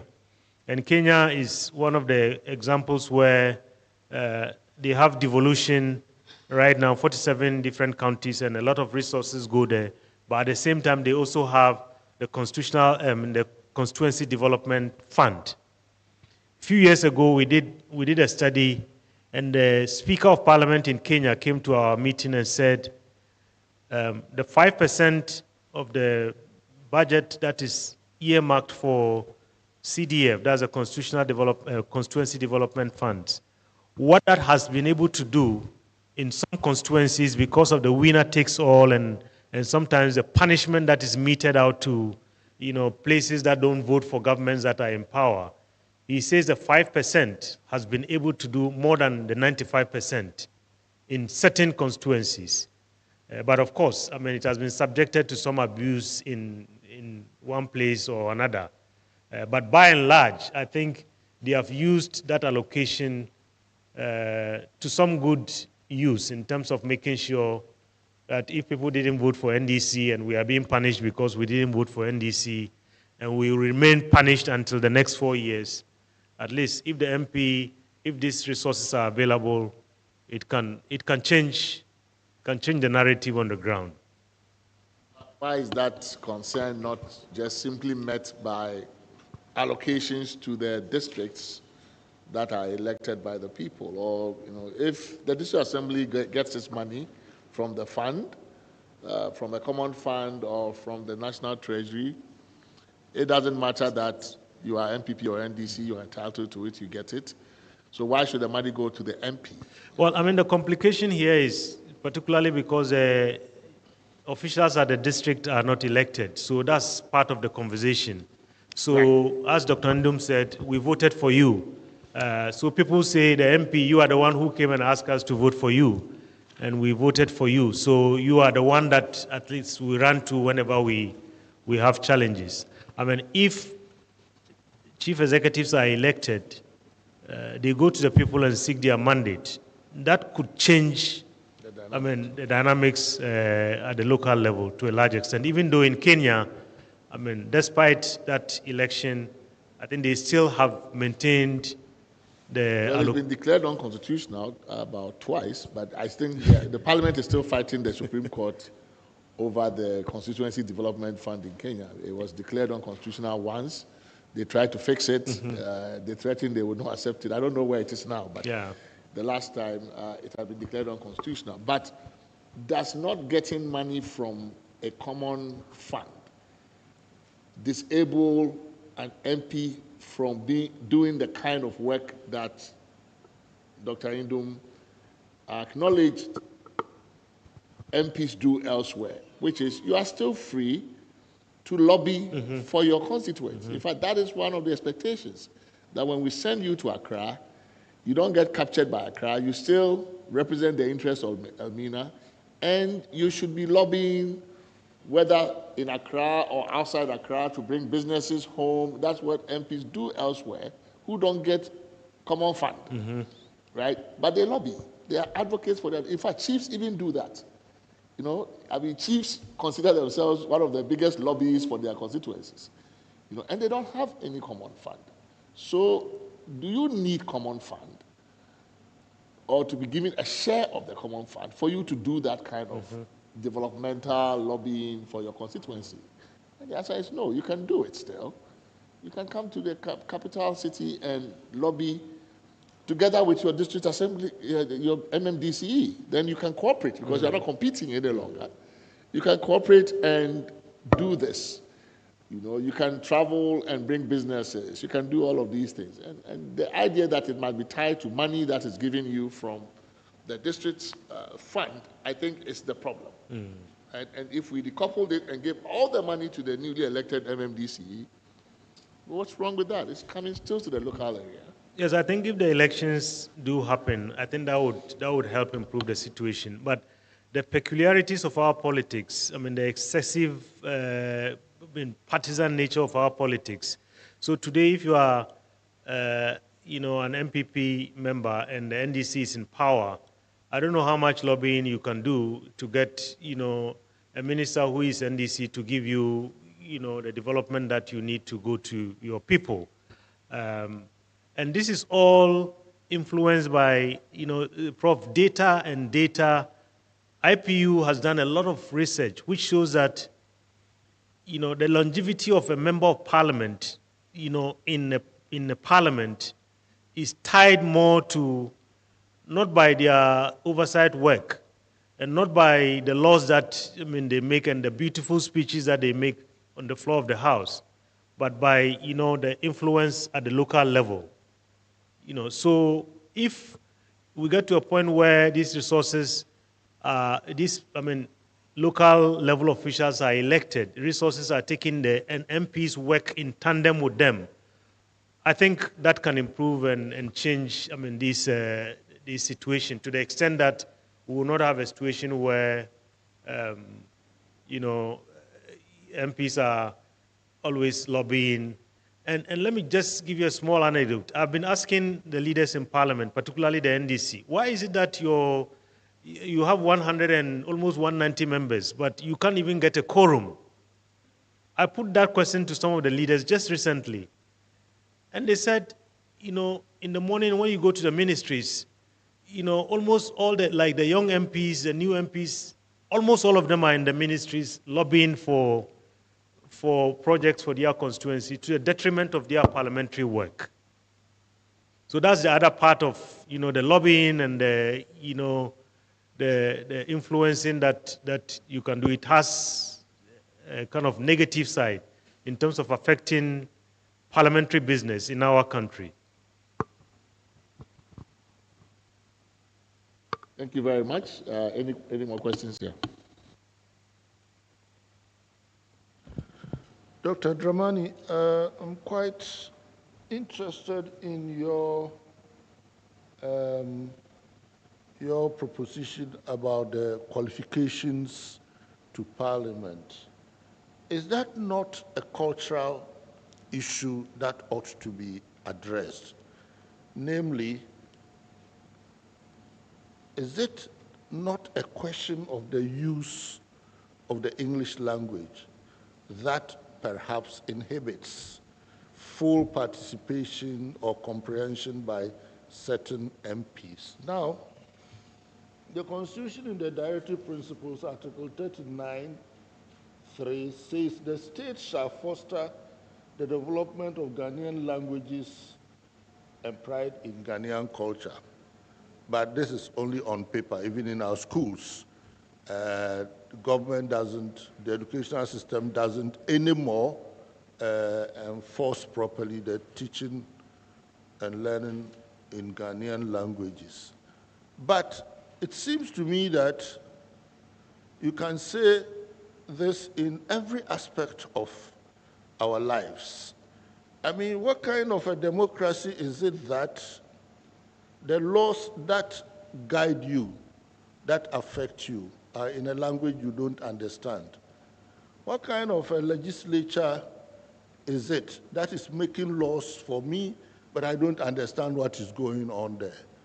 Meanwhile, the technology today permits the possibility of using all of these languages in Parliament so that anybody, people don't have to have that language, English, to go to Parliament. Dr. Indom has been using this expression a number of times, that the local people are wise. They know what they are interested in. And I'm assuming that anybody who stands up to represent his people is wise, knows what his people need and what he wants. They don't have to speak English. So isn't the problem, the question, the cultural problem of the limitation of English? Otherwise, we'll go back to some of the colonial prescriptions where people having a certain education had privileges and could go to this place or hold such positions and be knighted or be designated special people. Prof, thank you. I think unfortunately we have brought this to ourselves, and until some of these things change, i.e. today if you are in Parliament, a lot of people cannot get up and express themselves because once they start speaking and they make mistakes, people start laughing at them and then you never hear them again. Over and over, Parliament has said we are going to make, you are going to create a system where the official records, the Hansard can capture, whatever language that you get up and you express yourself in.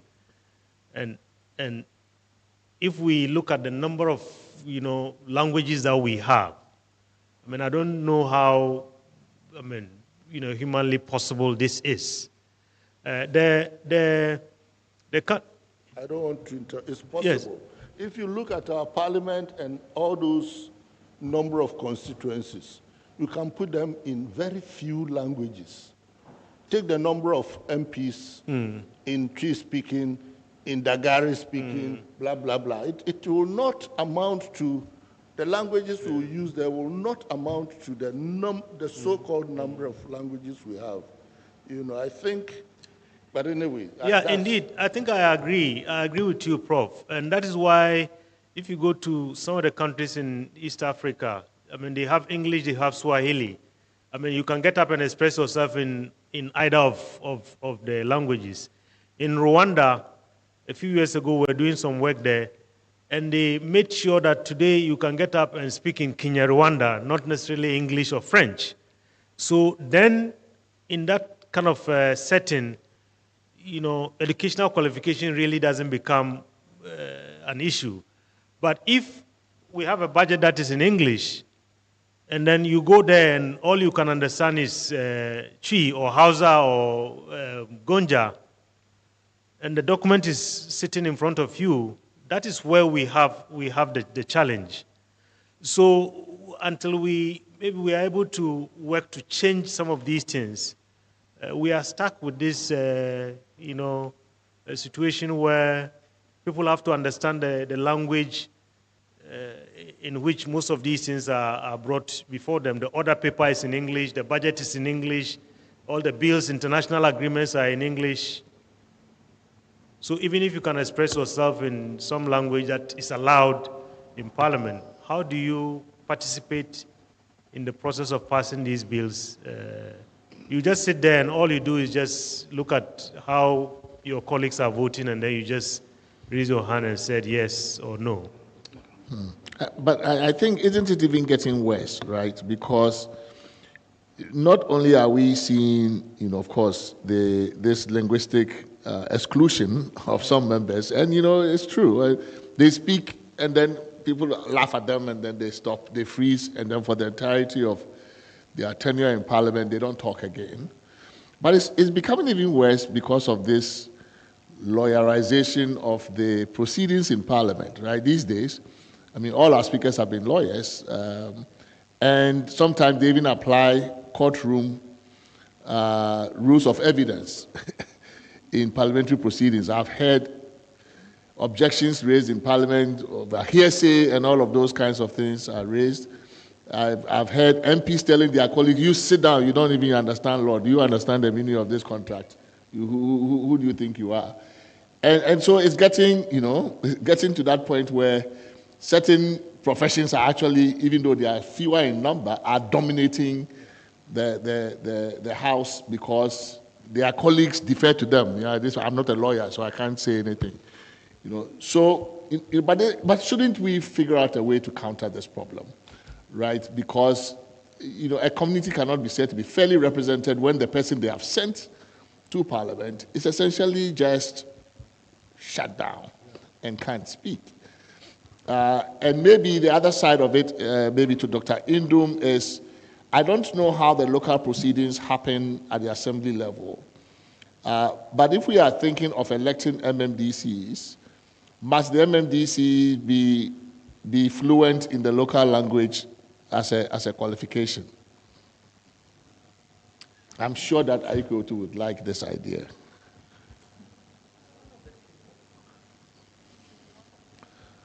Well, at the assembly, you can speak Fanti. So it was the predominant language, even though they kept some of the minutes and whatever in English. But you can get up and speak anyhow. But if we elected the mayor, should the mayor be fluent in whatever languages at the local level? Yes. For me, it can't. Should we require it, or is just the politics will produce the result? I believe it should not be a requirement, but the people will make it a requirement for you if you can't speak the local language. That's how I became more proficient in the Fanti language, because otherwise you go and sit there. They'll tell you straight to your face, as American ANC. So yes, the local language is important at that level, definitely. But I don't even understand why it's not considered here in Parliament, because people can translate. They can translate for everybody. Because I know some people I was in Parliament with, they just felt they couldn't express themselves, and so they just sat there. Okay, and if they wanted to say something, they will ask you. They'll tell you in local language, kadamamai. It is intimidating. Yeah. If I may speak. Yeah, Prof. Oh, sorry. Yes, on the same subject. At lunch, we were talking about the MP of Akwetia, Ama Say, who didn't speak any English, but she was elected, as Dr. Endom stressed on. She was elected by her people because they knew she was capable of representing them. And she was always quick to say, "My country." And she explained, I took a young women's group to Parliament to see the women in Parliament. And she explained that, look, she doesn't speak English, but she gets her colleagues to translate or explain to her what a bill was about. And she was a gem. I mean, the MPP miss her, because when they ran the primaries and had someone run against her and take the candidature from her, they lost the seat. And she was indeed very dynamic, even though she was a hairdresser. The people, it's about the people. It's not always about the candidate and the person, just the person and what qualifications they have. And I am afraid that if we put a minimum qualification, we'll lose a lot of good people who actually want to represent their people and not to be there because they qualify to be. Yeah. You know, Prof, I don't know. Oh, sorry. Yes, this language thing, well, some of us are extremely... We will lose a lot of women. Thank you. But not from Wege. Some of us Certainly are very not. passionate about this because I think it goes to the core of democracy practice. The involvement, we talk about participation, and it's just us in the room here that we sometimes are talking about. The use of the language in Parliament is a very simple thing. The technology is there. We have a whole university college producing language specialists in all Ghanaian languages in Ejumako all the time. So even the people to employ to do the issues you are talking about, translating legal documents, this and that, and the regular interpretation as the parliamentary processes go. We all have been to conferences and the technologies of, how do you call it, simultaneous translation. So people, nobody is advocating not against the use of English or French, but all these languages can be used. And as I was saying, if we look at the languages we have and the number of constituencies we have, you'll see that we will not need 200 and so languages. Take Akan, for instance, and how large it is, ever, this and that. So the numbers would not be so large. I think, as with many of our own cultural values and uses, we shun them because for us sitting here, it's very easy and very convenient to use the English language. You know, so it's something that I think we should seriously think about if the process of democracy is going to be more participatory. Professor Kakari, do you think if we decouple the MP from the minister job, and therefore people who stand for MPs know that they are just going there to represent their constituents, to pass legislation, to do oversight, that it would attract more local language speakers from the local community to actually contest office? Because ministerial job, I can see the difficulty, right, of being a minister without having a facility in the national language, in English, right?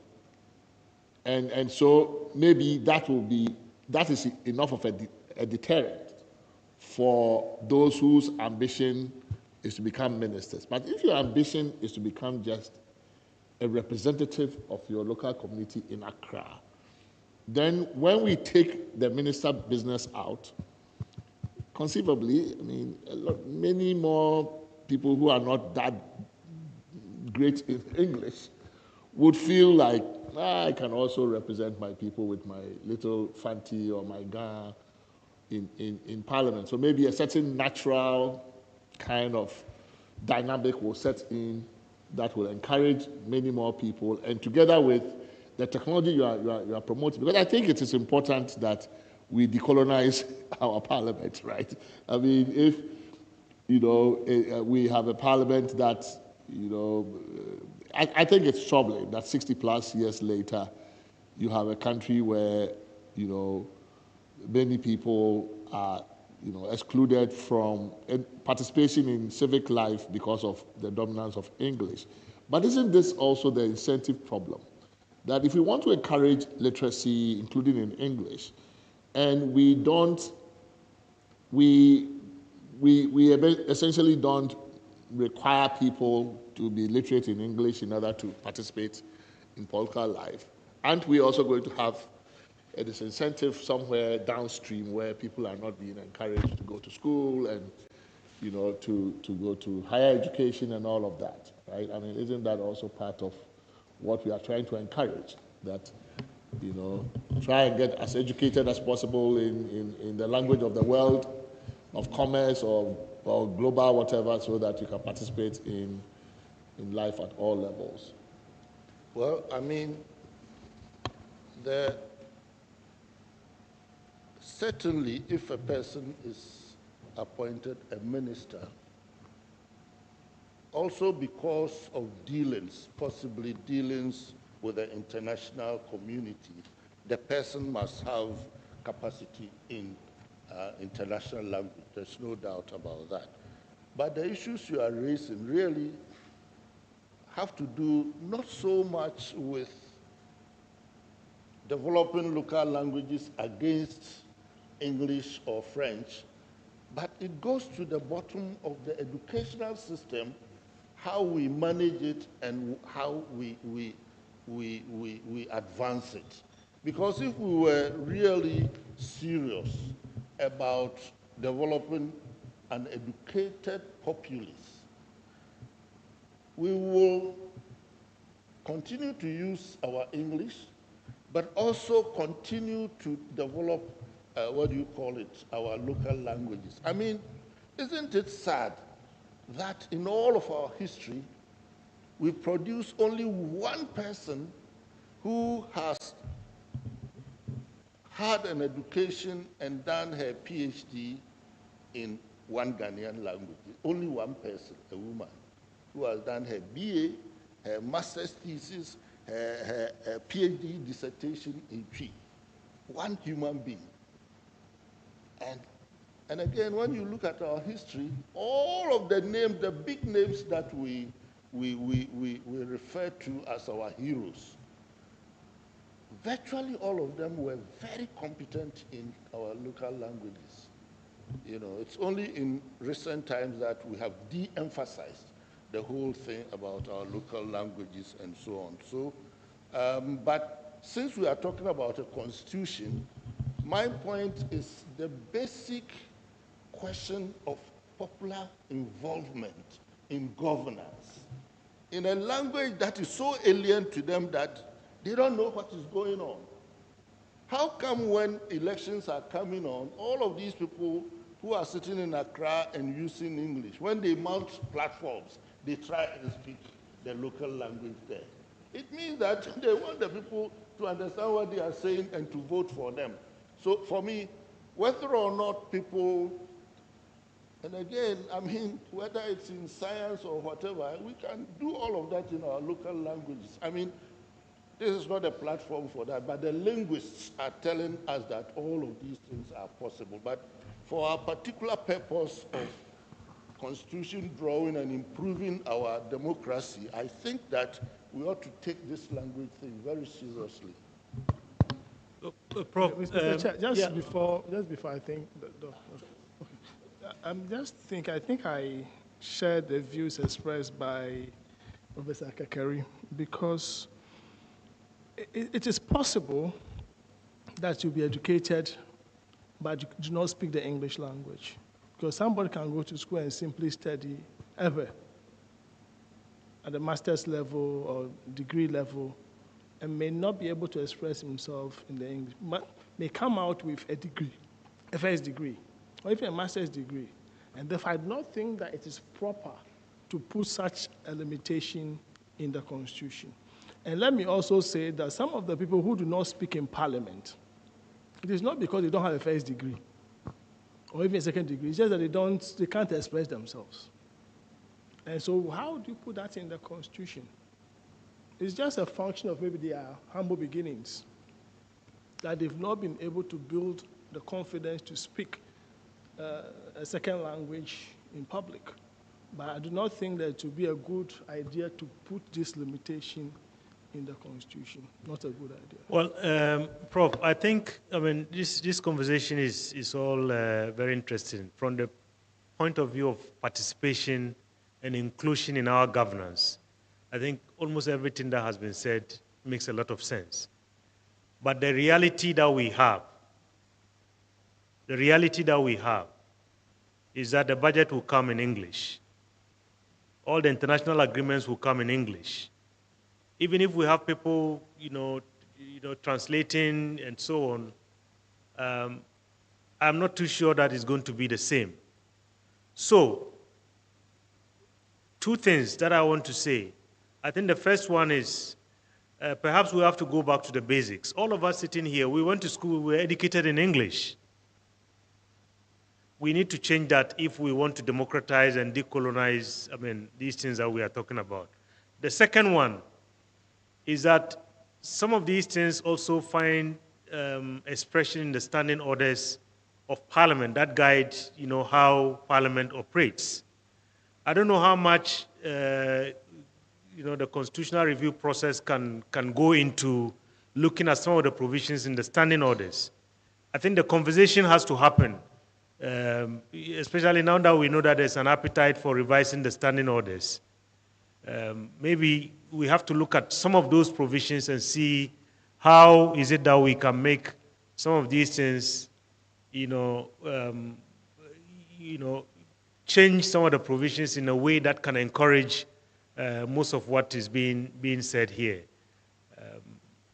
At the end of the day, I think we also have to look at the long term and the short term. In the short term, I think we still have these difficulties that we have to deal with. In the long term, and most of our languages are just oral. They are not written.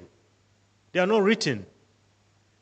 So somebody can speak, maybe Fanti, but might not be able to read Fanti. So these are all difficulties that we have to take into account. I don't know how much the review process can look at the educational system. I don't know which provisions in the Constitution have these provisions. But I think these are all kind of matters that maybe the committee has to look at. I think just to chip in here, I think you're so right, because I was also thinking of the same. It's very easy for us to speak our local language, but to read it and to even translate the budget and all that into our local languages may be difficult. But another thing as well, another option that we could probably look at is considering adult education for our MPs that come from that background. So they can have evening classes. I teach adults, matured people. So it's a gradual thing. A hairdresser can still learn that. We have evening classes, so we have like adult education whereby people can start learning our English language. They can have the basic. Parliament should have that facility to be able to support some of our MPs in that regard. So so that was just my add-on. But I have a question for Dr. Indum, please. Dr. Indum, it's regarding the regional integration side that I think you said you wouldn't advocate for regional ministers should you be a president one day. So from your submission, you did make mention of you would want or you wish for DCEs to be elected and then assemblymen to be also elected, which is very good. I mean, that's what most people are advocating for. But if this happens, that means we wouldn't know which party the DCE or the assembly member will be coming from. And so if we don't have a regional minister who would sort of collaborate with either an opposition party who is a DCE or an assembly person with the president or with the executive, and we are trying to get the MPs out of the developmental side of the community, don't you think that they will be working in silos? So the executive will have their own political policies that they want to implement to the country or to the community or to the region, but they don't have anybody that would be able to help the executive directly. However, the regional minister sort of in that area. But if we were to, in a typical scenario, get maybe a NDC member being a DCE through election, NPP being an assembly member, or PPP being an assembly member, and then there's no regional minister, and then the MP might be an independent candidate or even somebody, another party, or the executive's party. How is the executive going to help or work with those at the local level when we know in a practical sense that Ghana is so politicized in that regard? So how is the community going to benefit in those developmental if there's no regional minister? I agree that yes, regional minister is like another layer, but I think they sit in the middle to help buffer the whole situation for us. That's my take. But what do you think in terms of? Yeah, Prof, before Dr. Ndum comes in, maybe let me just address this issue about yes. In some parliaments, you could go into parliament, your people can send you there even if you are not properly educated. But they have provisions in their standing orders to try and help these individuals to make sure that, they are properly prepared to perform the roles that they've been elected to perform. I have a very excellent example. One of the best chairs of public accounts committees that the House of Commons in Canada has ever had was a trade unionist. He said he fell out of school. In fact, he came here to Ghana. We brought him here to, train our public accounts committee members. He said when he got into the House of Commons, the processes were triggered to prepare him and get him up to speed in terms of, performing his role. And he became one of the best MPs in Canada. So that's why I'm saying maybe there has to be some overreach into the standing orders to see how maybe there can be some kind of conversation between this process and the standing orders of Parliament. If we also include that if you are elected from an area and you don't speak the local language, we will also build your capacity in the local language. So it's not just we are making you an English speaker, but if you are elected, from Ningo Pram Pram, and you just speak English, you went to states in Abroche and you came, and you have money, so you want the seat, but you can't communicate to the local people. Maybe we should also help you build your capacity in that area. If we did it that both ways, I think it would be easier, more palatable than just trying to improve the natives' ability to speak English. I wanted to add something. Your comment that in Parliament you wanted to serve in a particular committee and they were resisting. I thought that the government or the party would be interested in chairman and ranking members and the rest. But as for the other committees, you should have a right to be there because the Article 1034 provides that every member of Parliament shall be a member of at least one of the standing committees. This is a provision of the Constitution. And you want to serve in a committee and you are being told that no, President does not want you to serve there. You are not asking to be chairperson or a ranking member or anything.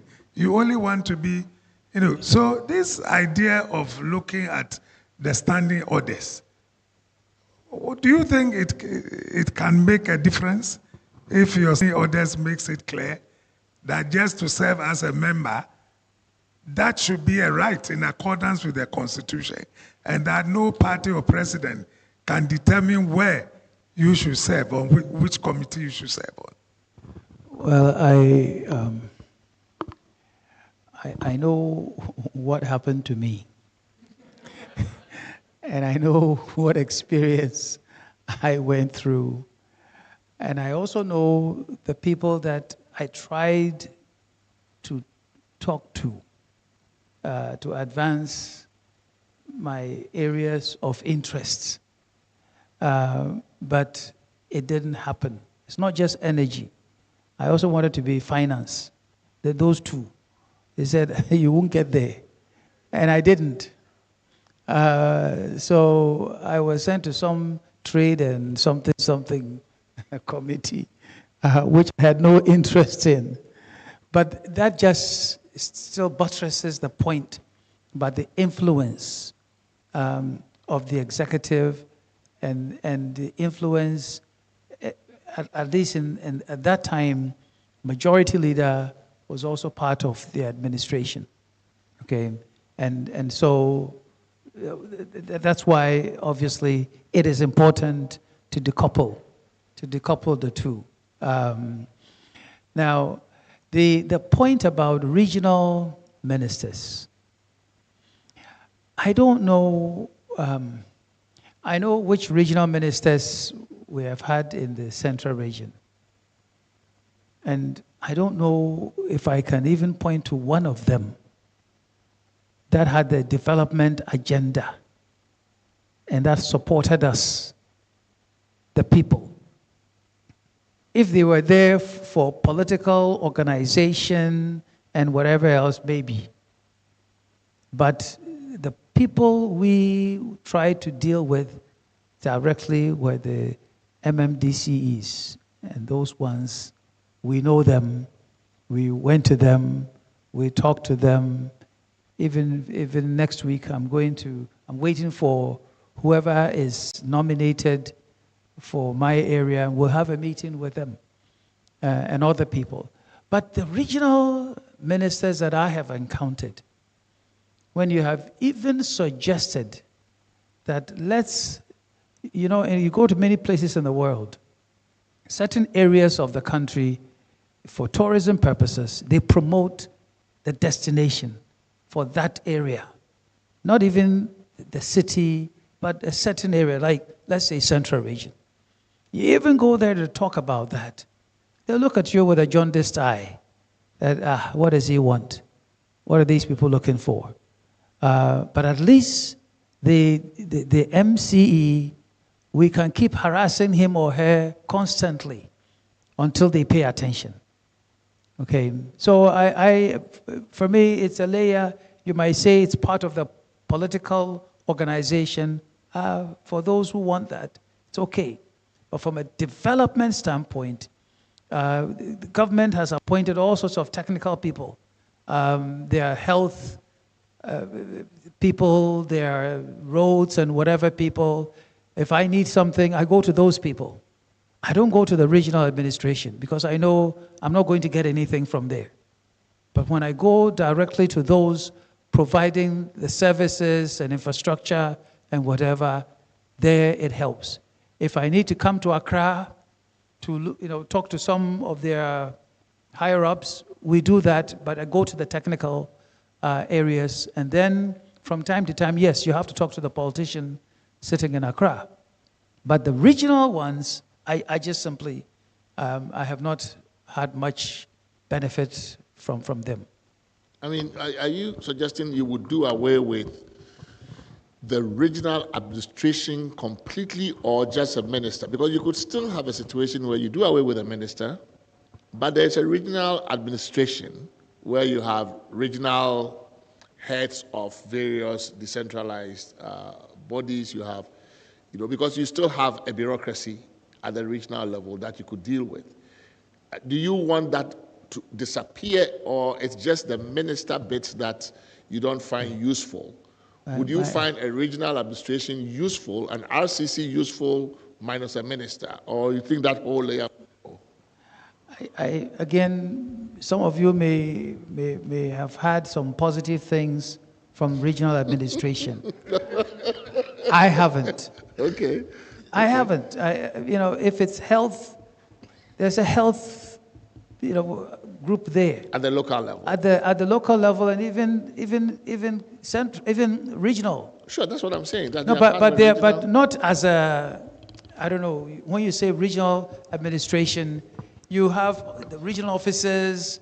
There are some people sitting there claiming to be supervising some people, and you don't know what you get. But if you tell me health, I know I go to the hospital. There are some people who have responsibility for. I just over the weekend, I met with a young man. Fortunately, I had something to do with his education. So he was introducing himself to me. He's a deputy regional health something in Central Region. And I needed some help. But he himself didn't know where that help would come from. But he holds the position. And he's no longer, if you will, a practicing medical doctor. So I'm saying, what are we doing putting people in such administrative positions when they are needed in the hospitals and wherever else to work? So for me, bureaucracy, as much of it that we can reduce, it will be good for the people who ultimately they are there to support and to help. For me, that is, unless you want to have some long bureaucratic structure of it, I just haven't found much use in my personal experience. As I said, maybe other people, when they are going from Accra, they stop at the regional administration and go and ask for this, and they are directed to some other people. I don't know. I don't do that. Actually, the Kenyans have done similar. I mean, they've eliminated the province. They used to have the central government, the province, and then the local, and they've taken out the province. So they just have two layers like that, right? Even though from the county level, they do have some sub-district levels, but so it's doable, right? One of the things that on the committee thing, I know, for example, in the US, becoming a community chair is a matter of seniority, right? So, nobody chooses you as committee chair necessarily. It's just if you've been on the Judiciary Committee, the longest, and your party wins control, you become the chair of the committee. So you can do it either by seniority or the committee members themselves can choose, which is one way to actually buffer them against the president coming in to pick. So there are ways that can also be done, I think. So, okay, I think we don't have provision for dinner. It's only for lunch. But I've been advised that we're getting close to 6, and that if it hits 6 o'clock, we may be forced to give you dinner. So since we don't have dinner, we have to bring this session to a close. Thank you very, very much to our presenters and participants for this very engaging conversation, including the post-lunch conversation, even though we haven't had you here for the full day. I think you've brought great value to the conversation, and we have benefited hugely from the insights that you have shared. The idea for the two branches was also to continue tomorrow with the legislative and executive branches. Maybe tomorrow, the first part more on the executive. I think we've spent certainly the balance of this afternoon mostly on the legislature, but we're hoping that we can take a look at the executive a little bit more and the interaction between the two to see what improvements we can make. We know you have made submissions. Dr. Indum, have you made a submission in writing based on your remarks or just the party? So the party's submission is sufficient for you? Okay, because it's helpful that you actually also make a written submission for the record so we can actually use it after. Oh, so your speech is here. I mean, well, if you've already submitted, it's fine. We have it, but okay. So thank you very much. Tomorrow we will be here again, and we hope that it would be on local government. You have a paper to present us a photo of so that it will come into the news and graphic. That's very good also. So we'll do that. The IEA did a presentation, similar one, so we'll give you the opportunity to make a presentation. But we hope that you can join us tomorrow. The idea is to take one half of the day to continue this discussion on the executive and the legislature and some of the nuances, and then start the conversation on the judiciary the second half of the day, probably after lunch, and then continue on to Friday also on the judiciary. So you are invited to come back and to join us tomorrow just as you did today. Thank you very much.